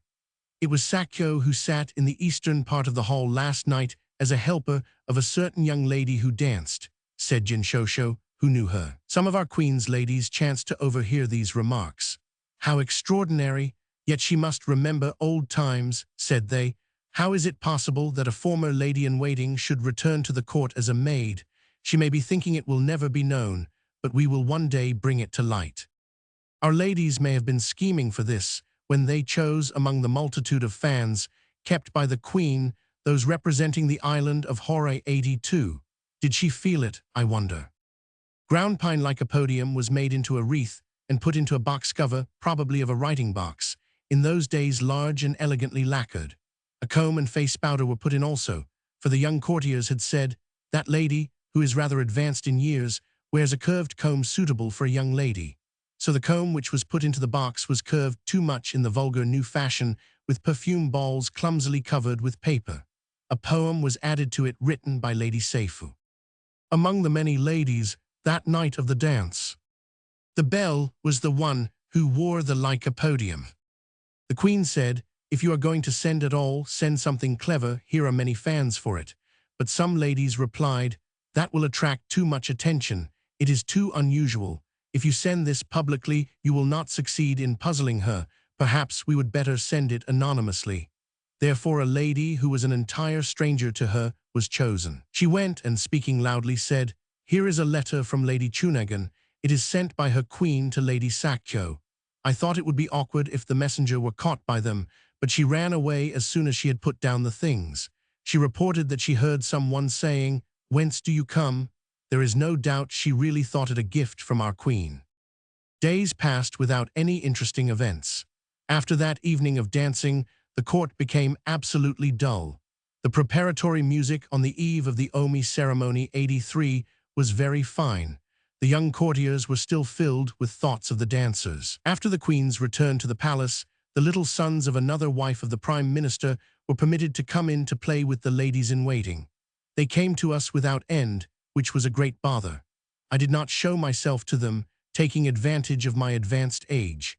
They were not thinking of the dancers, but were playing by the side of ladies Yasurahi and Koyo, joking and chattering like little birds. At the occasional festival of the Kamo Shrine, the Vice-Lieutenant General, first son of the Prime Minister, was made the king's substitute. It was a day of fasting also, so the Lord Prime Minister had passed the night at the palace. The nobles and dancers passed the night of the festival in making a great noise with much merriment in the corridors. Next morning, an attendant of the Chamberlain brought something to an attendant of the Lord Prime Minister. It was the box cover of the previous night. 84, there was in it a silver case for romances, besides a mirror, a comb of aloe wood, and a silver kage. The comb seemed to be given to adorn the hair of the messenger at the festival. Something was written on the box cover in reed style in raised characters. It was the answer to the poem of the lycopodium. 2 characters were omitted, and it was difficult to read. She seemed to have misunderstood. The Chamberlain thought it really was a gift to her from our queen, so the return was made thus openly. It was but a foolish joke, and I felt sorry for her. The Prime Minister's wife came to court to see the festival. His son, adorning his head with artificial wisteria, appeared quite a man, noble and dignified. The Lady Cura, his nurse, not taking any notice of the dancers, wept for joy watching her young lord. As it was still the day of fasting, they came back from the shrine at 2 in the morning, and the sacred dance was performed listlessly as the important persons were absent. Kanatoki, a dancer who had been very handsome last year, was much fallen off. Though a stranger to him, I felt regret, being reminded of the fleeting life of us all. Here an interval occurs. On the 20th of the finishing month, I went again to court. It was the anniversary of the day on which I had first come. I remembered my former career as a wanderer on dream paths, and I loathed myself for having become so familiar with court life. The night was far advanced, and as the queen was fasting, we did not present ourselves before her. I felt lonely and was lying down. The maids of honor around me said, "The hours here are very different from those at home. They all would be sleeping by this time, but here our dreams are broken by the sound of shoes along the corridor." Hearing them girlishly talking, I murmured to myself, "My life and the year are closing together. At the sound of the wind dreary is my heart." On that moon-hidden night, last night of the year, the driving off of evil spirits was soon finished. We dyed our teeth black, and after finishing decorating our faces, we sat at ease. Ben Noneshi came, and after talking she went to sleep. The queen's seamstress sat in the doorway watching the maid Aitke sewing. Just then, we heard an unusual noise from the direction of Her Majesty's apartment. I tried to wake up Ben Noneshi, but she was heavy with sleep. Someone was heard crying wildly. I was frightened and could not think what to do. Was it a fire? But no, it was not that. I pushed the seamstress forward, saying, "Go there, over there, oh dear. Then, Her Majesty is in her own room. We must by all means get to her." I shook Ben Noneshi roughly to awaken her, and we three ran trembling, flying rather than walking. We saw two naked persons. They were Lady Yuja and Lady Koyobe. It seemed that they had been robbed of their clothes, and I felt more distressed than before. The kitchen servants had all gone out. Even the Queen's guards had retired after devil driving. We clapped our hands, but no one came. Some went to call the women attendants, while I, forgetting my shyness, said, "Call Hayabunojo, the secretary." He was sought for, but had left the palace. I felt irritated indeed, but at last an assistant to the master of ceremonies came, who poured oil into several lamps. We found many who had fainted.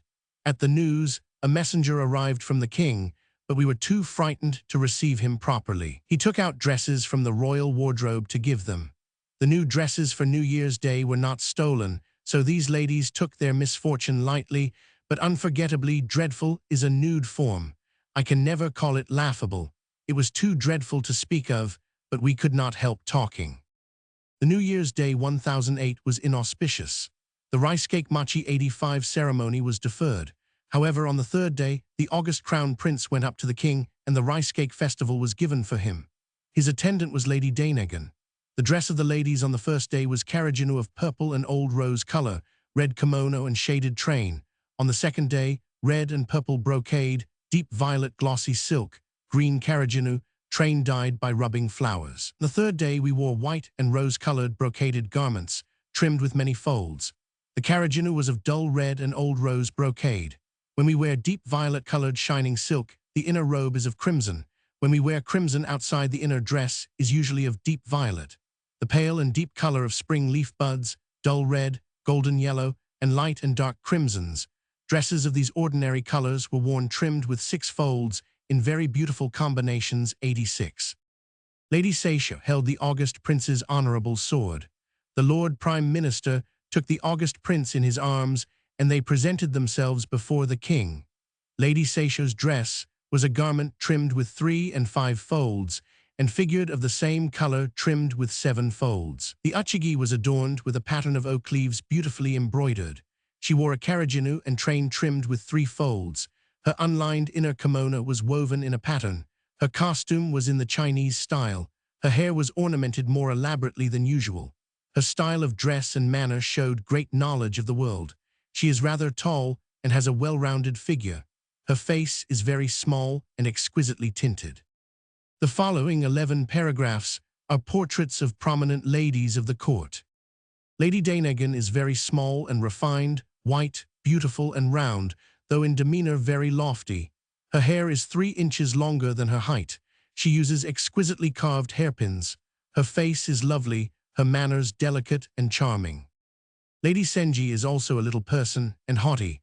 Her hair is fine and glossy and 1 foot longer than the ordinary. She puts us to shame. Her carriage is so noble. When she walks before us, we feel so much in the shade that we are uncomfortable. Her mind and speech make us feel that a really noble person ought to be like her. If I go on describing ladies' manners, I shall be called an old gossip, so I must refrain from talking about those around me. I will be silent about the questionable and imperfect. Lady Kashosho, all noble and charming. She is like a weeping willow tree at budding time. Her style is very elegant, and we all envy her manners. She is so shy and retiring that she seems to hide her heart even from herself. She is of childlike purity even to a painful degree. Should there be a low-minded person who would treat her ill or slander her, her spirit would be overwhelmed and she would die. Such delicacy and helplessness make us anxious about her. Lady Miyanoneshi, also a beauty of good height.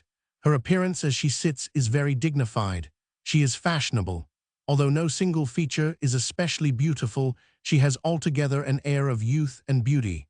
Her face is literal translation high in the middle, and she excels others in the fairness of her skin. Her hair ornaments, her forehead, oh beautiful, produce an effect of refinement and elegance. She is very frank and unaffected in manner, and never the least bit awkward about anything. She is naturalness itself. Her character may be an example for us. She never tries consciously to attract, and she has no vanity. Lady Shikibu is her younger sister. She is too plump, and her complexion is a fragrant white. She has a bright small face and beautiful hair, although it is not long. She presents herself before the queen with false hair. Her plump appearance, oh smile-giving, her eyes and forehead are lovely indeed. Her smile is full of sweetness. Among the younger ladies, I think Kodyu and Gen Shikibu are beautiful. The former is a little person quite modern in type. Her pretty hair is abundant at the roots, but gets too thin at the end, which is 1 foot longer than she is. Her face is full of wit. People will think her very pretty, and indeed there is no feature one would wish to improve. The latter is tall and rather superior. Her features are fine, she is smile-giving and lovable. She is very refined, and seems to be a favorite daughter of some person of dignity.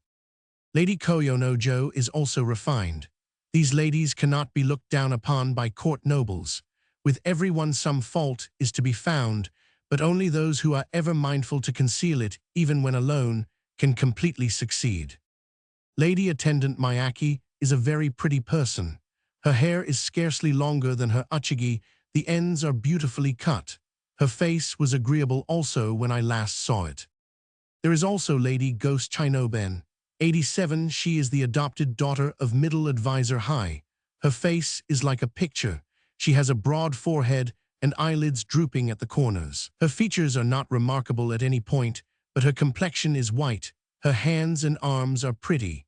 When I saw her in the spring for the first time, her hair, which was profusely abundant, was 1 foot longer than herself, but it suddenly became thinner at the ends, and now it is only a little longer than she is. A Lady Koma had very long hair, an agreeable lady in those days. Now she has become like the bridge of a lute, which has been immovably fastened with glue. She has gone home. So much for their appearance, and now for their dispositions. Here few can be selected, though each has some good points and few are entirely bad. It is very difficult to possess such qualities as prudence, wit, charm, right-mindedness, all at once. As to many ladies, the question is whether they excel most in charms of mind or person. It is hard to decide. Wicked, indeed, to write so much of others.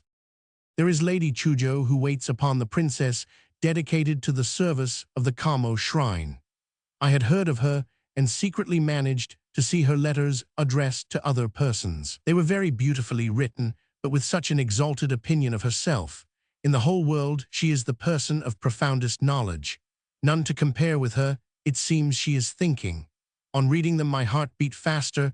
I was furiously indignant, for everyone here the ladies of her own queen's court, although it is wrong to feel so. Be it in composition or poetry, who can judge save our Princess Abbess, who will have bright futures, but the ladies attending our princess? It may be reasonable, yet I have never seen, compared to ours, any good poems by the lady attendants of that Princess Abbess. They seem to be living an idle poetic life, but if they were to compete with us, it is not necessarily certain they would be superior, though no one knows them well. On a beautiful moonlight night or morning, at the time of flowers or of cuckoo, courtiers might visit their residence. Otherworldly and sacred it is, and made to the taste of their princess. There they remain undisturbed, admiring her.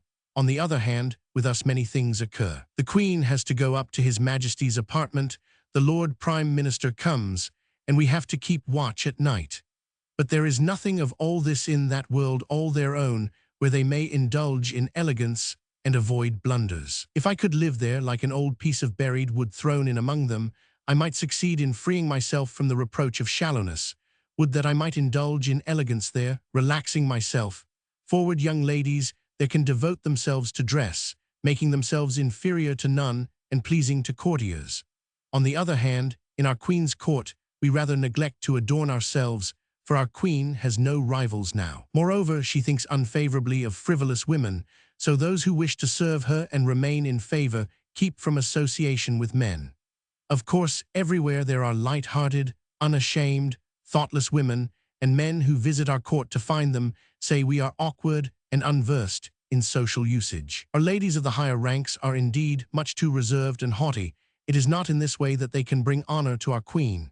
It is painful to see them. The attendants of the Princess Abbess seem to have been alluding to these ladies, but both defects and merits are found in everyone, so we may not be inferior to them after all. Even our young ladies nowadays have heard of self-respect. It would be embarrassing if they were too frivolous, but one would not wish them to be heartless either. Our queen of perfect mind, enviably lovely, is reserved and never obtrusive, for she believes that few who are forward can avoid blunders. In fact, imperfect wit is worse than reserve. Our queen, when she was very young, was much annoyed to hear persons of shallow culture saying vulgar, narrow things with conceit, so she favored ladies who made no mistakes, and childlike persons pleased her very well. This is why our ladies have become so retiring. As Her Majesty grows older, she begins to see the world as it is, the bad and good qualities of the human heart. Reserve or boldness, she knows neither is good. The court nobles rather look down on us. Nothing interesting here, they seem to say. The queen knows this, but she knows we cannot please everybody. If we stumble, hideous things may happen. Yet we must not be faint-hearted and bashful either, so Her Majesty says, but our old habits are not so easily shaken off, and all the young nobles of the present day are, on their side, only indulgent pleasure-seekers. The ladies around the abbess, who indulge in aesthetic pursuits, gazing at the moon and admiring flowers, may talk only of these things to the nobles, boastfully and intentionally, and the nobles might say that it is difficult to find ladies with whom they can chatter light-heartedly morning or evening or discuss interesting topics occasionally, although, as I haven't heard them say it, I don't know really what they think. In general conversation, it is awkward to say profound things. It is far better to speak with simplicity, and the nobles seem to think so. The difficulty is to understand the occasion and adapt oneself to it. When the first official of Her Majesty comes to report to her, the delicate, shy ladies-in-waiting cannot meet him on common ground or converse fluently, not because they are deficient in words or thoughts, but because of their extreme timidity. They fear their faults may be noticed, so they cannot decide what to say. Others abbess ladies may not be so. Even women of high birth must follow the general custom when they become ladies-in-waiting at the court, but many behave as if they were still daughters at home. The great advisor 88 is displeased to be received by ladies of low rank, so when he comes to the queen's court to make some report and suitable ladies to receive him are not available, he goes away without seeing Her Majesty. Other court nobles, who often come to make reports, have each a favorite lady, and when that one is away they are displeased and go away saying to other people that the queen's ladies are quite unsatisfactory. There may be some reason in it, yet it is quite unreasonable for the abbess's ladies to say that we are unworthy to be seen or heard. It is easy to criticize and difficult to realize our own ideals. These ladies, however, do not know that, and being full of conceit, they treat others with disdain, thus revealing their own limitations. Oh, how I wanted to show the letters to the queen, but they had been stolen by the lady who secretly showed them to me, and they were soon taken back. I coveted those letters. Lady Izumi Shikibu 89 corresponds charmingly, but her behavior is improper indeed. She writes with grace and ease, and with a flashing wit.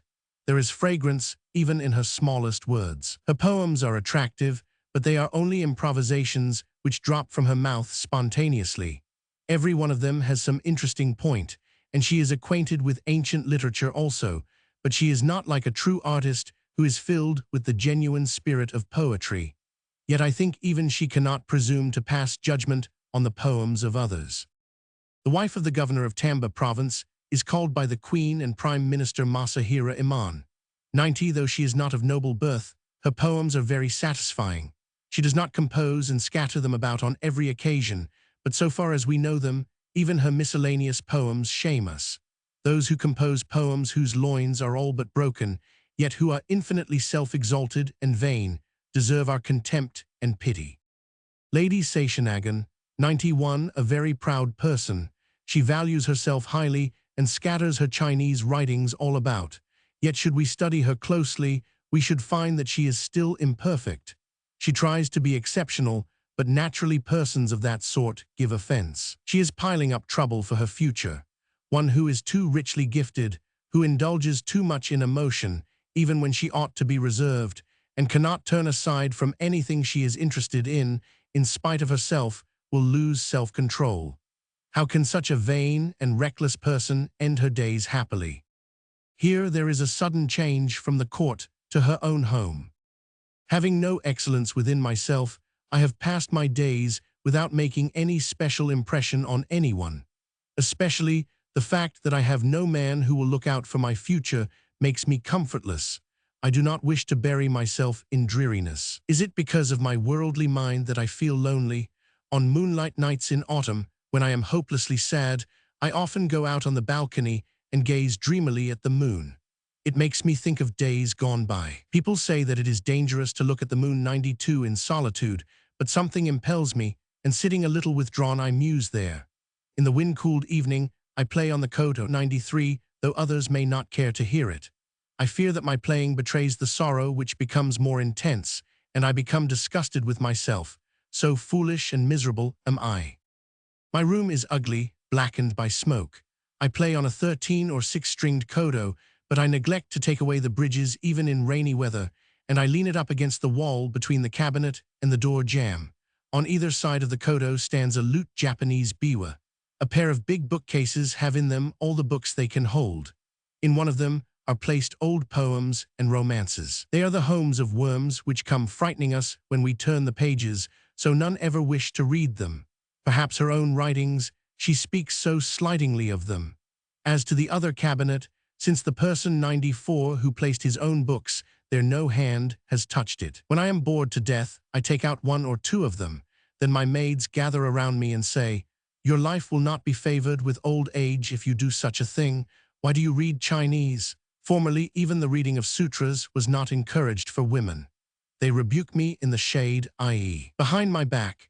I have heard of it and have wished to say, it is far from certain that he who does no forbidden thing enjoys a long life, but it would be a lack of reserve to say it to the maids.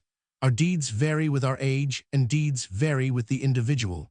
Some are proud to read books, others look over old castaway writings because they are bored with having nothing to do. It would not be becoming for such a one to chatter away about religious thoughts, noisily shaking a rosary.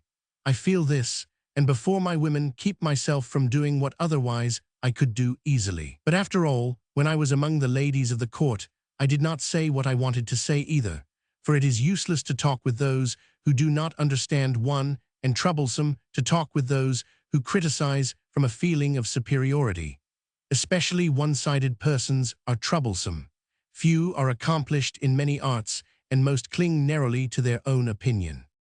Pretty and coy, shrinking from sight, unsociable, proud, fond of romance, vain and poetic, looking down upon others with a jealous eye, such is the opinion of those who do not know me.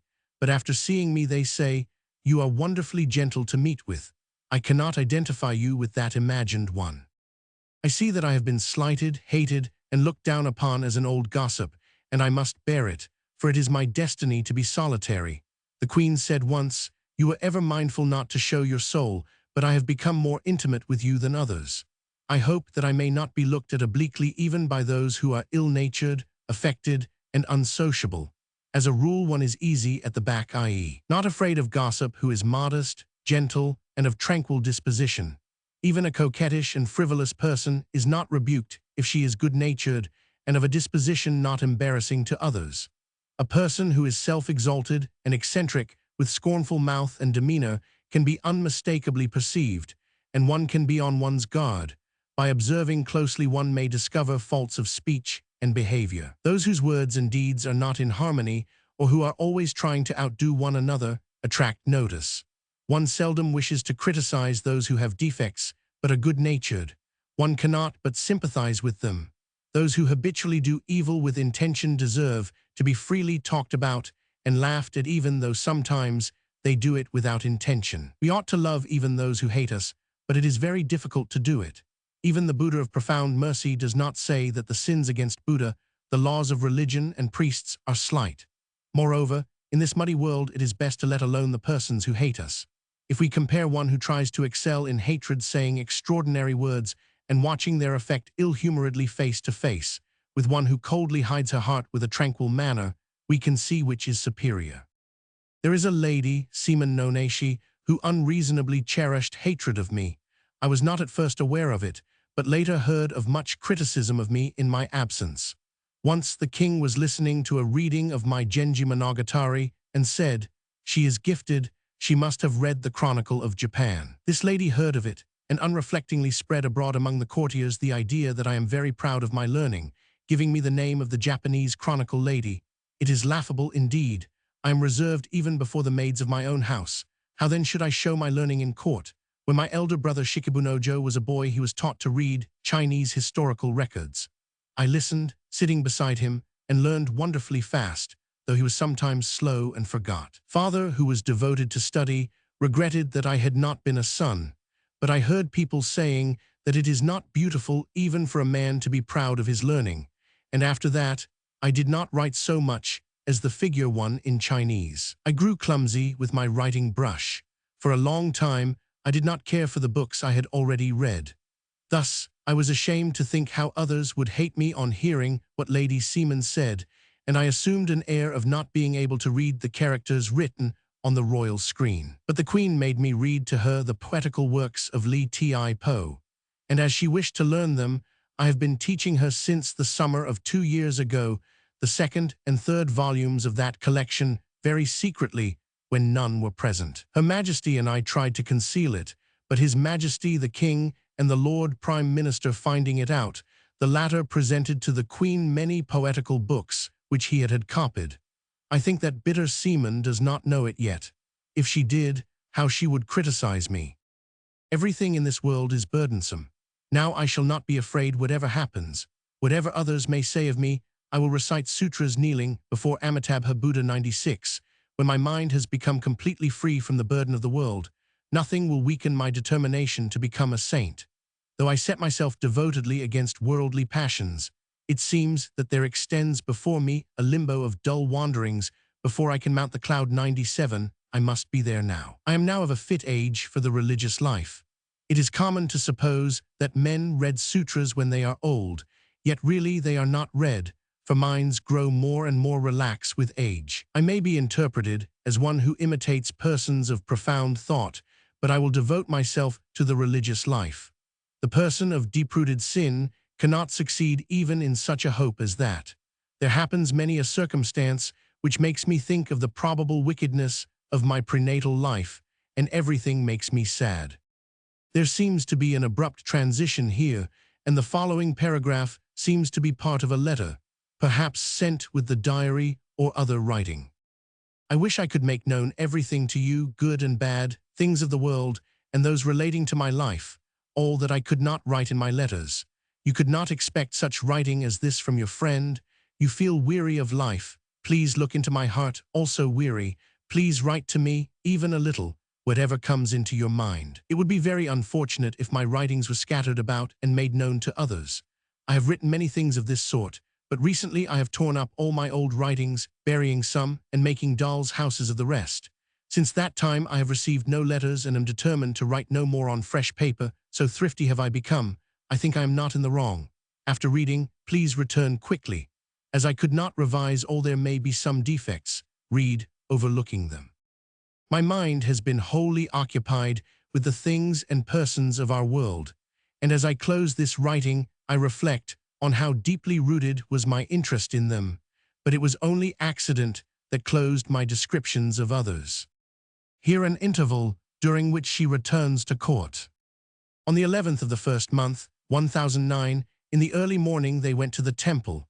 The Lord Prime Minister's wife accompanied the Queen, others went by boat. I was belated and went at night. There was preaching. People made confession according to the custom of the mountain temple 90, Many pictures of pagodas were painted, and they amused themselves. Most of the nobles had retired, and there were few persons left when the midnight preaching began. The preachers and interpreters of the sutras were 20 in number. Here is a sentence whose meaning is lost. They all preached in different ways about the merit of the queen's presence. There were many things laughed at. After the preaching, the courtiers went boating. They all rode and enjoyed themselves. At the eastern corner of the temple, a bridge had been built opposite the door opening towards the north. There the high official of the crown prince was leaning against the railing. The Lord Prime Minister came for a little while and talked with Lady Seisho, but as we were in the queen's presence, we could not be at our ease.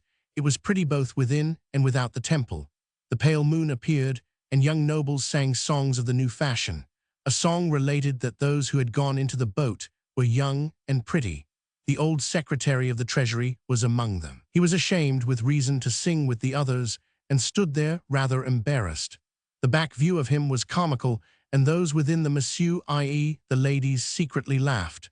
Someone said, "He in the boat is regretting old age." The high official on the bridge heard it and sang, "The ancient seekers for eternal life. The tradition is full of lies." 99. It sounded very latest fashion indeed. Some sang the duckweed, accompanied by the flute. Even the morning wind gave us unusual impressions because of the place. In the Queen's presence was placed Genji Monogatari. Once the Lord Prime Minister saw it, and after many playful words wrote to me on a poem paper attached to a plum branch. The following poem depends for its point on the play upon a word with two meanings. Love, being notorious for sourness. I think none pass by without breaking a branch. Her answer, no one in passing has ever broken the plum tree. Who then can know if it be sour? Oh, regrettable, to be spoken of in such a way. One night I slept in a room near the corridor. Someone came knocking at the door. I was afraid and passed the night without making a sound. The next morning, the following poem was sent me from the Prime Minister. All the night through, knocking louder than a water rail. I stood in vain at the door of Hinoki Wood. Weary and lamenting, I wrote back. A cause of deep regret, indeed. Had the door opened at the knocking of the water rail. Here a space of nearly 1 year elapses. Third day of first month 1010. The August princes have presented themselves before the king for 3 days 100 to receive gifts of machi. Ladies of high rank accompanied them. Seaman Nokami held the prince, and the machi was brought to his majesty by the Lord Prime Minister. The king, facing towards the east door, gave it to the August princes. 101. It was a beautiful sight to see the young princes coming and returning through the corridor. The Queen Dowager did not present herself. On the first day, Lady Seisho served at table. Her color combination was cunningly executed. Ladies Takumi and Hyogo officiated as the Queen's secretaries. The ladies who tied their hair were particularly attractive. The lady who was entrusted with the preparation of Toso 102 was very vain of her skill and behaved as if she were a doctor of medicine. Ointment was distributed as usual. The Prime Minister took the younger prince in his arms, and the king embraced him lovingly, saying, "Long life and health as usual." The Lord Prime Minister replied, "I will uphold the younger prince in my arms." But at that his augustness, the crown prince, became jealous and begged to be taken up too, saying, "Ah, ah." The Prime Minister was much pleased, and the general of the right bodyguard and others were amused by it. The Lord Prime Minister had an audience with the king, and they came out together to find amusement. The minister was much intoxicated. Troublesome, I thought, and hid myself away, but I was found. You are summoned by the father of the queen, yet you retire so early. Suspicious person, said he. Now, instead of the queen's father, it is you who must compose a poem. It is quite an ordinary occasion, so don't hesitate, he urged, but it seemed to me very awkward to make one only to have it laughed at. As he was very much in liquor, his face was flushed and flamed out in the torchlight. He said, the queen had lived for years alone and solitary. I had seen it with anxiety. It is cheering to behold troublesome children on either side of her. And he went to look at the princes who had been put to bed, taking off the bedclothes. He was singing. If there be no little pines in the field, how shall I find the symbol of 1,000 ages? People thought it more suitable that he should sing this old song than make a new one. The next evening the sky was hazy. As the different parts of the palace are built compactly in close rows, I could only catch a slight glimpse of it from the veranda. I admired his recitation of last evening with the nurse Madame Nakadaka. This lady is of deep thought and learning. I went home for a while. For the 50 days ceremony of the second prince, which was the 15th day of the sociable month, I returned in the early morning to the palace. Lady Kashosho returned in embarrassing broad daylight. We two live together. Our rooms adjoin and we throw them together, each occupying the whole when the other is absent. When we are there together, we put kitchen between them. The Lord Prime Minister says we must be gossiping about other people. Some may be uneasy to hear that, but as there are no unfriendly strangers here, we are not anxious about it. I went to the Queen's audience. My friend wore brocaded uchigi of old rose and white, a red carriaginu and figured train. My dress was of red and purple and light green. My carriaginu was green and white. The rubbed design on the train was in the very latest fashion, and it would perhaps have been better if a younger lady had worn it. There were 17 ladies of His Majesty, the King's court, who presented themselves before the Queen. Lady Takebana of the third rank served the royal table. Ladies Kodu and Shikibu on the balcony. The serving of the young August Prince's dinner was entrusted to Lady Kashosho. Their Majesties sat within the dais, one for each. The morning sun shone in, and I felt too much brilliancy in their presence. The King wore a robe with narrow sleeves. The Queen was dressed in red as usual. Her inner kimonos were purple and red with pale and dark green and 2 shades of yellow. His Majesty's outer dress was grape-colored, one of 3 brocade, and his inner garment white and green, all rare and modern both in design and color. It seemed to be too dazzling in their presence, so I softly slid away into an inner room. The nurse, Madame Nakadaka, holding the young prince in her arms, came out towards the south between the canopied king and queen. She is short in stature, but of dignified demeanor. She was perfectly tranquil and grave, and a good example for the young prince, then not 2 months old. She wore grape-colored uchigi and patternless carriaginu of white and old rose. That day, all did their utmost to adorn themselves. One had a little fault in the color combination at the wrist opening. When she went before the royal presence to fetch something, the nobles and high officials noticed it. Afterwards, Lady Seisha regretted it deeply. It was not so bad, only one color was a little too pale. Lady Katyu wore a crimson unlined dress, and over it an uchigi of deep and pale plum color bordered with folds. Her carriaginu was white and old rose. Lady Jen Shikibu appears to have been wearing a red and purple figured silk. Some said it was unsuitable because it was not brocade. That judgment is too conventional. There may be criticism where want of taste is too apparent, but it were better to criticize manners. Dress is rather unimportant in comparison. Screened dais prepared for royalty. From a print in an old book. The ceremony of giving machi to the prince is ended, and the table is taken away. The massue of the anteroom was rolled up, and we saw ladies sitting crowded at the west side of the dais. There were Lady Takebana of the third rank and Naishi Nasuk, the younger attendant of the August princes, sitting in the doorway. In the east anteroom near the Shioji 104, there were ladies of high rank. I went to seek Lady Dainagan and Lady Kashosho, who were sitting east of the dais.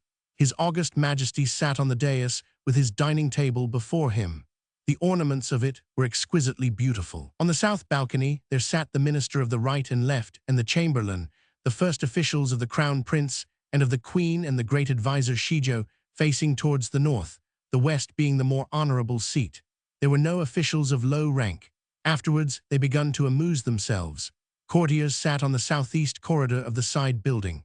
The 4 lower officials took their usual places on the steps below royalty to perform some music. They were Kajimasa, Korkazi, Yukiyoshi, Tanamasa. From the upper seat the great advisor Shijo conducted the music. Tano Ben played the lute, Tsunetaka played the harp kodo. The lieutenant general of the left bodyguard and state councillor played the flute. Some outsiders joined in the music. One made a mistake in the notes and was hissed. The minister of the right praised the 6-stringed kodo.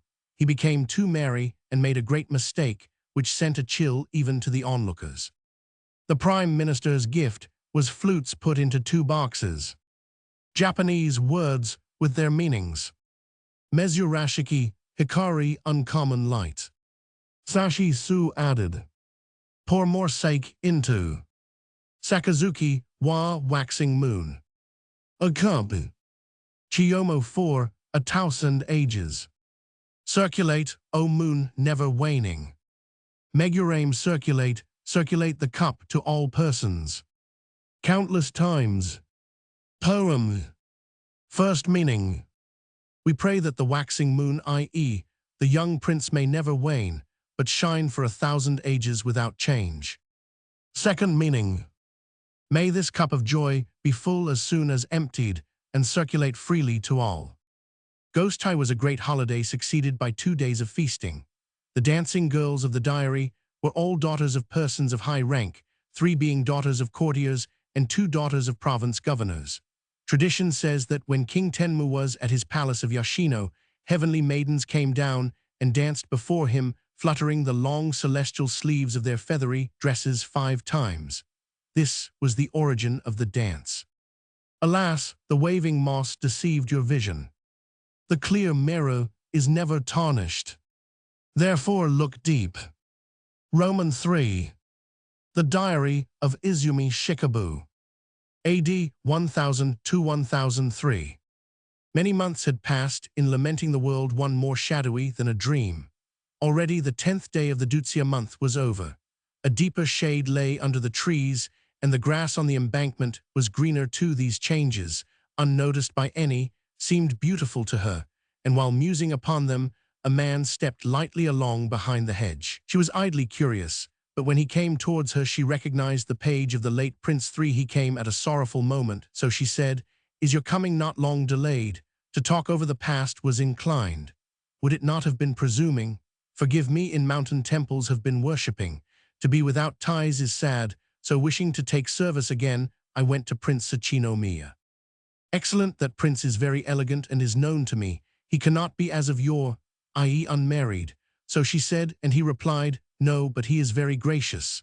He asked me whether I ever visit you nowadays. Yes, I do," said I. Then, breaking off this branch of Takebana 4 flowers, His Highness replied, "Give this to her, see how she will take it."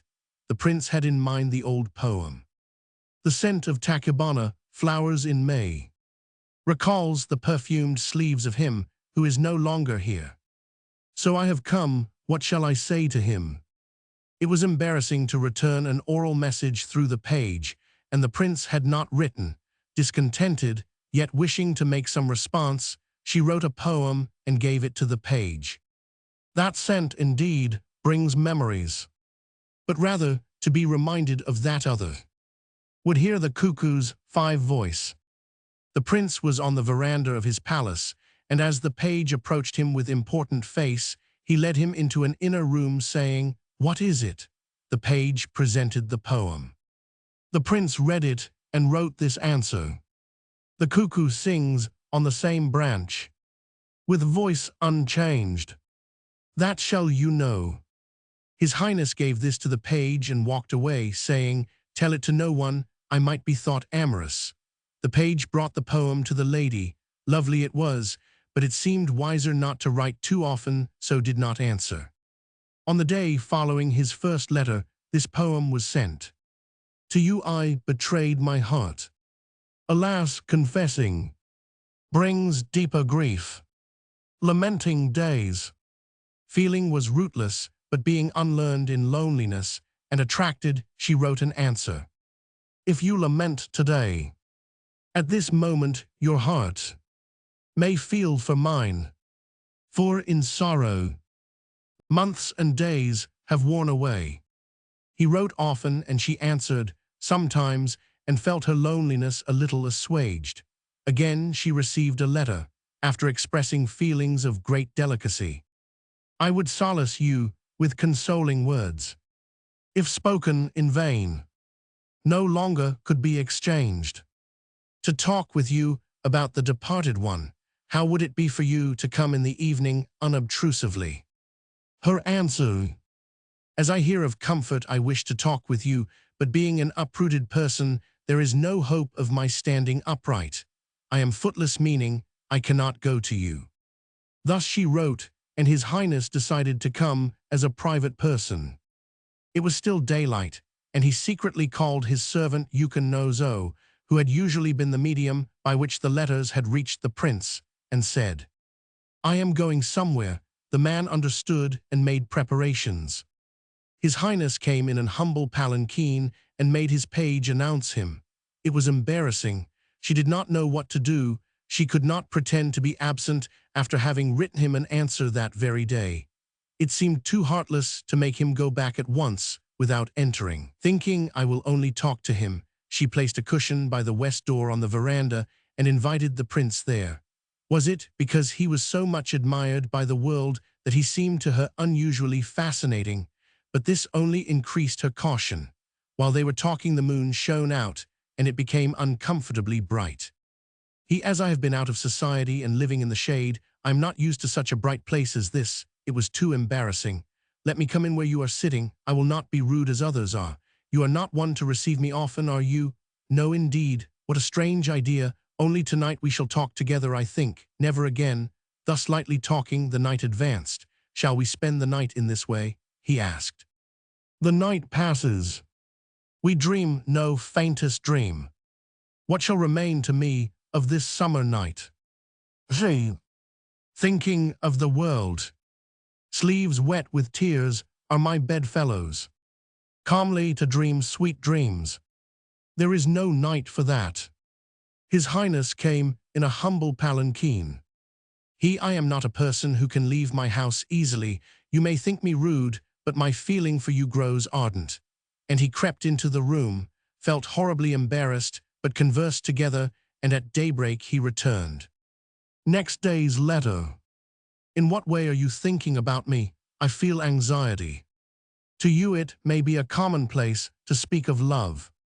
But my feeling this morning, to nothing can it be compared." She answered, "Whether commonplace or not, thoughts do not dwell upon it. For the first time I am caught in the toils." Oh, what a person! What has she done? So tenderly the late prince spoke to her. She felt regret, and her mind was not tranquil. Just then the page came, awaited a letter, but there was none. It disappointed her, how much in love. When the page returned, a letter was given. The letter. Were my heart permitted even to feel the pain of waiting? It may be to wait is lesser pain. Tonight, not even to wait for. The prince read it and felt deep pity, yet there must be reserve in going out at night. His affection for his princess is unusually light, but he may be thinking it would seem odd to leave home every night. Perhaps he will reserve himself until the mourning for the late prince is over.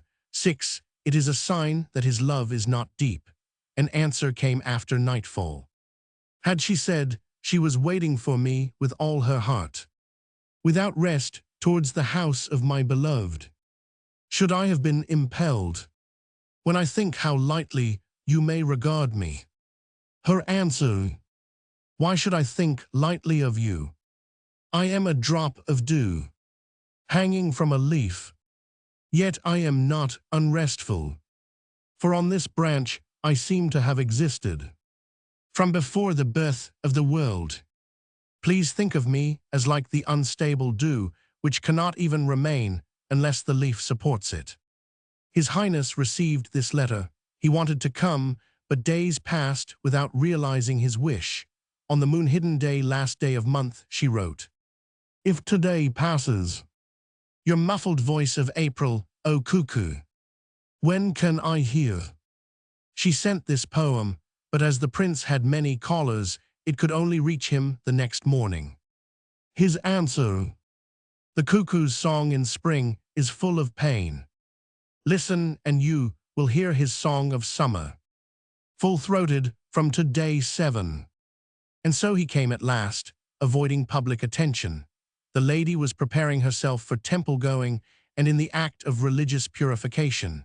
Thinking that the rare visits of the prince betrayed his indifference, and supposing that he had come only to show that he was not without sympathy, She continued the night absorbed in religious services, talking little with him. In the morning, the prince said, "I have passed an extraordinary night. No is such feeling for me. We have been near. Yet the night passed, and our souls have not met." And he added, "I am wretched." She could feel his distress and was sorry for him, and said, "With endless sorrow my heart is weighted, and night after night is passed, even without mating of the eyelids. For May this is not new." May 2, the prince wrote to her, "Are you going to the temple today? When shall you be at home again?"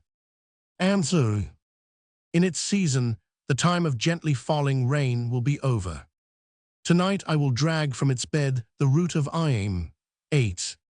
Went to the temple and came back after 2 or 3 days to find a letter from him.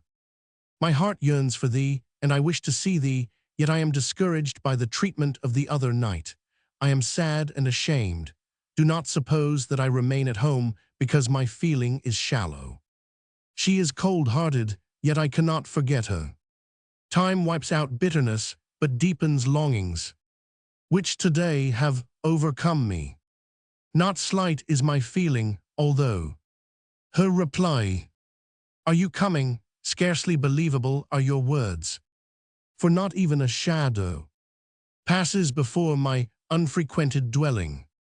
The prince came as usual unannounced. The lady did not believe that he would come at all, and being tired out with the religious observances of several days, fell asleep. No one noticed the gentle knocking at the gate. He, on the other hand, had heard some rumors, and suspecting the presence of another lover, quietly retired. A letter came on the morning of the next day. "I stood before your closed door, never to be opened. Seeing it became the symbol of your pitiless heart. I tasted the bitterness of love and pitied myself." Then she knew that he had come the night before, carelessly fallen asleep, and wrote back, "How can you write the thought? The door of precious wood was closely shut. No way to read that heart. All is thy suspicion, oh that I could lay bare my heart to you." The next night he wanted to come again, yet he was advised against it. He feared the criticism of the chamberlain and crown prince, so his visits became more and more infrequent.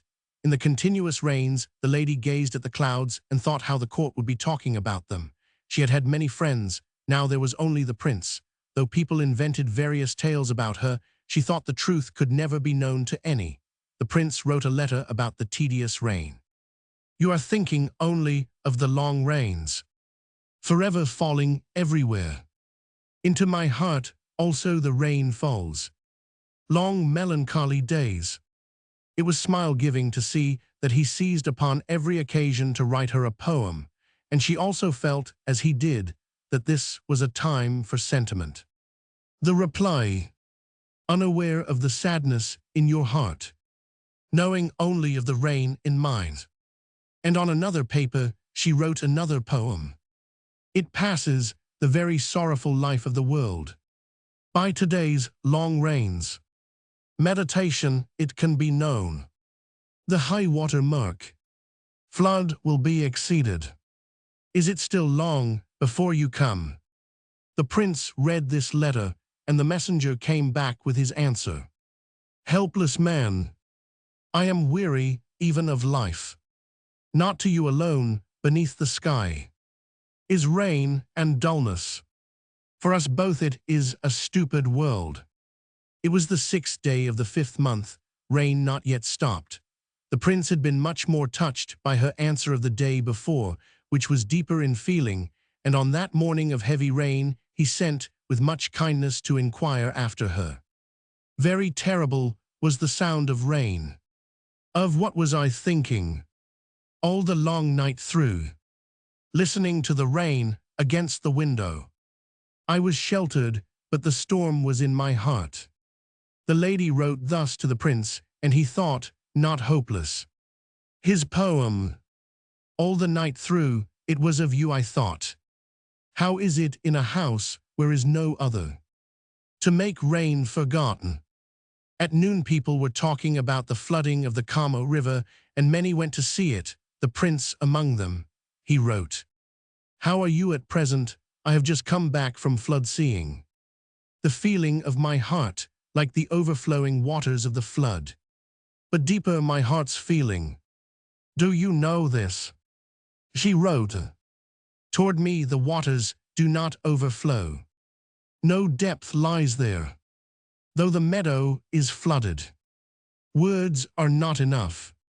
In these words she replied to him, and His Highness made up his mind to come and ordered perfumery for himself. Just then his old nurse, Jijuno Manodo, came up. "Where are you going?" she said. "People are talking about it. She is no lady of high birth. If you wish her to serve you, you may summon her here as a servant. Your undignified goings out are very painful for us. Many men go to her, and some awkward thing may happen. All these improper things are suggested by Yukin no Zo." 9. He accompanied the late prince also. "If you wander out in the depths of night, no good can come of it. I will tell the Prime Minister 10 of the persons who accompany you in these night visits. In the world, there may be changes. No one can tell what will happen tomorrow. The late minister loved you much and asked the present one to show you favor. You must keep yourself from these indiscretions till worldly affairs are quite settled." The prince said, "Where shall I go? I am so bored and am seeking temporary recreation. People are foolish to make much of it." He said this, although much hurt by the necessity for it. Besides that, he thought her not unworthy of him and even wished to bring her to the palace as a concubine. On the other hand, he reflected that in that case things even more painful to hear would be said, and in his trouble of mind days were past. At last he visited her. "I could not come in spite of my desires. Please do not think that I neglect you. The fault is in you. I have heard that there are many friends of yours who are jealous of me. That makes me more reserved, and so many days have gone by." The prince talked gently and said, "Now come for this night only. There is a hidden place no one sees. There I can talk with tranquil mind." The palanquin was brought near the veranda. She was forced to enter it and went, without her own volition, with unsteady mind. She kept thinking that people would know about it, but as the night was far advanced, no one found them out. The conveyance was quietly brought to a corridor where no one was, and he got out. He whispered, "As the moon is very bright, get down quickly." She was afraid, but hurriedly obeyed him. "Here there is no one to see us. From this time we will meet here. At your honorable dwelling I am always anxious about other men. I can never be at ease there." His words were gentle, and when it was dawn he made her get into the palanquin and said, "I wish to go with you, but as it is broad daylight, I fear people may think I have passed the night outside the court." He remained in the palace, and she on her way home thought of that strange going out and of the rumors that would fly about. Yet the uncommonly beautiful features of the prince at dawn were lingering in her mind. Her letter: "Rather would I urge your early return at evening, than ever again make you arise at dawn. It is so sorrowful." His reply: "To see you departing in the morning dew. Comparing, it were better to come back in the evening unsatisfied. Let us drive away such thoughts. I cannot go out this evening on account of the evil spirit, i.e., he might encounter it. Only to fetch you I venture." She felt distress, because this sort of thing could not go on always. But he came with the same palanquin and said, "Hurry, hurry." She felt ashamed because of her maids, yet stole out into the carriage. At the same place as last night voices were heard, so they went to another building. At dawn he complained of the cocks crowing, and leading her gently into the palanquin, went out with her. On the way he said, "At such times as these, always come with me," and she, "How can it always be so?" Then he returned. 2 or 3 days went by. The moon was wonderfully bright. She went to the veranda to see it, and there received a letter. "What are you doing at this moment? Are you gazing at the moon? Are you thinking with me of the moon at the mountain's edge, in memory lamenting the short sweet night, hearing the cock awake too soon?" More than usually pleasing was that letter, for her thoughts were then dwelling on the bright moon night when she was unafraid of men's eyes at the prince's palace. The answer: "That night the same moon shone down. Thinking so I gaze, but unsatisfied is my heart. and my eyes are not contented with moon seeing. She mused alone until the day dawned. The next night the prince came again, but she knew not of it. A lady was living in the opposite house. The prince's attendant saw a palanquin stopping before it and said to his highness, "Someone has already come, there is a palanquin." "Let us retire," said the prince, and he went away. Now he could believe the rumors. He was angry with her, yet being unable to make an end of it, he wrote, "Have you heard that I went to you last night? It makes me unhappy that you don't know even that. Against the hill of pines, where the maiden pines for me, waves were high that I had seen. Yet today's sight, O ominous, 11. She received the letter on a rainy day, O unlooked-for disaster. She suspected slanderous tongues. You only are my always-waited-for island. What waves can sweep it away?" So she answered, but the prince, being somewhat troubled by the sight of the previous night, did not write to her for a long time. Yet at last, love and misery in various shapes pass through my mind and never rest. She wished to answer, but was ashamed to explain herself, so only wrote, "Let it be as you will, come or not, yet to part without bitter feeling would lighten my sorrow." From that time he seldom sent letters. One moonbright night she was lying with grieving thoughts. She envied the moon in its serene course and could not refrain from writing to the prince. In her deserted house, she gazes at the moon. He is not coming, and she cannot reveal her heart. There is none who will listen. She sent her page to give the poem to Yukin. Just then the prince was talking with others before the king. When he retired from the presence, Yukin offered the letter. "Prepare the palanquin," he said, and he came to her. The lady was sitting near the veranda looking at the sky, and feeling that someone was coming had had the sudair rolled down. He was not in his court robe, but in his soft, everyday wear, which was more pleasing to her eye. He silently placed his poem before her on the end of his fan, saying, "As your messenger returned too soon without awaiting my answer," she drew it towards her with her own. The prince seemed to think of coming in, but went out into the garden, singing, "My beloved is like a dewdrop on a leaf." At last he came nearer and said, "I must go tonight. I came secretly, but on such a bright night as this none can escape being seen. Tomorrow I must remain within for religious duties, and people will be suspicious if I am not at home."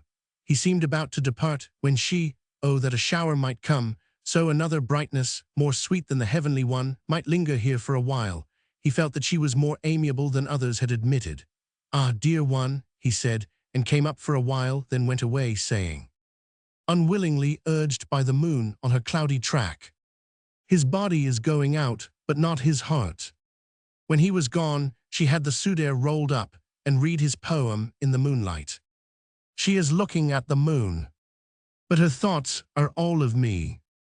Hearing this, it draws me to her side. How happy he seemed to have been thinking her a worthless woman, but he has changed his mind, she thought. The prince, on his side, thought the lady would have some value for him when he wanted to be amused, but even while he was thinking it, he was told that the major general was her favorite and visited her in the daytime. Still others said, Hayabuko is another of her lovers. The prince was deterred by these words and wrote no more. One day His Highness's little page, who was the lover of one of her maids, came to the house. While they were chattering, the page was asked if he had brought a letter. He answered, "No, one day my lord came here, but he found a palanquin at the gate.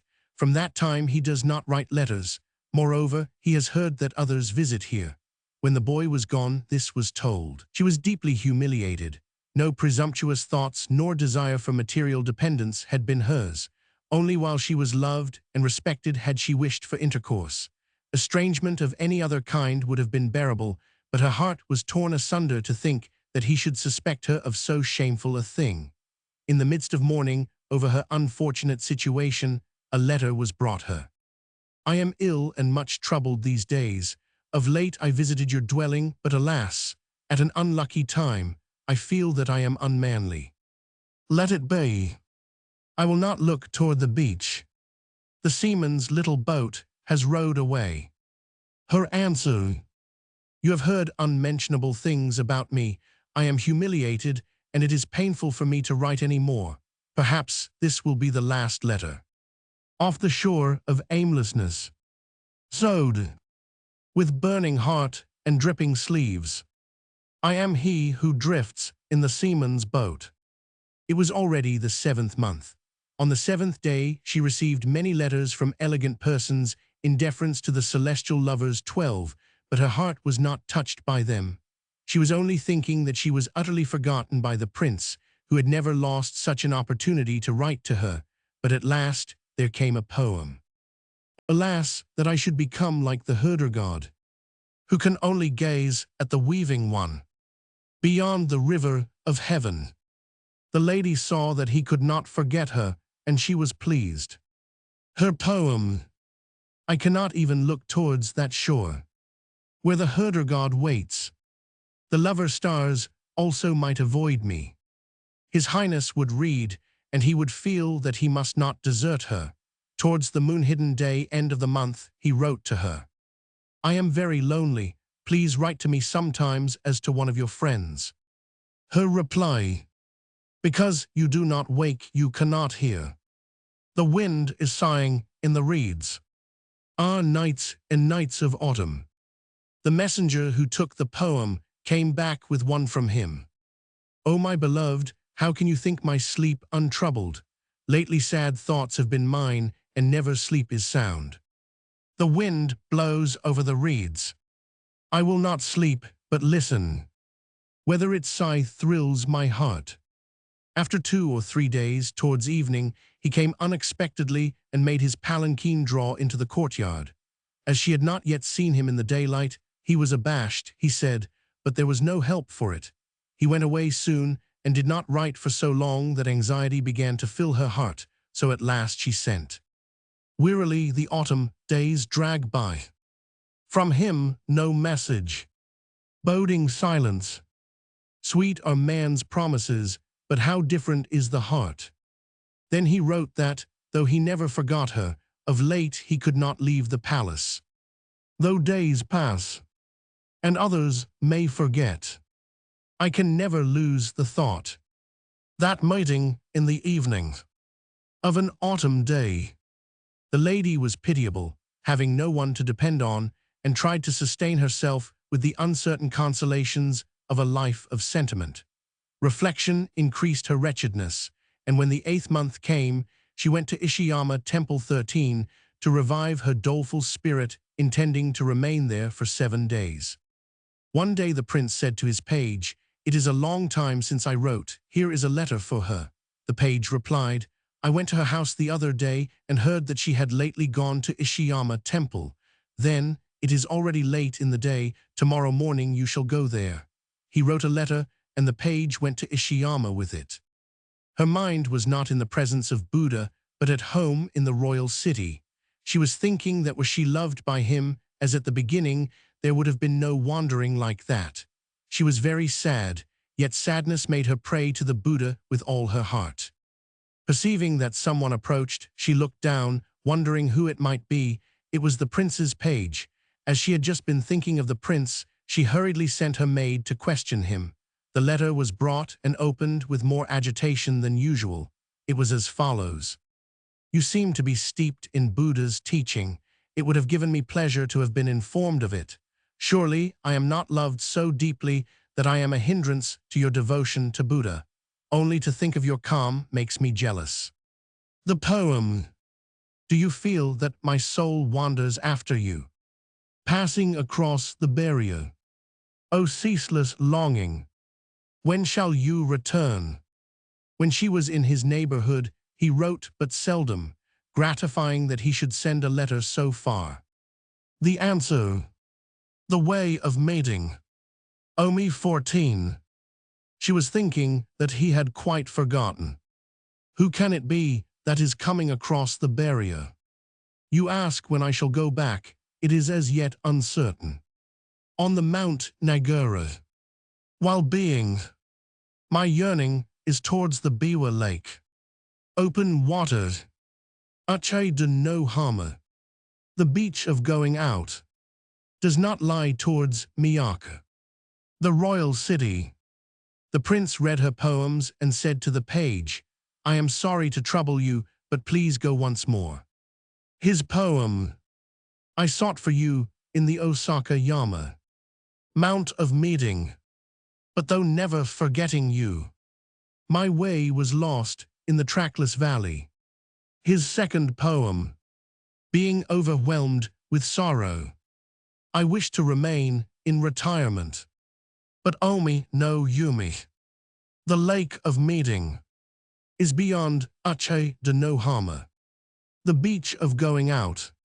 She wrote back only poems. Tears which could not be restrained at the barrier flow towards the Omi no Yumi, lake of meeting. And on the margin she wrote, let me try you, my own heart also. Come and tempt me towards the royal city. His Highness had never thought of going so far to seek her, but he thought he must go to her as he had received such a letter. He came, and they went back together. His poem, Infelicitous Love, although entered into the way of eternal law 15. Who was it came, and tempted back to the royal city? The answer, out of the mountain to the darker path I wander, because I met you once more. Towards the moon-hidden day, a devastating wind blew hard. It rained, and she was even sadder than usual when a letter was brought. She thought the prince had not lost a fit occasion to inquire for her, and she could harbor no hard thoughts of him. His poem, in sorrow I gaze upon the sky of autumn. The clouds are in turmoil, and the wind is high. Her answer, a gentle wind of autumn makes me sad. O day of storm, no way to speak of it. The prince thought in this he could read her true feeling, but days passed before his visit. It was after the 10th day of the 9th month. He waked and saw the morning moon 16. It seemed a long time since he had seen her. He felt that she was gazing at this moon, so followed by his page, he knocked at her gate. The lady was lying awake and meditating, lost in a melancholy which may have been due to the season. She wondered at the knock, but knew not who the visitor might be. She waked the maid lying beside her, who was in a sound sleep. The latter called out for the manservant. When he went out, waking with difficulty, the knocking had ceased and the visitor had gone. The guest must have thought her a dull sleeper and been disheartened. Who was it likely to be? Surely one of like mind with herself. Her man, who had gone out after much rousing and seen no one, complained that it was only her fancy. Even at night our mistress is restless, oh, these unpeaceful persons. Thus he grumbled away, but went to sleep again at once. The lady got up and saw the misty sky. When morning came, she jotted down her thoughts aimlessly, and while doing it received a letter. In the autumn night, the pale morning moon was setting when I turned away from the shut door.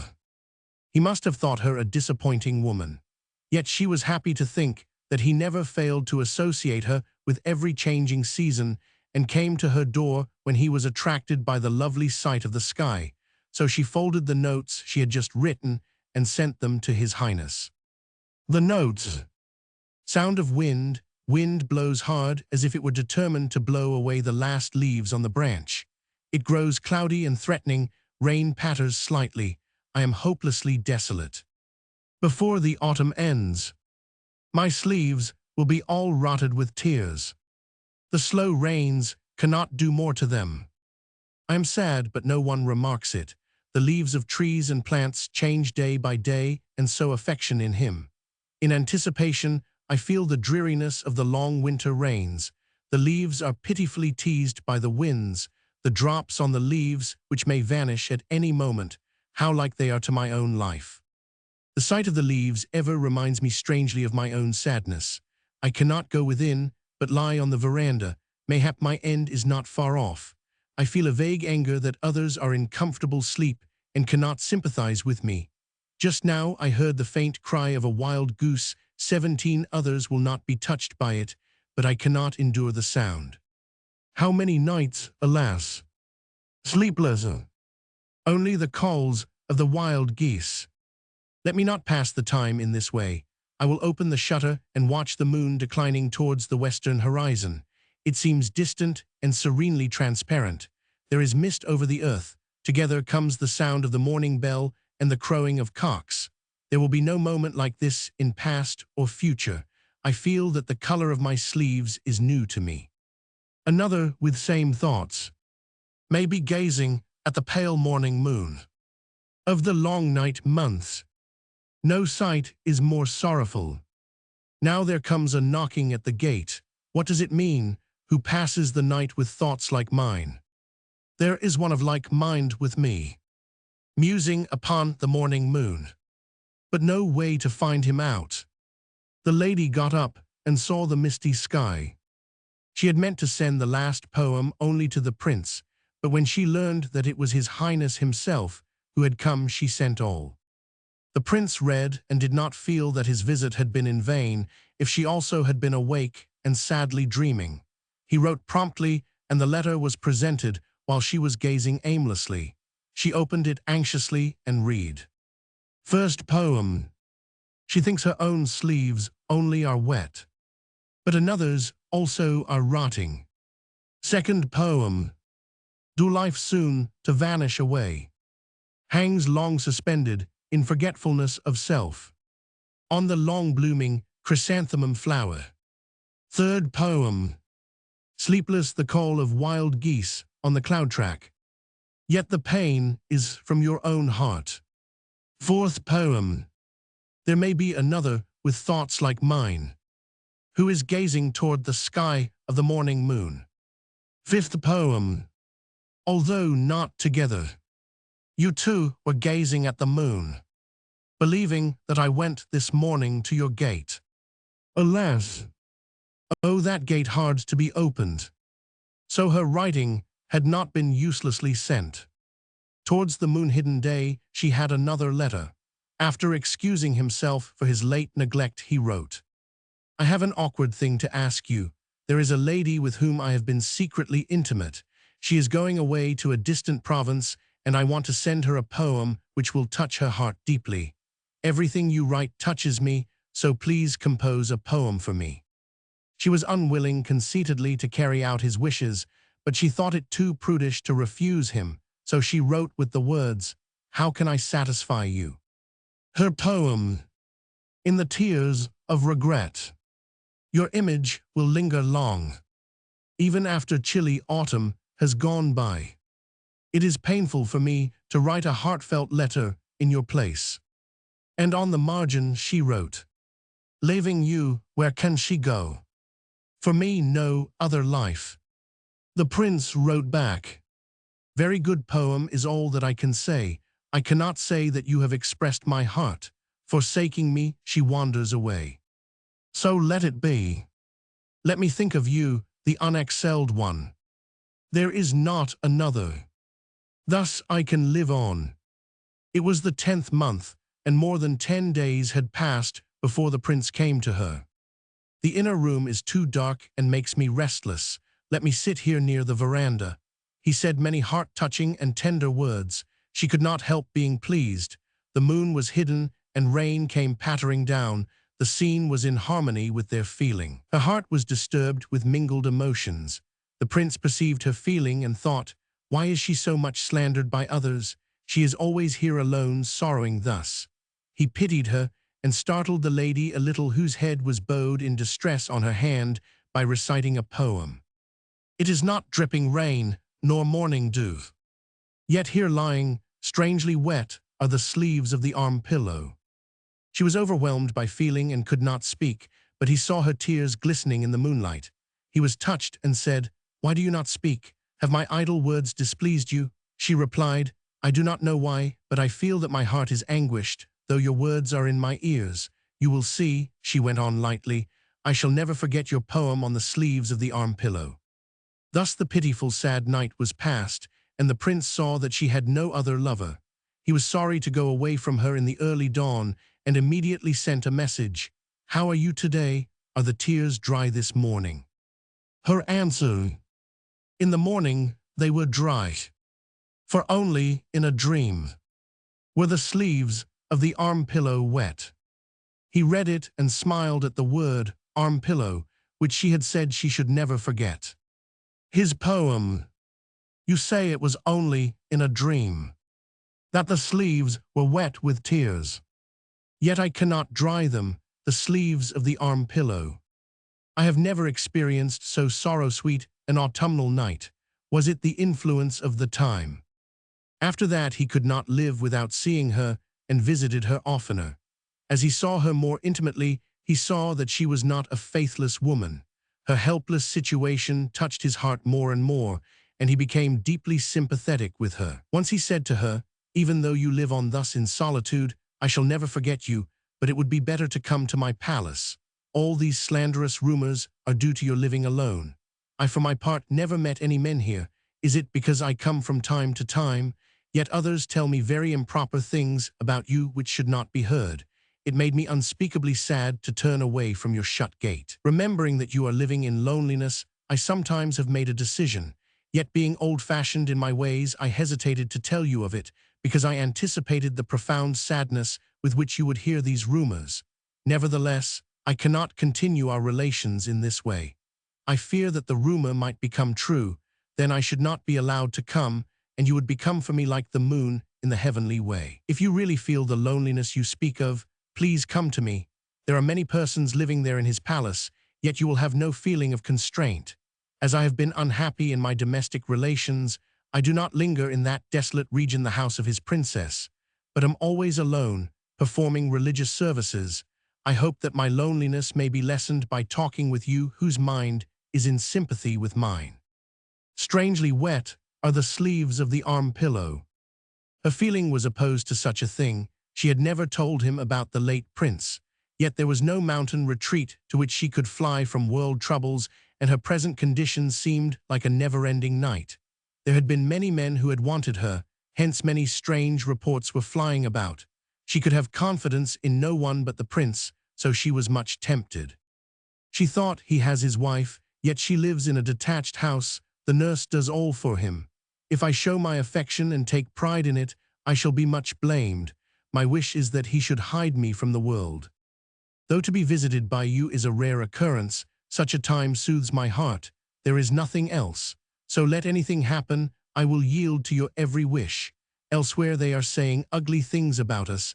If they see the fact accomplished, how much harder their words will be. Those harsh words will be said about me, not you, at any rate. I will find you a completely retired house where we can talk tranquilly. He gave her much hope and went away in the depths of night. The barred door, outer strong gate of lattice work, had been left open for that purpose. She thought within herself, being much troubled, if I continue to live alone, I can keep myself respected. If I were forsaken by him in his palace, I should be laughed at. After she retired, this poem came. I went along the path when night was opening. Sodden were they, the sleeves of the arm pillow. That idle fancy of the sleeves he has not forgotten. This pleased her. Her poem. Your sleeves are wet with the dews on the grass of the morning path. The sleeves of my arm pillow are wet, but not with dew. The next night the moon was very bright. Here and there people were gazing at it. The next morning the prince wanted to send her a poem and was waiting for the page to take it. The lady, too, had noticed the whiteness of the hoar-frost and sent this poem. There was frost on the sleeves of the arm pillow. And in the morning, lo, a frost-white world. The prince was sorry the lady had got ahead of him. He said to himself, the night was past yearning after the beloved and frost. Just then the page presented himself, and his highness said, with some temper, handing his letter to the page, her messenger has already come. I am beaten. I wish you had come earlier. The page ran to her and said, I had been summoned before your messenger got there. I was late, and he is angry. The lady read the letter. The moon last night was very bright. In a frosty morning, I await, with hope unwarranted, one who cannot be expected. His letter seemed not to have been suggested by hers, and she was pleased that his highness had been in the same mood with herself. Her poem. I did not sleep, gazing at the moon all night. But the dawning of the day was in whiteness of hoarfrost. You are angry with the page. He is very sorry, and it awakes my pity. The morning sun shines on the frost. So like the sun, your face. 2 or 3 days passed without a word from him. Her heart was in his promise which gave her hope, but she could not sleep for anxiety. While lying awake in bed, she heard a knocking at the gate. It was just dawn. What can it be? She wondered and sent a servant to inquire. It was the prince's letter. It was an unusual hour for it, and she wondered sorrowfully whether the prince had been conscious of her emotion. She opened her shutter and read this letter in the moonlight. Do you see that the little night opens 18? And on the ridge of the mountain, serenely bright, shines the moon of a night of autumn. The bridge across the garden pond was clearly seen in the moonlight. The door was shut, and she thought of the messenger outside the gate and hastened her answer. The night opens, and I cannot sleep. Yet I am dreaming dreams, and loving them, the moon I do not see. The prince thought the answer not invented, and that it would be amusing to have her near him, to respond to his every fancy. After 2 days, he came quietly in a palanquin for women. It was the first time she had shown herself to him in full 19 daylight, but it would be unfriendly to creep away and hide, so she went to welcome him, creeping a little nearer to the entrance. He excused himself for the absence of those days and said, "Make up your mind quickly as to the thing I spoke of the other day. I am always uneasy in these wanderings, yet more uneasy when I cannot see you. Oh, troublesome are the ways of this absurd world." She replied, "I wish to yield to your mind, whatever it may be, yet my thoughts are troubled when I anticipate my fate and see myself neglected by you afterwards." He said, "Try it, I can come very seldom," and he went away. On the hedge there was a beautiful Mayumi 20 and the prince leaning against the balustrade. Our words are like these leaves, ever colored deeper and deeper.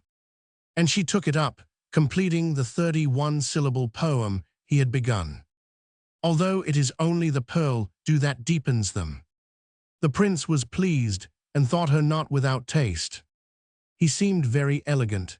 He was attired as usual, his underdress exquisite. Her eye was much charmed, and she thought that she was too frivolous to be thinking about it. Next day he wrote, "Yesterday I was sorry that you were embarrassed, yet the more attracted by it." She answered, "The goddess of Mount Kachiragi 21 would have felt so too. There is no bridge across the way of Cume." I did not know what to do. The messenger came back with his poem. Were my devotion to be rewarded? How could I stop? Though bridge were none at Kachiragi-san. After that he came oftener, and her tiresome days were lightened. But her old friends also sent letters and visited her too, so she wanted to go to the prince's palace at once, lest some unlucky thing should occur. Yet her heart was anxious and hesitating. One day he sent word, "Maple trees of the mountain are very beautiful. Come, let us go together to see them." She answered, "I shall be glad to do it." But the appointed day came, and His Highness wrote, "Today I must confine myself for a religious service." But that night it stormed, and the leaves were all gone from the trees. She waked and wrote to the prince how sorry she was that they could not have gone the previous day. His answer: "In the godless month 22 it stormed. Today I dream, and wonder if the storm was within my heart." She returned, "Was it a rainstorm? How my sleeves are wet. I cannot tell, but muse profoundly. After the night storm, there are no more maple leaves. Oh, that we could have gone to the mountain yesterday." His Highness returned, "Oh, that we might have gone to see the maple leaves, for this morning it is useless to think of it." And on the margin there was a poem. "Though I believe no maple leaves are hanging on the boughs, yet we may go to see if scattering ones remain." And she answered, "Were the mountains of evergreens to change into red leaves, then we would go to see them." with tranquil hearts. My poem will make you laugh. The night came, and the prince visited her. As her dwelling was in an unlucky direction 23, he came to take her out of it. For these 45 days I shall stop at my cousin's, the lieutenant general of the third rank, on account of the unlucky direction of my own house. It is rather embarrassing to take you to that unfamiliar place. Yet he dared to take her there. The palanquin was drawn into its shelter small house built for it. The prince got out and walked away alone, and she felt very lonesome. When all were asleep, he came to take her in and talked about various things. The guards, who were curious about it, were walking to and fro. Yukonnozo and the page waited near the prince. His feeling for her was so intense at this moment that all the past seemed dull.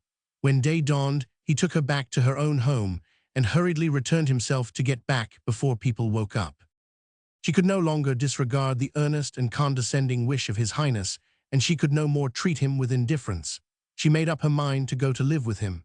She received kind advice against it, but did not listen. As she had been unhappy, she wanted to yield herself to good fortune, yet when she thought of the court servitude, she hesitated and said to herself, "It is not my inmost wish.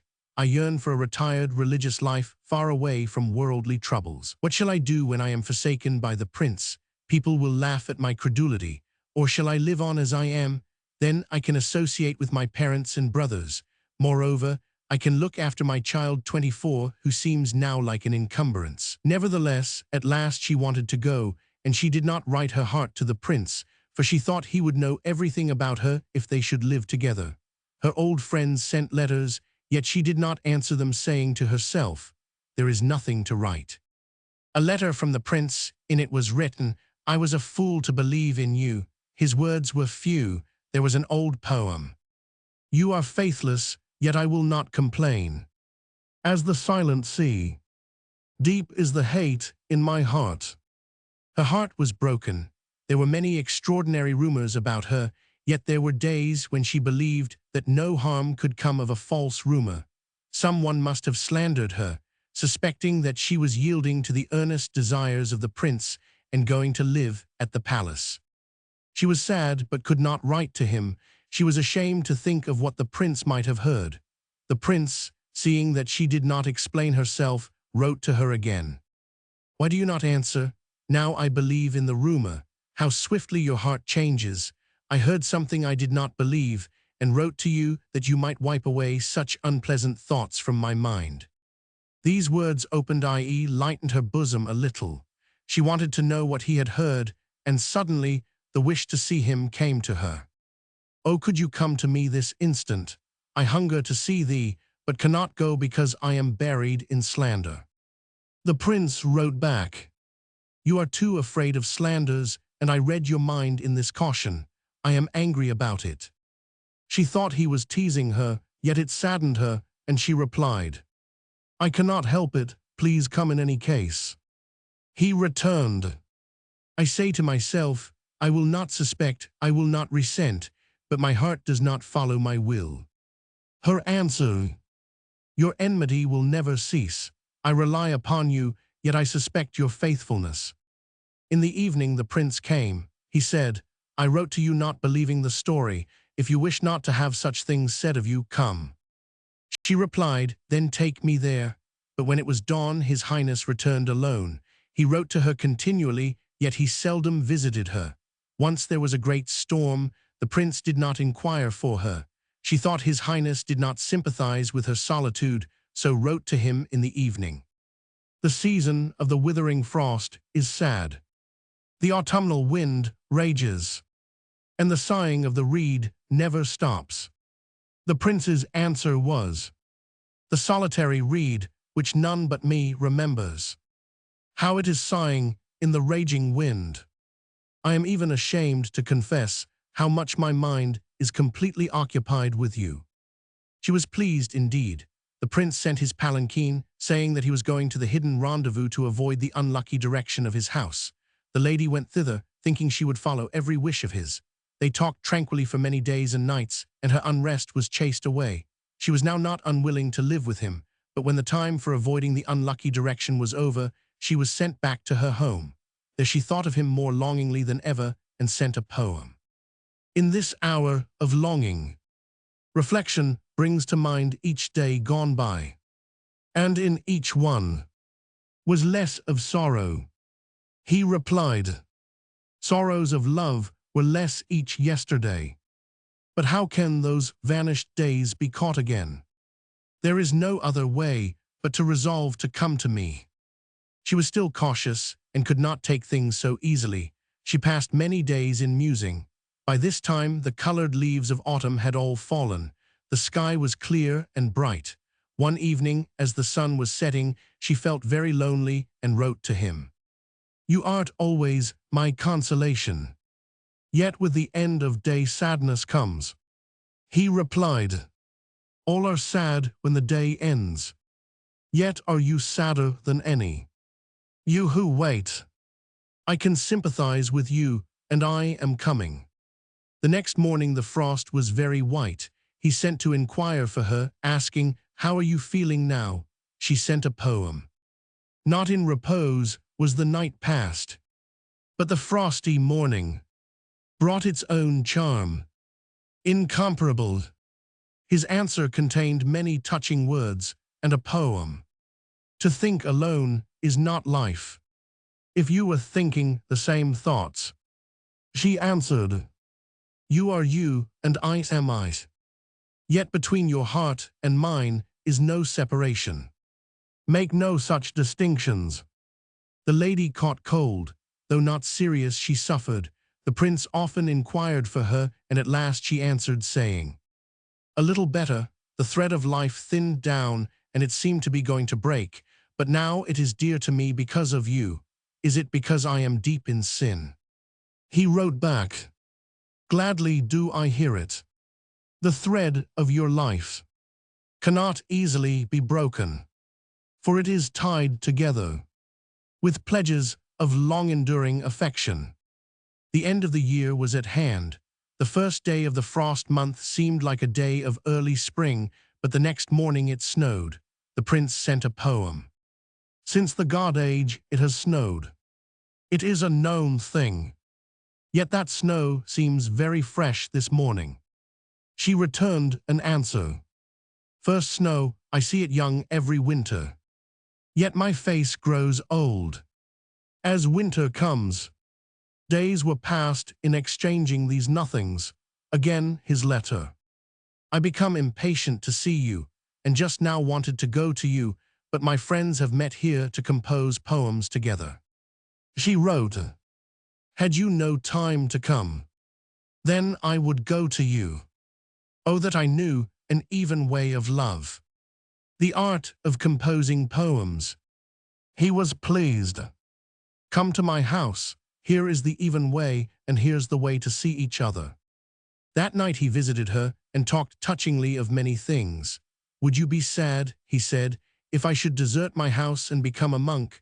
He spoke sadly, and she wondered why such a thought had entered his mind, and whether it could be true or not. Overcome with melancholy, she wept. Outside was tranquil rain and snow. They slept not at all, but talked together with feeling throughout the night as if the world were all forgotten. She felt that his affection was deeper than she had suspected. He seemed to feel everything in her and could sympathize with her every emotion. In that case, she could accomplish her determination from the beginning to go to become a nun. So she made up her mind, but said nothing and sat lamenting. He saw her feeling and said, lovers' fancy of a moment held us both through the night. And she continued. Tears came to their eyes, and without was the rain. In the morning he talked of merrier things than usual and went back. Though she had no faith in it, i.e. the convent, yet she had been thinking of it to comfort her solitude. Now her mind was confused, trying to think how to realize it, and she told her perplexed feeling to the prince. On waking, I cannot think. I wish that those were only dreams of which we talked last night. And on the margin she wrote, we made our vows so earnestly. Yet must these vows yield to the common fate of the changing world. I am sorry to think of it. The prince read it and made answer. I wanted to write to you first. I will not think it real. Those sad things were only dreams, dreamed in a night of dreams. I wish that you would think so too. You dwell too much upon nothing. Only life is fickle. We know not how it will end, but promises shall endure. As long as the pine tree at Sumanoi, 25. O my beloved, I spoke to you of what I did not heartily wish. You are too literal, I am sorry for that. Yet the lady's thought lingered over that sad intention, and she lamented much. Once she was making haste to set out when she received the prince's letter. Oh, I longed for it, though I had just seen it. A Yamato-made Shiko 26, growing in the hedge of a mountain dwelling. It was painful to her present mind, yet she replied, "If you love, come and see. Even the 1,000 swift gods will not forbid those who follow in the way." He smiled over the poem. As he was reading sutras those days, he sent the following poem. The way of meeting is not God forbidden, but I am on the seat of the law, and cannot leave it. Her answer, then will I go thither to seek you. Only do you enlarge the seat. Once it snowed heavily, and he sent her a poem affixed to a branch covered with snow. Snow falls, and on all the branches plum flowers are in bloom, though it is not yet spring. This was unexpected, and she wrote back, thinking that plum flowers were in bloom. I broke the branch, and snow scattered like the flowers. The next morning early, he sent a poem. These winter nights, lovers keep vigil, lying on one's lonely bed. Day dawns, and the eyelids have not met. Her answer, can it be true? On winter nights, eyes are shut in ice-frozen tears, and midnight hours are desolate. I wait for dawn, although no joy is in it. What the prince had been thinking of he wrote in heart-dwindling words, saying, I think I cannot live out my life in this world. So she wrote back, for me, it is fitting to speak of these things, for they recall the romance of past days. His poem, I would not exist even for a moment in a world where sorrows follow one another like the joints in the bamboo stalk. He had been troubling himself to find out a fit place to conceal her, but he reflected, she is not used to such a life and would be embarrassed by it. For my part, I should be much rebuked. It is simpler to go myself and bring her as my maid. So on the 18th of the finishing month, on a moonbright night, he visited her. He said in the ordinary way, now, please come, and she thought it for a night only. When she got into the palanquin alone, take an attendant with you. If you are willing, we will talk together tranquilly tomorrow and the day after tomorrow. He had not spoken in this way before, and she, guessing his intention, took her maid with her. She was not carried to the same house as before. The room was beautifully adorned, and he said, live here privately, you may have several attendants. Now she was sure she had understood him, and she thought it fortunate to come thus secretly. People would be astonished to find she had come here to live before they were aware. When day dawned, she sent her servant to fetch her case of combs and other things. The prince left the room, but the shutters were still closed. It was not frightful, but uncomfortable. In the daytime, courtiers came to see him. I wish, said the prince, to arrange that you shall live in the north building. This room is near the audience room and has no charm in it, i.e. someone might discover her. So she shut herself up and listened in secret. In the daytime, courtiers of the ex-emperor, his father, came to see him. He said, how is it with you here? Can you stay? I feared that you would find it disagreeable by my side. And she answered, I feared just the same thing. He laughed and said, to tell the truth, take care of yourself while I am away. Some impertinent fellows may come to catch a glimpse of you. In a few days, I will have you live openly in the room where now is my housekeeper nurse. The room where I pass the day has no visitors. After 2 or 3 days, she was removed to the north side building. 27 people were astonished and ran and told the princess, who said, even without this event, I have not been treated as I ought to have been. She is of no high birth. It is too much. She was angry because he had told her nothing. His secrecy displeased her very much, and she was more inconsolable than ever. The prince felt sorry for her and tried to be with her oftener. She said to him, "I am ill with hearing rumors and have come to hate seeing people. Why have you not told me this before? I would not have interfered. I cannot bear to be treated like a woman of no importance. I am ashamed to think that people are laughing at me." She said it weeping and weeping. He answered, "I brought her for my maid, and I thought that you would allow it. As you are angry with me, the lieutenant general, her brother, hates me also. I brought her to dress my hair, and she shall serve you also." The princess was not softened by these words, but she was silenced. Thus days passed, and the lady became used to the court life. She dressed his hair and served in everything. As he did not allow her to retire to her private room, the visits of the princess became more and more rare.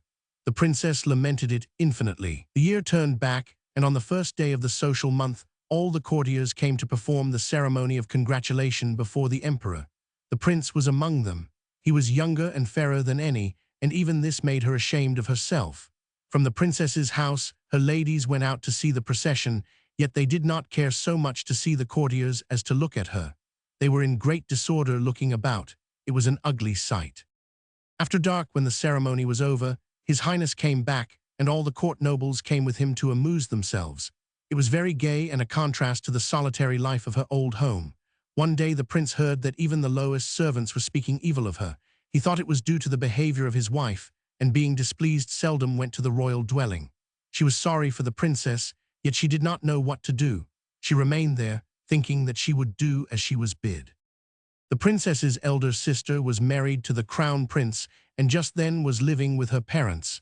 She wrote to the younger princess, "How are you? I have heard something of what people are saying these days. Is it true? Even I feel disgraced. Come to us during the night." The princess could not console herself when she thought how much people who make talk about nothing were gossiping. She wrote back to her sister, "I have received your letter. I had been unhappy in the world married life, and now am in a painful situation. For a time I will go back, and beholding the young princess will comfort me. Please send someone to summon me. I cannot go away when I desire, for he will not permit it." She began to put her affairs in order, taking away those things which must not be seen by others.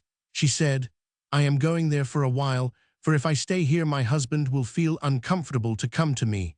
It is painful for both of us." And they said, "People are talking and laughing about it a good deal." He went out himself to get her. She is dazzling to the eye. She lives in the court lady's room over there. She goes to the prince's hall 3 or 4 times a day. It is quite right that you should punish him, going away with few words. All hated the lady, and he was sorry for her. His Highness suspected what his wife was going to do, and he found his conjecture realized when the sons of his brother-in-law came to fetch her. A lady-in-waiting said to the housekeeper, "The princess has taken important things with her. She is going away." The housekeeper was in great anxiety and said to the prince, "The princess is going away. What will the crown prince think of it? Go to comfort her." It was painful to her, the lady, to see these things going on. She was very sorry and pained, yet, as it was an unfit time to say anything, she kept silence. She wanted to get away from this disagreeable place, but thought that also not good. She thought she could never get rid of her trouble if she stayed. His Highness went towards the princess, who met him as if nothing had happened. "Is it true," he said, "that you are going to your elder sister? Why have you not asked me for the palanquin?" She answered, "Something has happened. There is something which demands me, and they have sent messengers for me." She said nothing more. The princess's words, her letters, and those of her sister were written roughly from supposition.